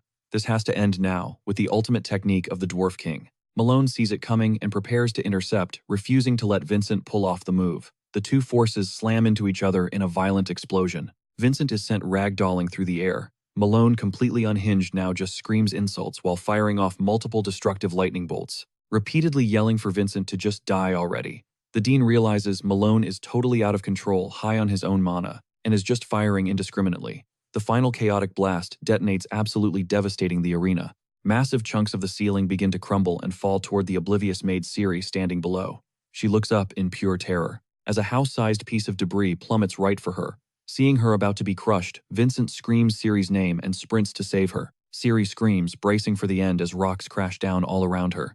Then she slowly opens her eyes, confused. Something stopped it. The Dean is standing over her, a colossal blue magic circle effortlessly, blocking and disintegrating the falling wreckage. He checks to see if Ciri is harmed, and she shakily confirms she's okay. The Dean immediately orders Brown to get every single cadet out of the arena, and Brown rushes to obey. As he prepares a teleportation spell, the Dean tells Ciri he'll move her to safety, but she hesitates, her eyes fixed on her young master. But then, the Dean feels something strange. He's stunned to feel an unbelievable amount of mana flooding out of Ciri's body, even as she herself looks totally lost. Back in the crater, Malone, encased in his lightning armor, laughs like a madman, taunting Vincent to stop hiding and face him. Vincent analyzes the situation. Malone's power is off the charts, but it's wild and full of openings. He plans to use Frostwalk to slip right into its eye. He explodes forward using Frostwalk, his foot barely grazing the ground as swirling ice energy strains under the pressure. Despite his crippling injuries, Vincent forces himself to move, leaping into the air and launching 2 Crimson Lotus-charged explosions straight at Malone. The effort sends him crashing to the ground. He realizes he can only use Frostwalk for a single massive burst of speed. From his position, he sees the wrecked arena, the chaotic mana currents swirling, and hears someone laugh at the beautiful disaster, admitting he let things get out of hand. The Dean finally intervenes, casting Mana Barrier to trap the dueling brothers. A massive, layered blue dome shimmers into existence, enclosing Vincent, Malone, and the Dean inside the now sealed arena. Vincent curses under his breath. The barrier gives him way less room to maneuver around Malone's insane attacks. Malone's grin widens. He sees the barrier as proof the Dean is on his side. So he sneers, "What are you going to do now?" Vincent's body is screaming. Pulling off the absolute sword slash feels impossible right now. He's got no clue how to counter Malone's overwhelming force. But then Julian's voice cuts through the chaos, shouting that the target doesn't have to be Malone himself. A bolt of inspiration strikes Vincent. Still lost in a blind rage, Malone charges, roaring that Vincent is worthless and he's about to die. Vincent plants his feet, his breathing evening out. He's betting everything on Julian's wild strategy. Pouring every last shred of his strength into his legs, Vincent explodes upward into the barrier's dome. He carves a perfect arc through the air, soaring high above Malone, and taking aim at the very core of his power. Below, Malone looks up, his eyes wide with alarm. Vincent feels his Frostwalk completely fizzle out from the jump, but he shoves the thought aside. He just has to trust Julian's plan. Malone sneers, thinking he has Vincent trapped. He gathers a terrifying storm of lightning over his head, vowing to make that very spot Vincent's grave. With a bellow, he unleashes a colossal pillar of lightning straight into the air. A smirk plays on Vincent's lips. Malone took the bait. He swings the Crimson Lotus in one final decisive slash. The blade cleaves straight through the concentrated blast of lightning, shattering its path. Fueled by the technique, Vincent rides a tidal wave of energy, cloaked in a blazing purple aura, finally ready to execute the absolute sword slash. The Dean is completely floored, watching his perfectly crafted mana barrier begin to crack and splinter from the sheer impact of Vincent's attack. Malone's redirected lightning slams into the top of the barrier, vaporizing the center in a cataclysmic explosion. The shockwave throws Malone off his feet. He looks around, totally lost, as the world crumbles. The blast and the raining debris finally make him scream in raw terror. There Malone lies a broken heap on the ground, groaning in pure agony. Vincent strides over and plants his boot firmly on his chest. He leans down, reminding him that a martial artist's vow is heavier than mountains. Towering over his brother, Vincent's voice rings with finality. "With the sword our father gave me," he declares, "I will defend our family's honor." Malone desperately starts pleading for him to wait. But Vincent's eyes are blazing a furious crimson. He growls that he cannot allow his own brother to become a liar, not after wagering his own wrist. In a single fluid motion, Vincent whips the Crimson Lotus toward Malone's outstretched arm. In an instant, Malone's right hand is severed, sent flying through the air in a shower of blood. The Dean, standing amid the wreckage of his barrier, can only think that his creation was far stronger than anything a normal martial artist could ever build. It was completely sealed off, and yet he realizes Vincent destroyed it with a single sword slash. A horrifying scream rips through the arena as Malone stares at the stump where his arm used to be. The Dean announces the duel is over, officially declaring Vincent Adenko the victor. Vincent glances at him, thinking that the Dean sure took his sweet time intervening. The Dean simply replies that Malone's own words sealed his fate. Suddenly, a panicked voice screams for the young master, snapping Vincent's head around. A knight bursts onto the scene with a priest in tow, reporting that he brought the cleric as ordered. The priest, Chevin, rushes in completely flustered. He holds up a sacred token demanding to know who is carrying a rare second-class priest token. The Dean calmly states the token is his, and Chevin's eyes confirm that the mangled cadet on the ground is indeed the rank 9 representative Malone. Chevin asks if Vincent is really the one who defeated him, but then a more important question comes to mind. How in the world does someone like Vincent possess a token so precious? Vincent just casually answers. He was told the token means he gets the exact same treatment as its original owner, basically making him a VIP. Realizing the massive implication, Chevin immediately backpedals, admitting that a mere 5th-class priest like himself has no right to question the owner. The priest offers to heal Vincent's injury first, an offer Vincent accepts. A warm, glowing power begins to flow into his arm. Vincent has just crushed Malone, who is still groaning on the floor. Malone lets out a bitter laugh, calling Vincent a cunning snake. He then demands that his own wound be healed. Vincent hesitates, saying there might be a small issue with that. A wicked grin spreads across Vincent's face as he wonders aloud if healing Malone's arm is really what's best for him. Malone looks up, completely lost. Vincent reminds him that he wagered his right hand in an official duel. He points out that healing the arm would make his honorable loss totally meaningless. The realization hits Malone like a lightning bolt, and he starts to rage. Vincent is forcing him to choose between his honor and his hand. Their brother, watching from the side, is absolutely loving this revenge plot, and decides he needs to stay on Vincent's good side forever. Other cadets flood the arena, stunned that Vincent actually won. Vincent tells Malone to make up his mind and fast. He warns him that not even a miracle can reattach an arm that's dried up.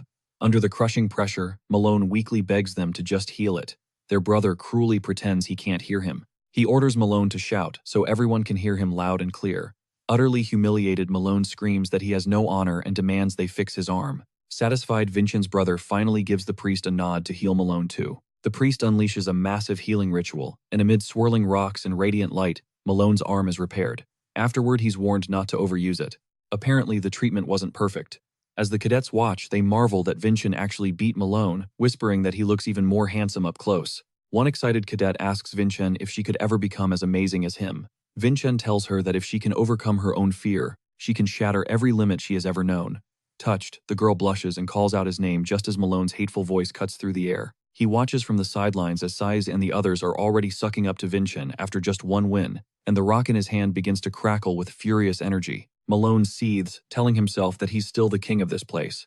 It's not too late, he thinks he can still reclaim his throne. For a terrifying moment, he considers channeling his power into the rock to shatter Vincent's skull, but he's stopped dead in his tracks. An instructor materializes, telling him the only reason his tyranny is tolerated is so his hand can be fully healed for a match in 1 month.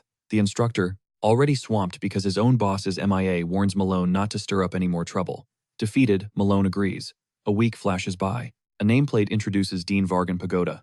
Inside his office, Vincent is practicing a formal gesture of condolence, one hand pressed to his chest, the other resting on his sword. His spectral companion hypes him up, explaining, this is the correct way to offer sympathy in the modern age. Dean Vargan mentions that Vincent was once a guest of his sister, and points out that his condolences are several months late. The Dean is blunt, admitting Vincent's visit is making him incredibly uncomfortable. He explains that Vincent is destined to return to a noble house, while he's just an ex-mercenary Dean, creating a seriously strained dynamic between them. Vincent begins to speak, the realization dawning on him that the Dean knew his name from the very start. The Dean accuses Vincent of digging into his past, investigating him and his sister, and engineering this meeting on purpose. He demands to know Vincent's true endgame. Vincent's ghost friend starts to panic, but Vincent calmly prepares to tell him the honest truth. Vincent confesses that his initial mission was to invest in the Dean's sister Varnelle, seeing her as a talented asset, and expecting a massive return down the line. But he says that after digging into Vargan's history and learning the entire story, his entire objective shifted. Vargan is stunned, As Vincent explains, this new information forced him to take a hard look at himself. Vincent remembers hearing about a talentless kid, completely crushed by his family's legacy, and he saw a reflection of that struggle in Vargan and others. Vincent admits that in the end, he just wanted a real conversation with Vargan. The dean insists he understands Vincent's plight, but doubts he can give Vincent the answers he's looking for. Vargan lays his cards on the table, recounting how he bolted from the Samyeon family, and their magic tower became a mercenary and wound up on the front lines of Adenka. He says he cut all ties with his family and sister, a stark contrast to Vincent, who still desperately clings to those same bonds. Vargan then asks a piercing question. Why have you never once abandoned the pagoda name? Vincent listens intently, sensing the question is loaded with a deeper meaning. Elsewhere, Malone glares at Saizen and his friends chat happily, making him feel completely isolated. The trio spot him, go quiet for a beat, and then pointedly ignore him. They immediately dive back into a lively conversation. The scene drives home Malone's total exclusion as he sits alone on his bed while everyone else socializes. Lying back, he throws an arm over his eyes in utter frustration. He clenches his fist over his face, rage reaching its boiling point. Malone makes a dark vow he will murder Vincent. A cold, ominous energy begins to seep into the dormitory. A sinister voice whispers, asking Malone if he truly wants to kill Vincent. A shadowy spirit with blazing red eyes manifests before a shocked Malone. The voice offers to help him, asking if he desires its power. Back in the office, Vargan repeats his question. Why haven't you abandoned the pagoda name? Vincent and the dean face each other, the tension in the room thick enough to choke on. Vargan spells it out. The pagodas are a legendary family from the Magic Tower, a name that would only sabotage a mercenary's career. Vincent wonders out loud if the dean might still be connected to the tower, which causes Vargan to finally snap, screaming at him to be quiet. Enraged, Vargan calls Vincent a powerless brat, who speaks as if he understands a single thing about suffering. He roars that Vincent has no idea what he endured, or what it felt like to be cast out of the Magic Tower. Vargan declares that if war ever erupted between Samyeon and Adenka, he would personally demolish the Magic Tower that ruined his entire life. Vincent's reply is unnervingly calm. I already know this. Stunned, Vargan demands to know what he means. Vincent explains that he once felt that same way, but ultimately realized revenge wasn't what he truly craved. He reveals that what he desperately sought was acceptance and love, a memory of his mother's embrace flashing through his mind. It all clicks into place for Vargan. Vincent kept the pagoda name because he was still attached to his family.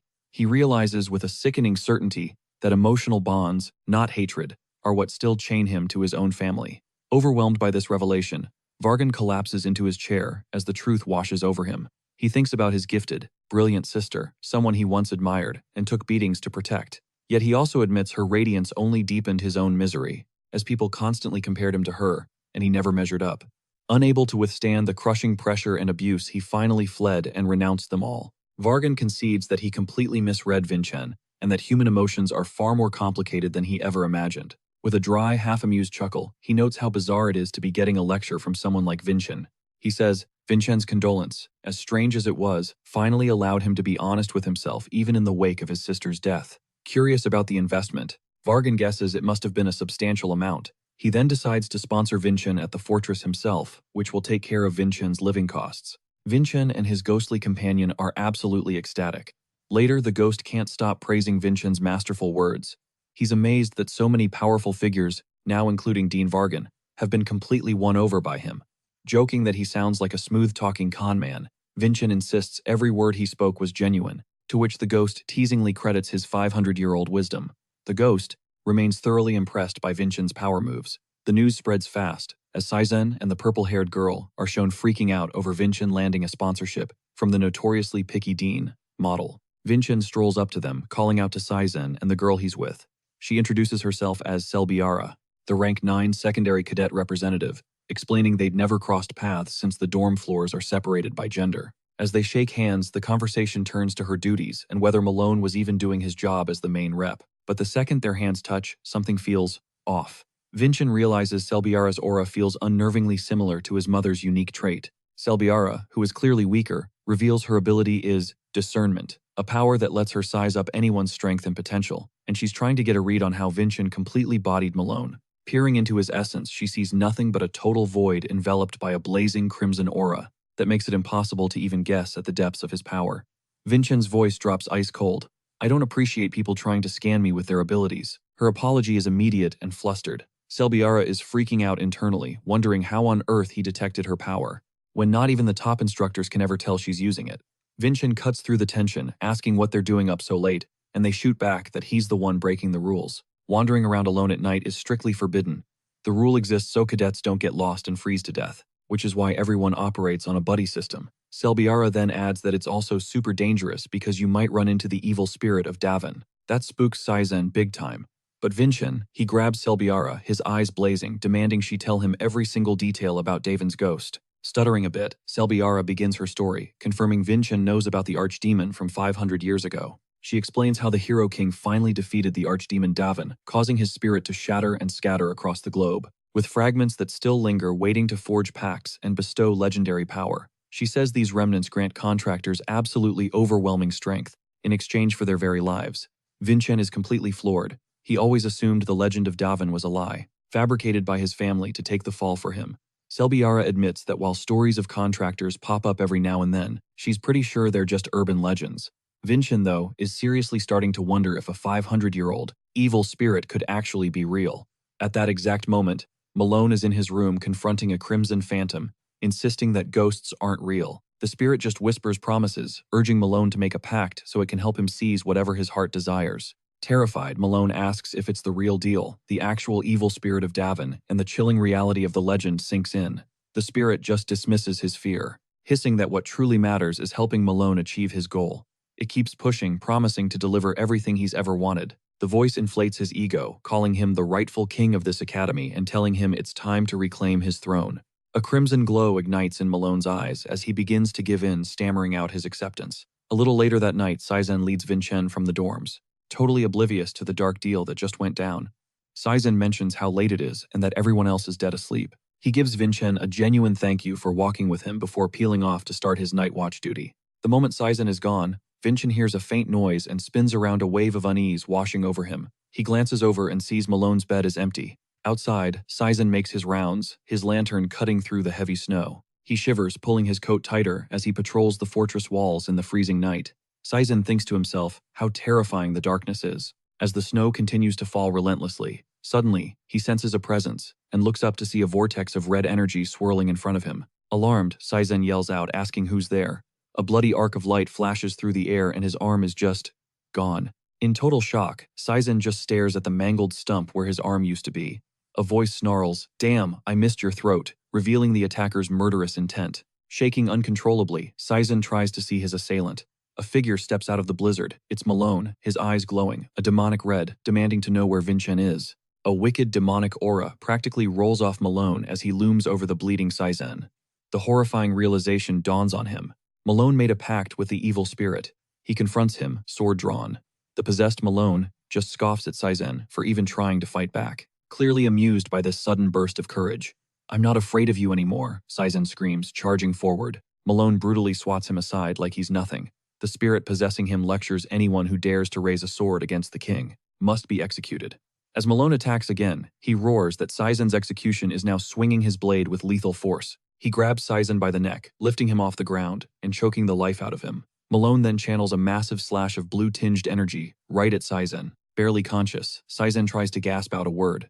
Out of nowhere, Instructor Brown appears, blocking the deadly attack and shielding Saizen. Brown roars at Malone, condemning him for making a deal with a demon and casting aside his honor as a warrior. Malone just laughs like a maniac, saying it'll be way more fun to cut down an instructor than a lowly cadet. Brown realizes his own attack didn't even scratch Malone and screams at Saizen to hit the emergency alarm. Back in the dorm, the building is dead silent for a moment before the sirens start to wail. Vincent is already sitting bolt upright in bed as the alarm blares through the halls. He notes with a scowl that Malone is still gone, and thinks bitterly that he couldn't care less if the idiot freezes to death. But the shrieking alarm forces him to his feet. Other cadets bolt awake yelling that the alarm means the night watch has been attacked, their panic rising as they realize Saizen is the one on duty. A name rips from Vincent's throat in a shout of pure panic.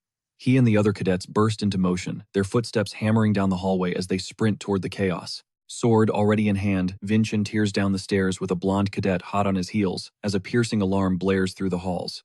He runs right into Selbyra and a cluster of other students in the corridor. They exchange panicked greetings. "Selbyra, what's going on?" Vincent demands, but she just shakes her head. "I don't know. I ran out when I heard the siren." Then it hits him, the metallic tang of blood hanging heavy in the air. Vincent's body goes rigid with the sudden realization of just how bad this is. "Selbyra," he commands, his voice tight. "Contact the dean. Now. Use your crystal." This situation was spiraling way beyond what they could handle. They needed backup from the top.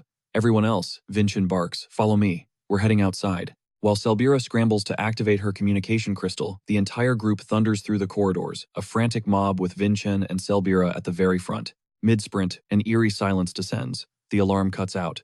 The flow of mana vanishes. The fight is over. Faster, Vincent yells, a new dread coiling in his stomach. Leaning closer to Selbira, he mutters urgently, is there any kind of defensive seal we can throw up while we're on the move? His logic is chillingly simple. The battle's already over, he explains, and since no one called for us, it means our side lost. Selbira's mind latches onto a single possibility that might give them a fighting chance, the triangular defensive seal. It's one of the 7 basic seals of Adenka, but she hesitates, her face clouded with doubt. There's a problem with that one, she begins to explain. What is it? Vincent presses. The seal's vertex, she says it needs a 5-star martial artist or higher to anchor it.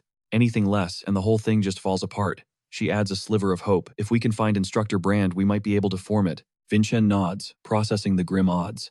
But his train of thought shatters as he rounds a corner and freezes, his eyes widening at the absolute horror show before them. They burst outside into a nightmare. Crimson is splattered across the pavement, horrifying the cadets. A moment later, a broken body is flung through the air right past them. The sickening trail of blood it leaves behind sends a fresh wave of shock through the group. Selbira gasps, her eyes locked in horror on the familiar form. It's Instructor Brand, crumpled on the ground, gravely wounded and bleeding out. Just then, a swirling crimson vortex rips open the sky above them. A voice dripping with malice echoes out, "Found you." Without a second thought, Vincent's sword is out, meeting the tendrils of red darkness that lash down at them. His blade collides with the chaotic energy erupting in a blast of brilliant blue light. When the glare fades, Vincent is face to face with a floating, pulsating mass of dark red aura. Leveling his sword at the mass, Vincent roars, "Who are you? Show yourself." The demonic energy coalesces, revealing a grinning Malone. "Perfect," he sneers, his voice dripping with triumph. "All my enemies gathered in one place." Malone Vincent screams, his voice cracking with disbelief at the carnage his friend has caused. The other cadets recoil, feeling the suffocating and very real pressure of his dark power. Selbira's eyes narrow as she studies him, a horrifying realization dawning on her. That malevolent aura, it's the exact same energy as the martial artist who was possessed by the evil spirit Davin. The news hits Vincent like a physical blow. His mind screams in protest. How can he be possessed? I'm right here. It's impossible. Am I? Fighting my own power. The insane thought flashes through his mind as the possessed Malone laughs. Allow me to show you who your true king is. He throws his arms wide, unleashing a tidal wave of corrosive red energy that washes over every single cadet.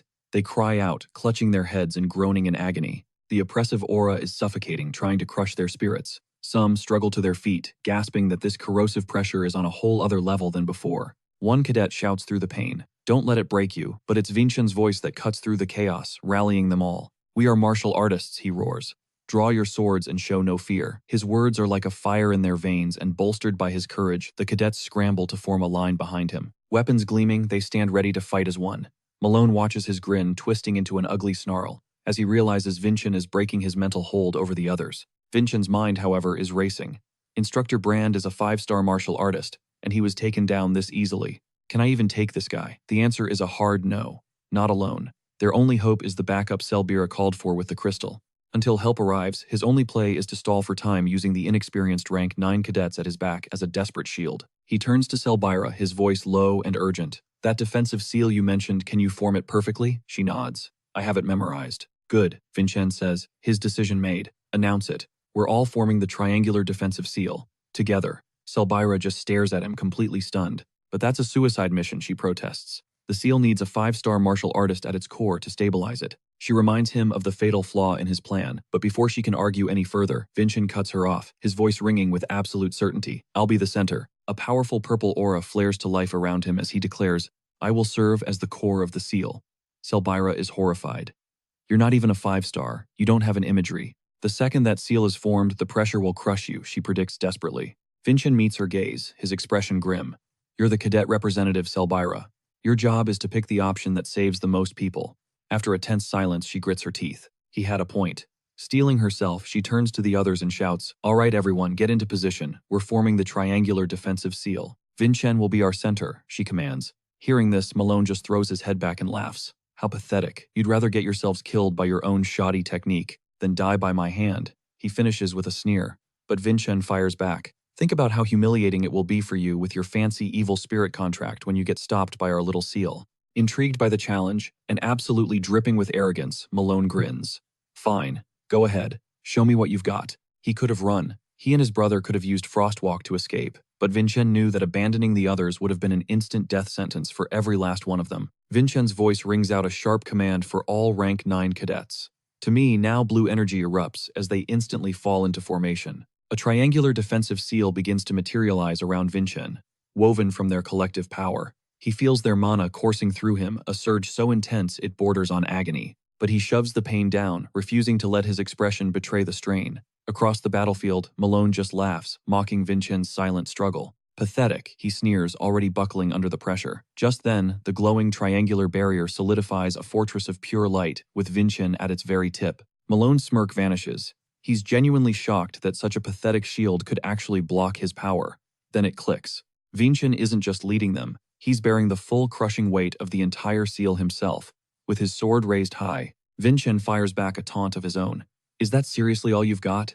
Utterly enraged, Malone prepares a far deadlier assault. Roaring, you could never imitate this. He blasts forward a meteor of explosive red energy aimed directly at the shield. The two forces collide in a violent, deafening explosion of crimson and azure light. The sheer power is unbelievable. Vincent realizes Malone's lightning isn't his own anymore. That demonic spirit has supercharged it to terrifying new levels. Tremble before me, Malone screams relentlessly, hammering the barrier as Vincent and the cadets struggle desperately to keep it from shattering. The immense pressure begins to crush them again. A cadet clutches her head, letting out a terrified gasp as the suffocating evil aura intensifies around them. Then looming in the swirling crimson darkness above the fiery malevolent eyes of the archdemon, Davin himself appear. Raw panic rips through the cadets. They recognize him, the true source of Malone's demonic strength. Davin's chilling voice echoes, relishing their horrified faces. Yes, this is the despair I wanted to see. Do not be afraid, Vincent's voice cuts through their terror. As martial artists, we reserve our fear for honorable opponents worthy of respect. Not for a dishonorable backstabbing traitor like Malone. In that moment, Selbiora understands. Vincent isn't just anchoring the seal, he's single-handedly holding their courage together. This kid is only 14. Her own resolve hardens as she declares, I will not stand by and do nothing. Rank 9s, prepare your mana, she commands. At her signal, every cadet focuses their power, a low hum building as she begins to count down. On the third count, they unleash it all in a unified blast.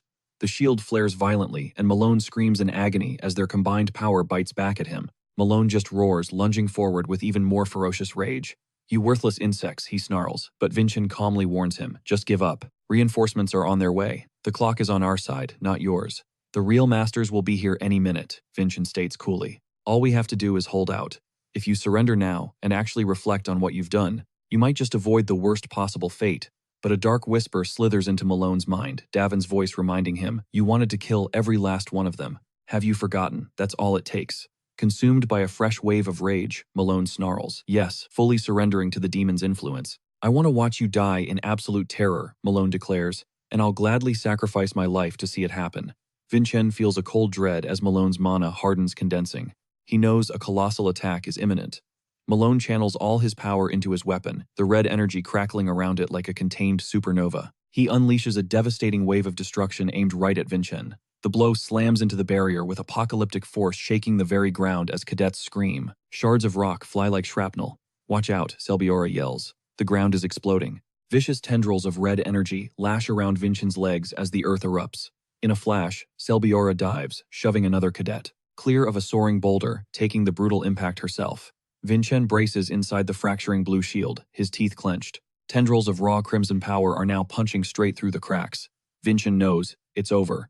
The defensive seal is failing. As Malone dives in for the final blow, screaming, this is the end, Vincent prepares to meet him head-on, his resolve turning to ice. He raises his sword, poised for a desperate counterattack. Malone brings down another massive cataclysmic wave of pure red energy. The world dissolves into a blinding storm of red and white light, a chaotic maelstrom of energy that obscures everything from view. When the light recedes, Vincent is stunned. They're still standing.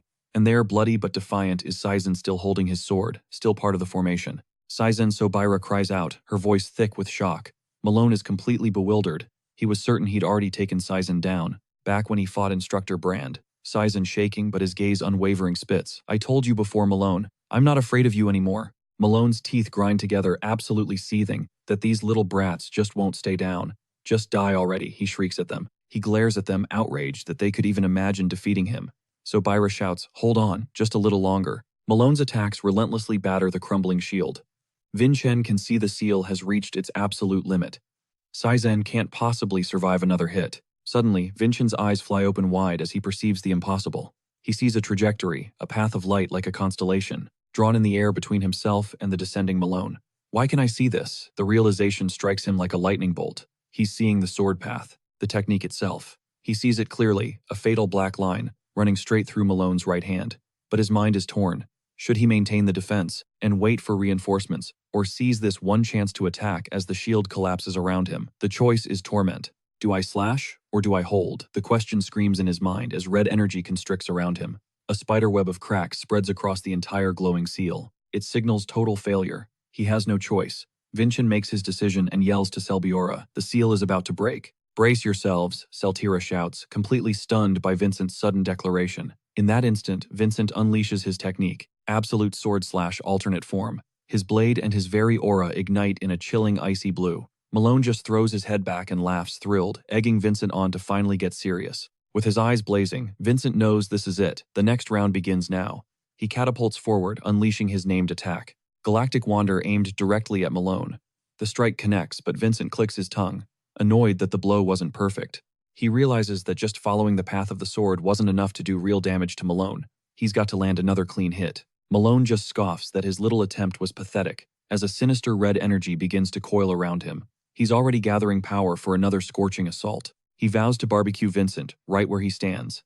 With a roar, he unleashes a colossal pillar of crimson power, straight up at Vincent. Selbiro and Saizen scream Vincent's name, terrified for his life.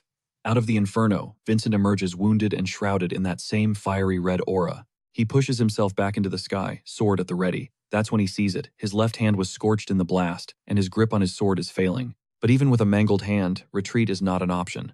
Vincent grits his teeth and dives straight back at Malone.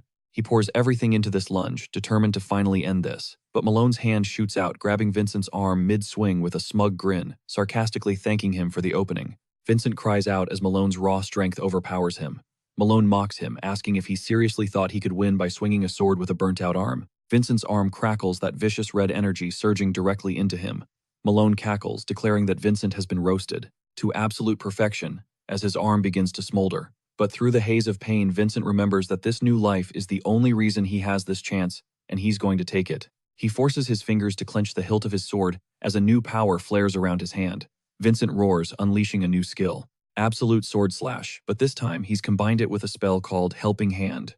He brings the empowered blade down on Malone. Malone lets out a blood-curdling scream as his arm petrifies into solid stone and then shatters into dust. The force of Vincent's attack detonates in a massive, blinding explosion. Vincent stands behind the blast, panting heavily, wondering if that was finally enough. But as the dust begins to settle, a figure staggers out of the crater. It's Malone, screaming curses, absolutely furious that his arm has been blown off for a second time. As he rages, Vincent notices something shocking.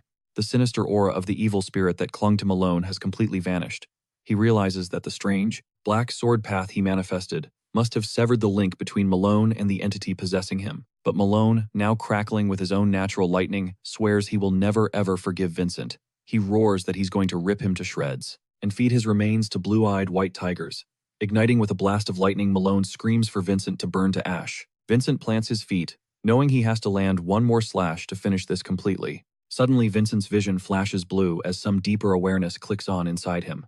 As Malone charges, he inexplicably freezes mid-lunge. He's panicking, unable to move a muscle when everyone is counting on him. Vincent, meanwhile, is being zapped by Malone's stray electricity. But he refuses to fall, not before he uncovers the truth of what went down 500 years ago. Just then, a powerful voice echoes across the battlefield. It orders Malone and Denka to stop messing around.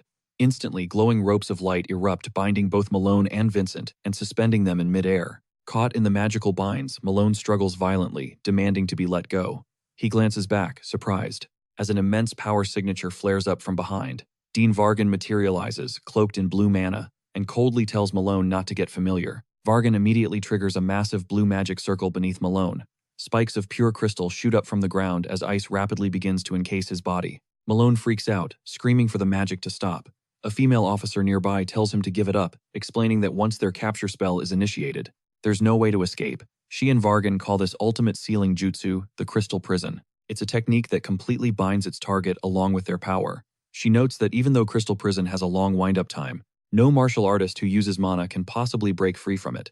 Already half frozen, Malone curses and screams Vincent's name. As the crystal prison closes in around him, he shrieks that this isn't the end. The officers calmly watch. And with that, Malone is completely sealed within a towering tomb of crystal. The red-haired woman turns to Vincent, realizing he must be the one Vargan praised so highly. Adinka walks toward the exhausted Vincent, remarking that he must be the cadet Vargan spoke so highly of. Seeing him struggling just to breathe, she comments that his injuries are so severe he can't even respond. The thud of something heavy hitting the ground nearby signals the true end of the fight.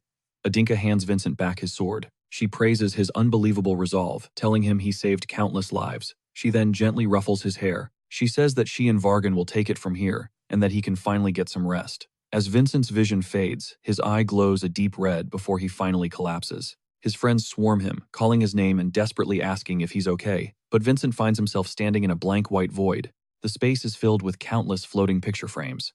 Disoriented, he wonders where he is when a very familiar voice calls out to him, "Brother." Julian's spirit appears before him, looking furious and demanding to know why Vincent is being so reckless with the body he borrowed. Vincent's breath catches in his throat as he stammers the name Julian. Before him, the red-haired officer stands poised before a set of colossal doors, ready to deliver her report. She snaps into a formal salute, greeting Suradenka with a phrase, praising his absolute glory, but the patriarch Khan just waves her off. "Spare me the ceremony, Hersia. Just talk." The tension immediately drains from her shoulders as she nods, switching to a casual brother Khan. Khan gets straight to the point. "Walk me through what happened." "Exactly." Hersia lets out a heavy sigh, bracing him. "This report, it isn't good." She starts the grim rundown. 15 rank 9 cadets were taken down, all injured but none fatally. However, they lost an instructor. Brand, the 5-star martial artist, was killed in action. She also confirms that Cadet Saizen managed to survive his insane death match against Malone. Khan declares that Brand and every wounded fighter will receive the highest honors and support, her voice thick with regret. "I should have handled this sooner." Hersia tries to take the blame, insisting the whole disaster was her fault, but Khan quickly shuts her down. "Dealing with evil spirit contractors is pure chaos," she argues. "Your strategy to take him down in one clean strike was the right call." But even as she says it, a dark look crosses Khan's face.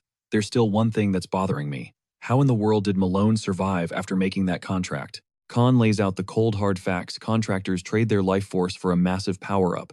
Once that power is spent, they're supposed to die. Period. Hersia reports that the fortress mages are clueless, except for one bizarre anomaly. According to the cadets who were there, Malone was instantly exorcised, the very moment Vincent's sword struck him. Khan's eyes narrow. She remembers that unlike every other time, Malone's severed arm didn't regenerate after that specific slash. She can't help but wonder if it's connected to that wild, unfamiliar swordsmanship Vincent unleashed during the True Swords assembly. Regardless, Khan's judgment is final. Malone must answer for his crimes. The sentence is delivered without mercy for forming a pact with an evil spirit. Malone faces lifetime confinement, a magical seal to cap his power, and the severing of every tendon in his limbs. A wave of pure terror washes over Malone. As the reality sinks in, he will never hold a sword again. With that business concluded, Khan shifts focus. Now, about Vincent's reward. Where is he? Hersia explains that after receiving treatment, he was taken to the main house. The problem, he's been completely unconscious for days. Meanwhile, in the mind-bending white frame world, Vincent calmly says Julian. His friend materializes, equally confused. "I don't know what this place is," Julian confesses. "I just warped here the second you blacked out." After taking in the surreal surroundings, Julian pieces it together. "I have a theory," he says, his eyes wide. "I think we're inside Malone's memories. Why Vincent demands his head spinning. What does being in his mind have to do with that sword style I used?" He's totally floored. In his entire past life, he'd never cut someone and gotten sucked into their psyche. He struggles to connect the impossible dots, Malone's demonic pact, his own ultimate sword technique, and this bizarre dreamscape. An angry voice echoes from a nearby memory frame, drawing Vincent's attention to a scene he'd rather not witness. Through the frame, they see a much younger Malone, fiercely arguing with Dean Vargan about his training to tame the cerebral giant. It clicks for both Vincent and Julian. This all went down long before they ever set foot in the academy. As Malone pushes back, Vargan's voice turns to ice. "You are a son of the Adenka family. You will not embarrass us in public." The dean gives him a chilling ultimatum. "If you don't want to die on that stage, you will summon the cerebral giant." Watching from the outside, Julian notes how soft Vargan is being on Malone and wonders what this stage is all about. Inside the memory, Malone finally caves. He traces a glowing blue triangle in the air, firing up the cerebral giant's mana. The pattern instantly triggers Julian's recognition, and Vincent shouts, "That's it, the cerebral giant's mana circuit." He glues his eyes to the frame, watching Malone channel the immense energy, a sick feeling of dread rising in his gut. A thick black fog suddenly erupts, engulfing him. Julian Vincent screams, his voice swallowed by the oppressive darkness. He's alone. Julian is gone. A deathly pale hand grabs him from behind. A cold voice whispers directly into his ear, "Why won't you just die?" He spins around to see the ghost of his mother, clutching him, and the shock sends a bolt of pain through his mind. The vision is so twisted he clutches his head, wondering if these are actually his memories invading the space. Ghosts from his past life flicker before his eyes, his master Nita, his comrade Falcon, and then Arslan reaching for him just like he did in the end. Vincent screams at the apparitions, a raw, desperate cry. "What happened after I died?"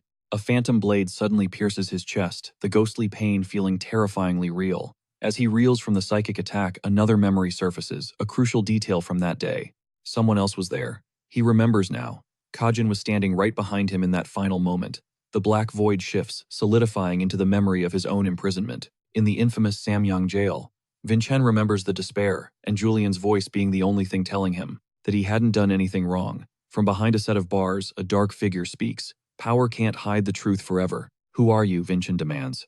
The figure steps into the light. It's Arslan, his face streaked with tears as he makes a solemn oath. "I will restore your honor, Vincent." He chokes out no matter how many centuries it takes. From inside his spectral chains, Vincent can only gasp his friend's name.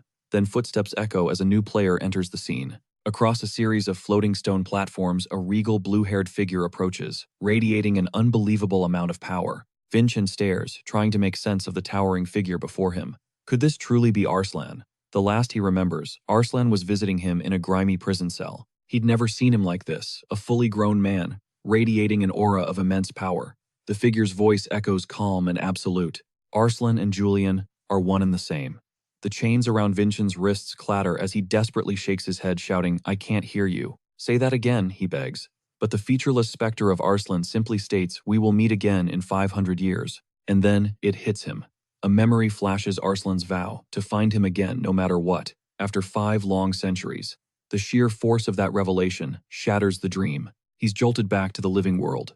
Wrapped in bandages, he bolts upright, a single name tearing from his throat, Arslan. Vincent's eyes dart around, recognizing his own bedroom.